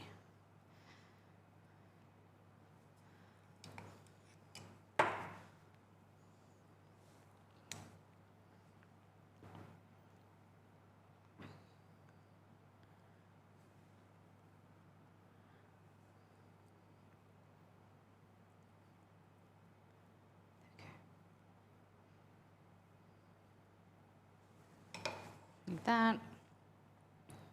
From here, I'm just gonna roll that up like that. Fab. Peanut butter tastes like butterscotch, right? Does that. Oh, you know what we could do? The fairy floss thing, not fairy floss, dental floss thing. Okay, that's fine. Pop them all in here, love. Oh, I could do the other tray too. Put them all on one tray.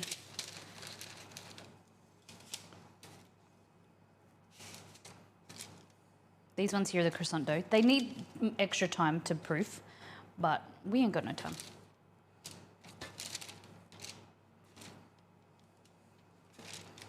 Here we go. Mini desserts. But you can make, you know, with this, you can make pie bases, cases or bases, toppings, whatever. Look at that. Okay. Egg wash. Help it go brown. Not on the sides, okay? Like anywhere the layers are. Not on top, just the sides. Because then it prevents the layers from doing their thing. They stick together. We don't want that. Cool. Into the oven. Cool. It's on fan force, but I think it should be fine. Alrighty, look at that. Oh no, we're gonna have to use cling wrap again.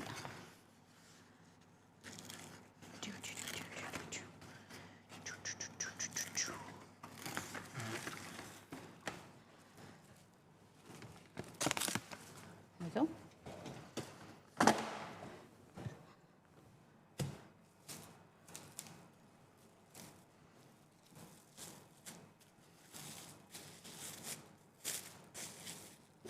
In the fridge, or you can put it in the freezer. It's up to you.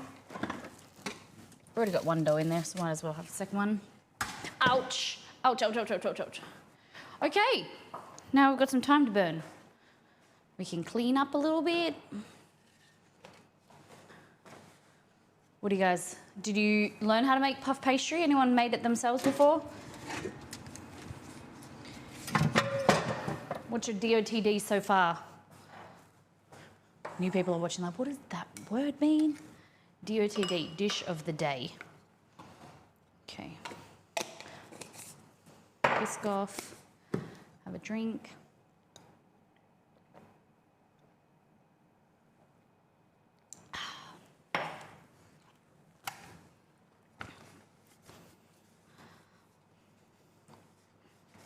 There we go.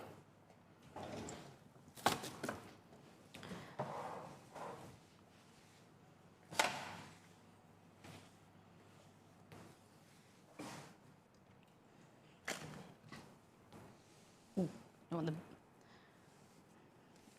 the apple to roll into the bin. Wouldn't be very good.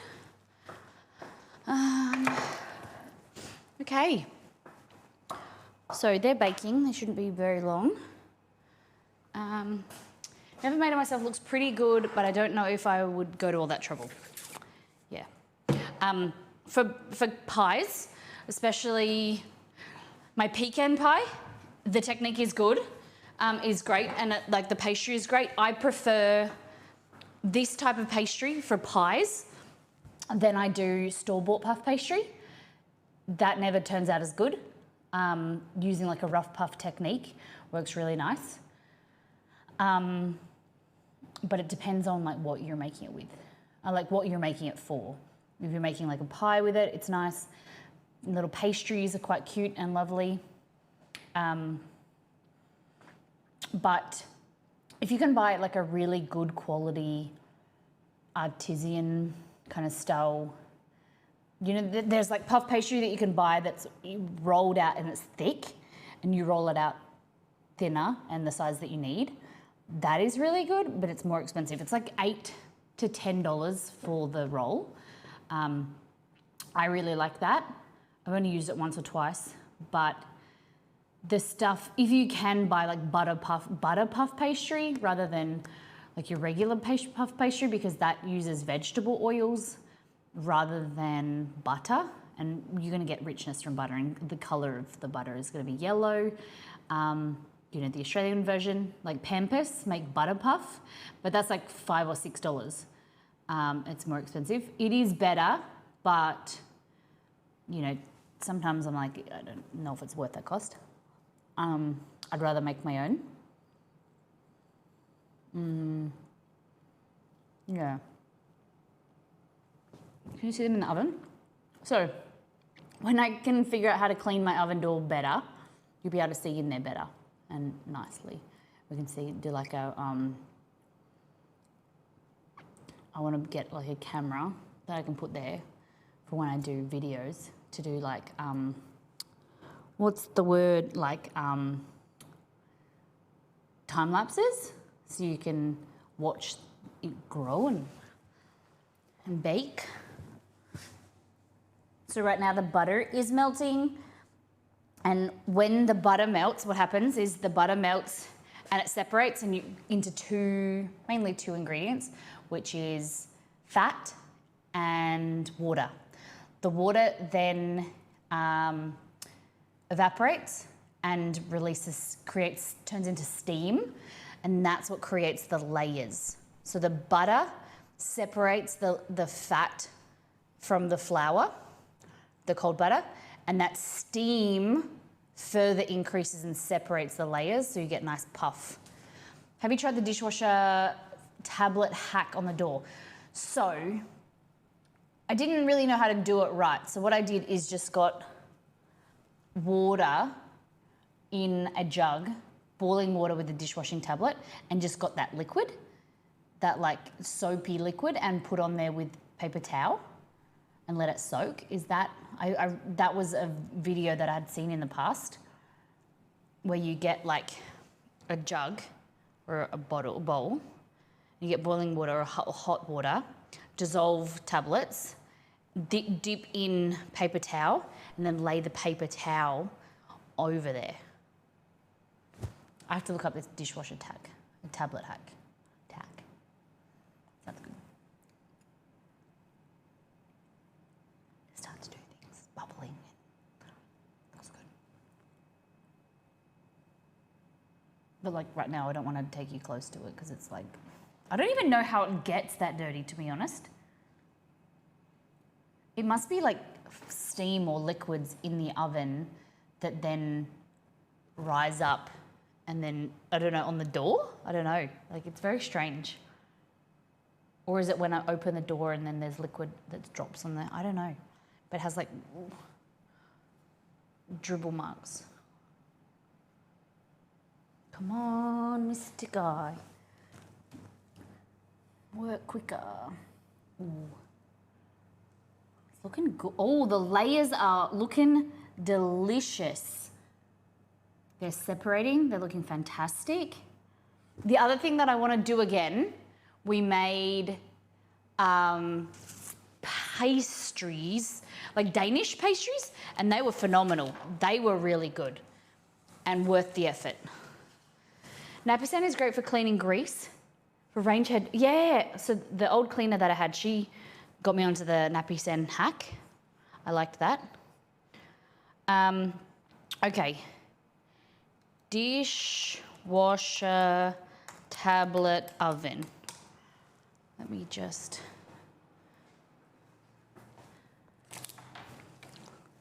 plug this laptop in. The laptop. I can hear a fly flying around. Okay. Put on rubber gloves to protect your hands. Remove any loose ashes. Dip the pod in warm water. Let it soak up a bit of water. Oh, okay. Scrub the inside of the oven just like a sponge. Interesting. Southernliving.com. I like that idea. Okay. Okay. Just covering this food here.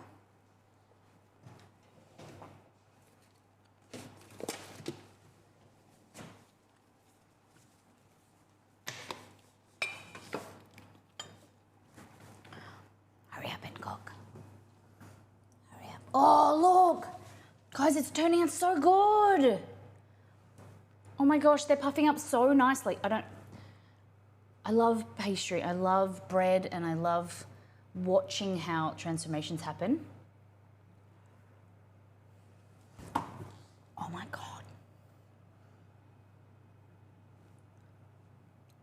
The one that I folded over is like puffed up now.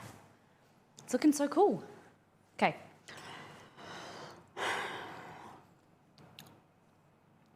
But the thing is, I don't really have, that's the reason why. I just realized. I don't have the tablets. I use the Costco like pouches, and they're not really like solidified tablets. They're more like a little satchel of powder in a little dissolvable pouch. That makes sense? There's a fly somewhere, and I will find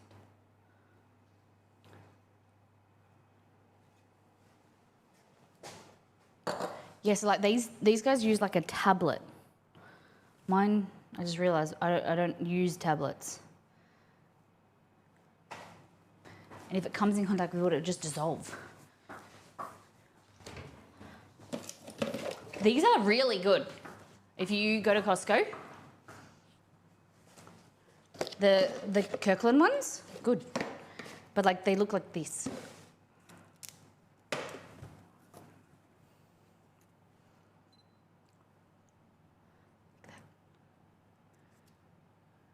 So how much are they?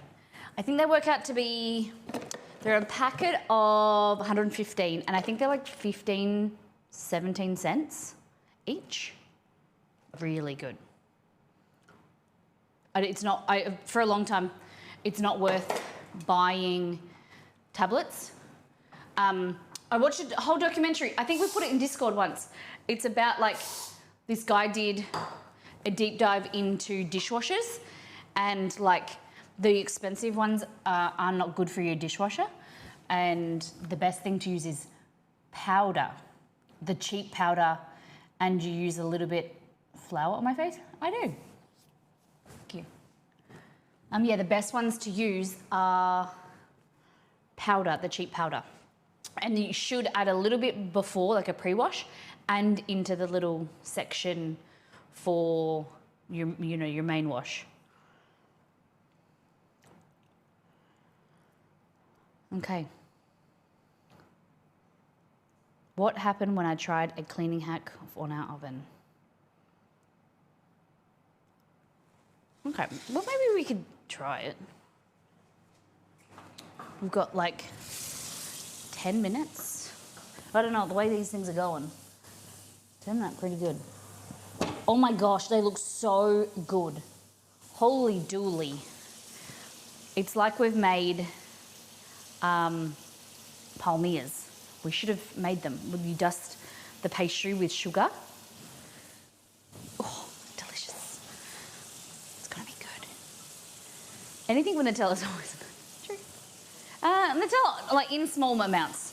Like I wouldn't, like Nutella cheesecake isn't something that I would like. Like it's too sweet.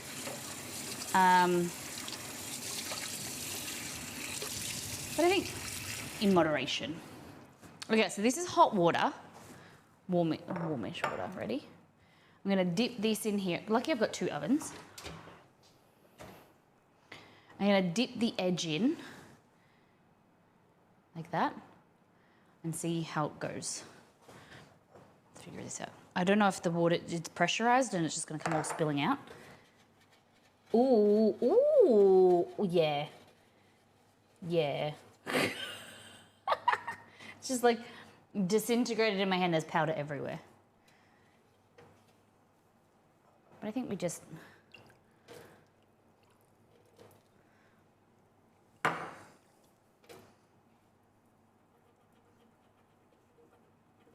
And then just use that like you would like a Jif.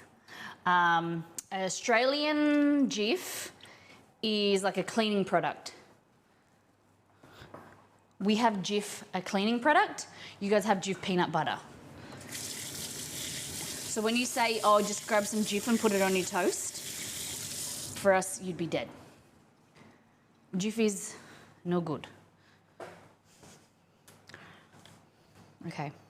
So yeah, I'll report back with the, maybe I'll just use a scrubbing, like a scourer with that as like a microabrasion? Abrasion, maybe? Okay, so if you're just joining us, welcome in. Hit the follow button. Come on, show us some love. We are making puff pastries. We are making... I don't know what that was. The crazy lady.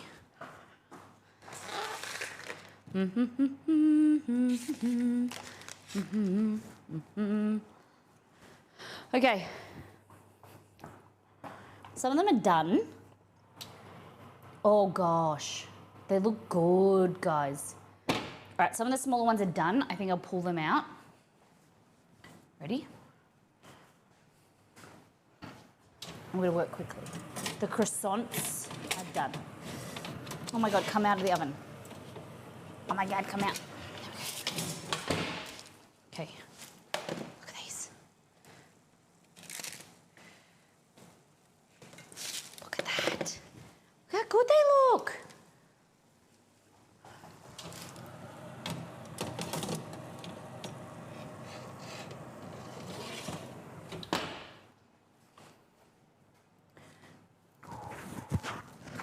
These are our mini croissants. That didn't really proof, but look how cute they are. A mini croissant. We didn't even try that hard. And little snails, yeah. What you can do is...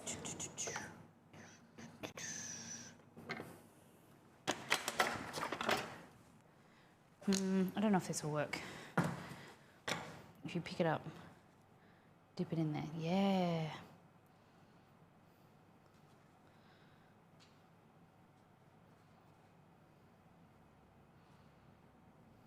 Like that.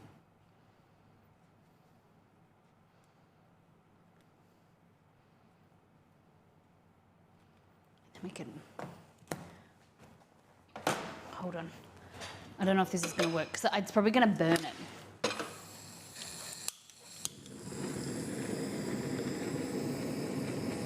Yeah.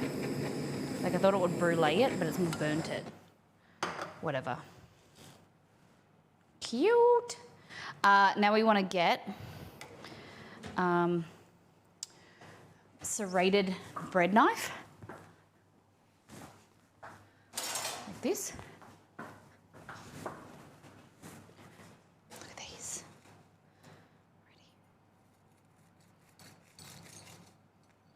Obviously we didn't let them proof, so there's no big rise, but look at the layers. Look at that. That's our layers. Pretty cool, hey? So if we let them rise, they'd be much nicer, which we will on Wednesday. Look at that. Our little mini croissant. Cute. Taste test. I don't want to eat my little beauties. Just kidding.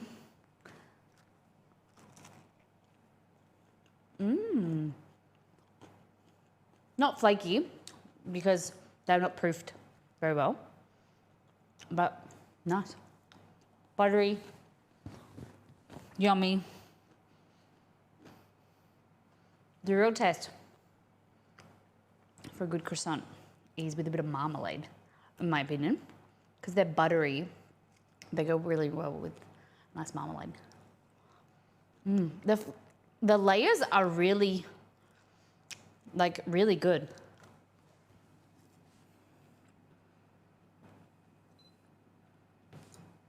I like the technique of how we did that with the rolling out and everything.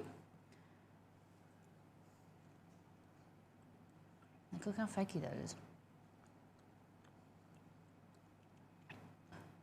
And because we, you know, these are spongy, but if we didn't let the butter come to room temperature and it was cold, it would have gone crisp in the oven. But it looks really good. Very happy.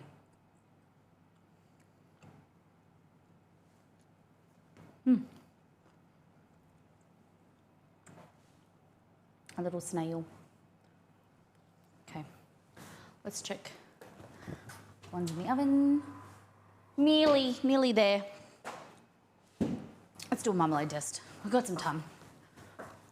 So I have a Negroni. No, where is it? It must be in the fridge. I'll just use this one. This is orange marmalade, orange gin marmalade. So it's a byproduct of making gin. So it's like kind of the offcuts, you know, they make the gin with the fruit. And this is like the leftover bits. Okay, ready. A little mini croissant.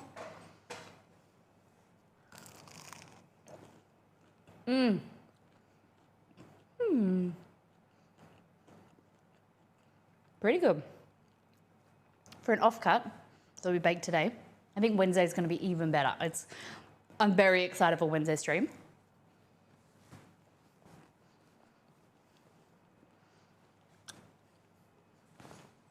Delicious. Okay.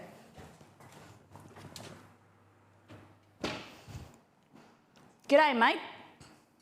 Buenos dias. How you doing? Buenos dias. Oh, my earpieces. It's been out of battery for a few hours. So I can't talk to Google. Hold on. Let's try now.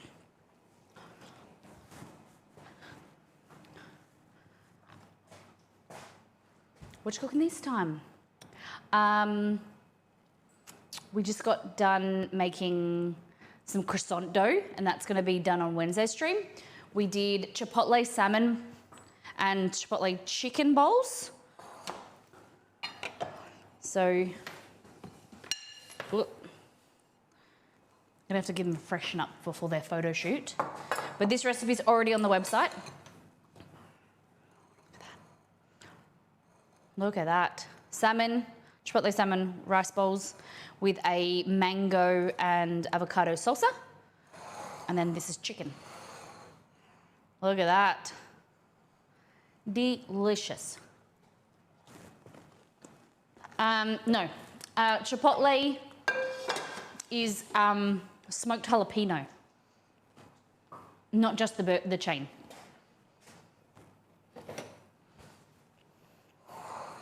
Yeah.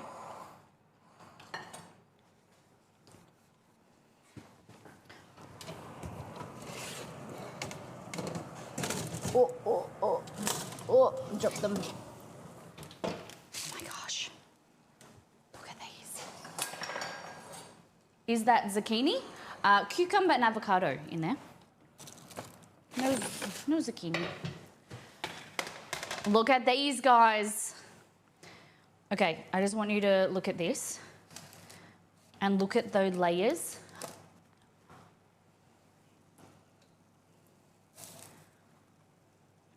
Super easy. So this puff pastry recipe, the rough puff, that will come out, one day on its own, but it will come out like as a part of a dish probably. But this is two cups of flour, or 300 grams of plain flour, 250 grams of cold butter grated, 160 grams of water, and a pinch of salt. So 2 cups of flour, 250 grams is 2.5 sticks.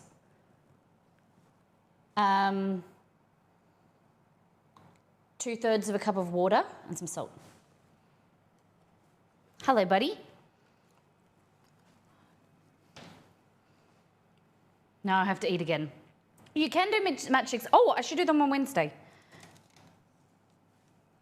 Look at this. This is Biscoff. Look at those layers in the pastry. Doesn't it look magnificent? Like that is just pastry, puff, and we can make matchsticks with like something like that. Turnover. Like it's really simple. Like this is the type of pastry that I like, the puff pastry that I like to make. I don't think you should waste your time on proper puff. Like that's magnificent. Okay, so ready?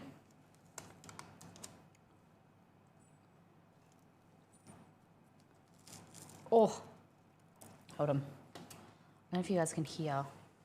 The trays, everything's very hot. Let me see if I can move these away. Okay,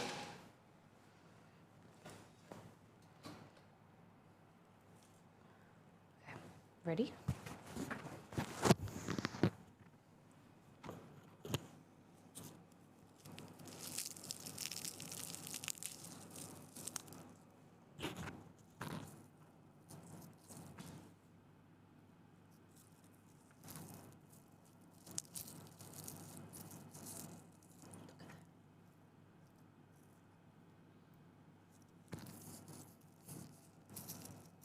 You hear how flaky that is?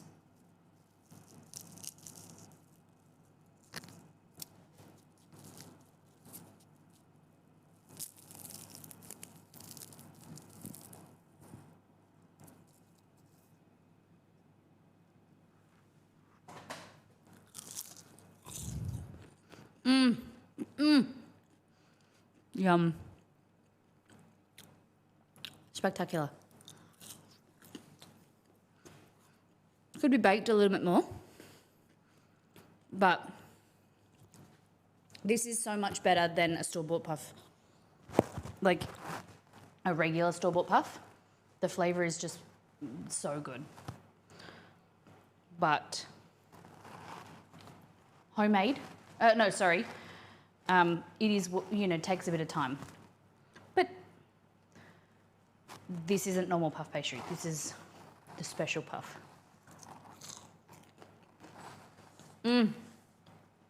So good.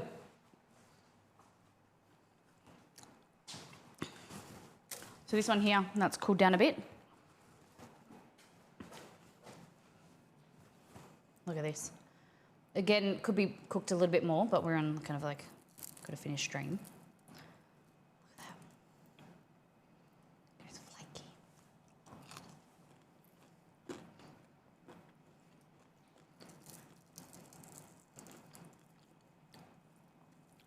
Look at that.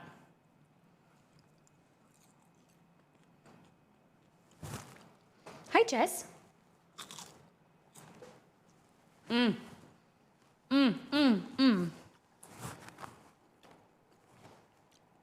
So,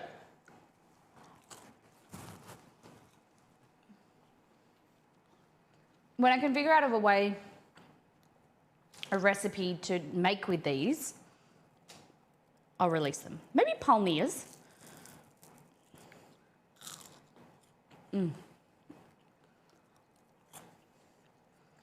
need to stop. Oh my God. Guys, what do you think? What was your dish of the day? Were you team salmon? Were you team, hold on, sorry. Let's just do this. Were you team salmon? Chipotle salmon? Were you team Chipotle chicken?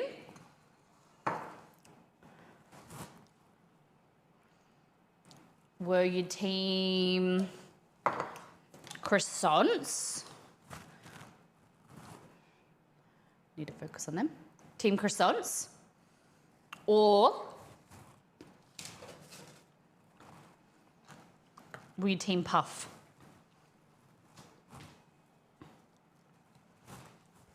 That doesn't look very good. Let's put it that way. Oh. Sorry, I can't hear past the wonderful flaky crunchy croissant. So puff pastry, little croissants, which we'll make more on Wednesday. You got to say Chipotle and then dessert, right? Of course. Oh wait, look. So these, see they're a little bit undercooked. That's why they're that color. But these are... Wait for it.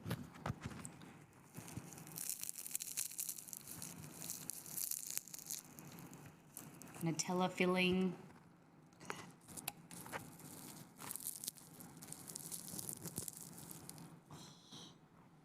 Oh my God. What do we think? Save me? Chipotle chicken, super keen to try making it. Recipes on the website. If someone could post it. Team salmon, Chipotle salmon. Cool. I have a dog here who's very keen to eat these. Yum.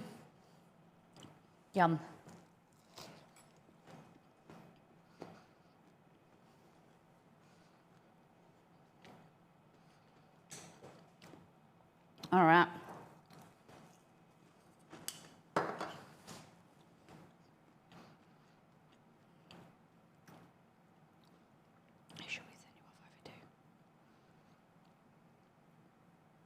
Oh, we're gonna fly.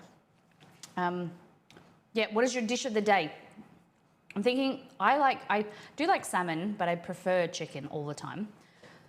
And then the puff pastry, definitely a winner. The croissants at the moment, they're not as good as they will be on Wednesday. Okay, let's see who's streaming in food and drink.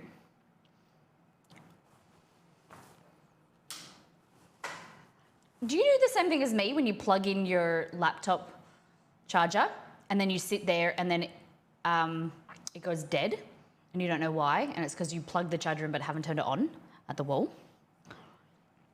Frustrating. Okay.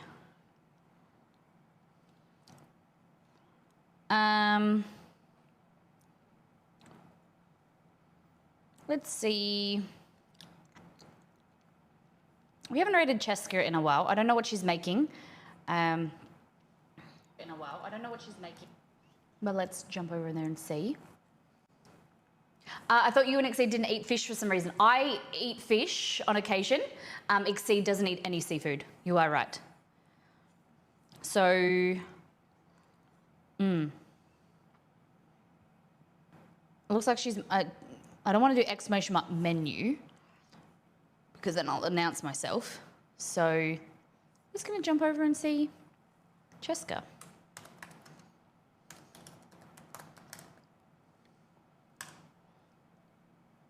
All right, another wonderful cooking stream. I know you have some fun over there. Wednesday, we're making Caribbean beef empanadas. So we're gonna use Caribbean beef taco, the Caribbean beef meat in empanadas.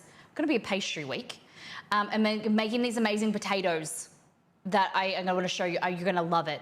They're gonna be on the website next week. They're phenomenal. They're really, really great. Simple but lovely. One day in 18 hours. Thank you for those who have supported the channel today. Katie resub for 11 months, Better Than Jeebus for 3 months, Flossie for 13 months, Peace One for 43, Yeezy for 39, Nito Burrito upgraded to Tier 2 for 3 months. Thank you everyone for supporting the channel. Thank you for supporting me.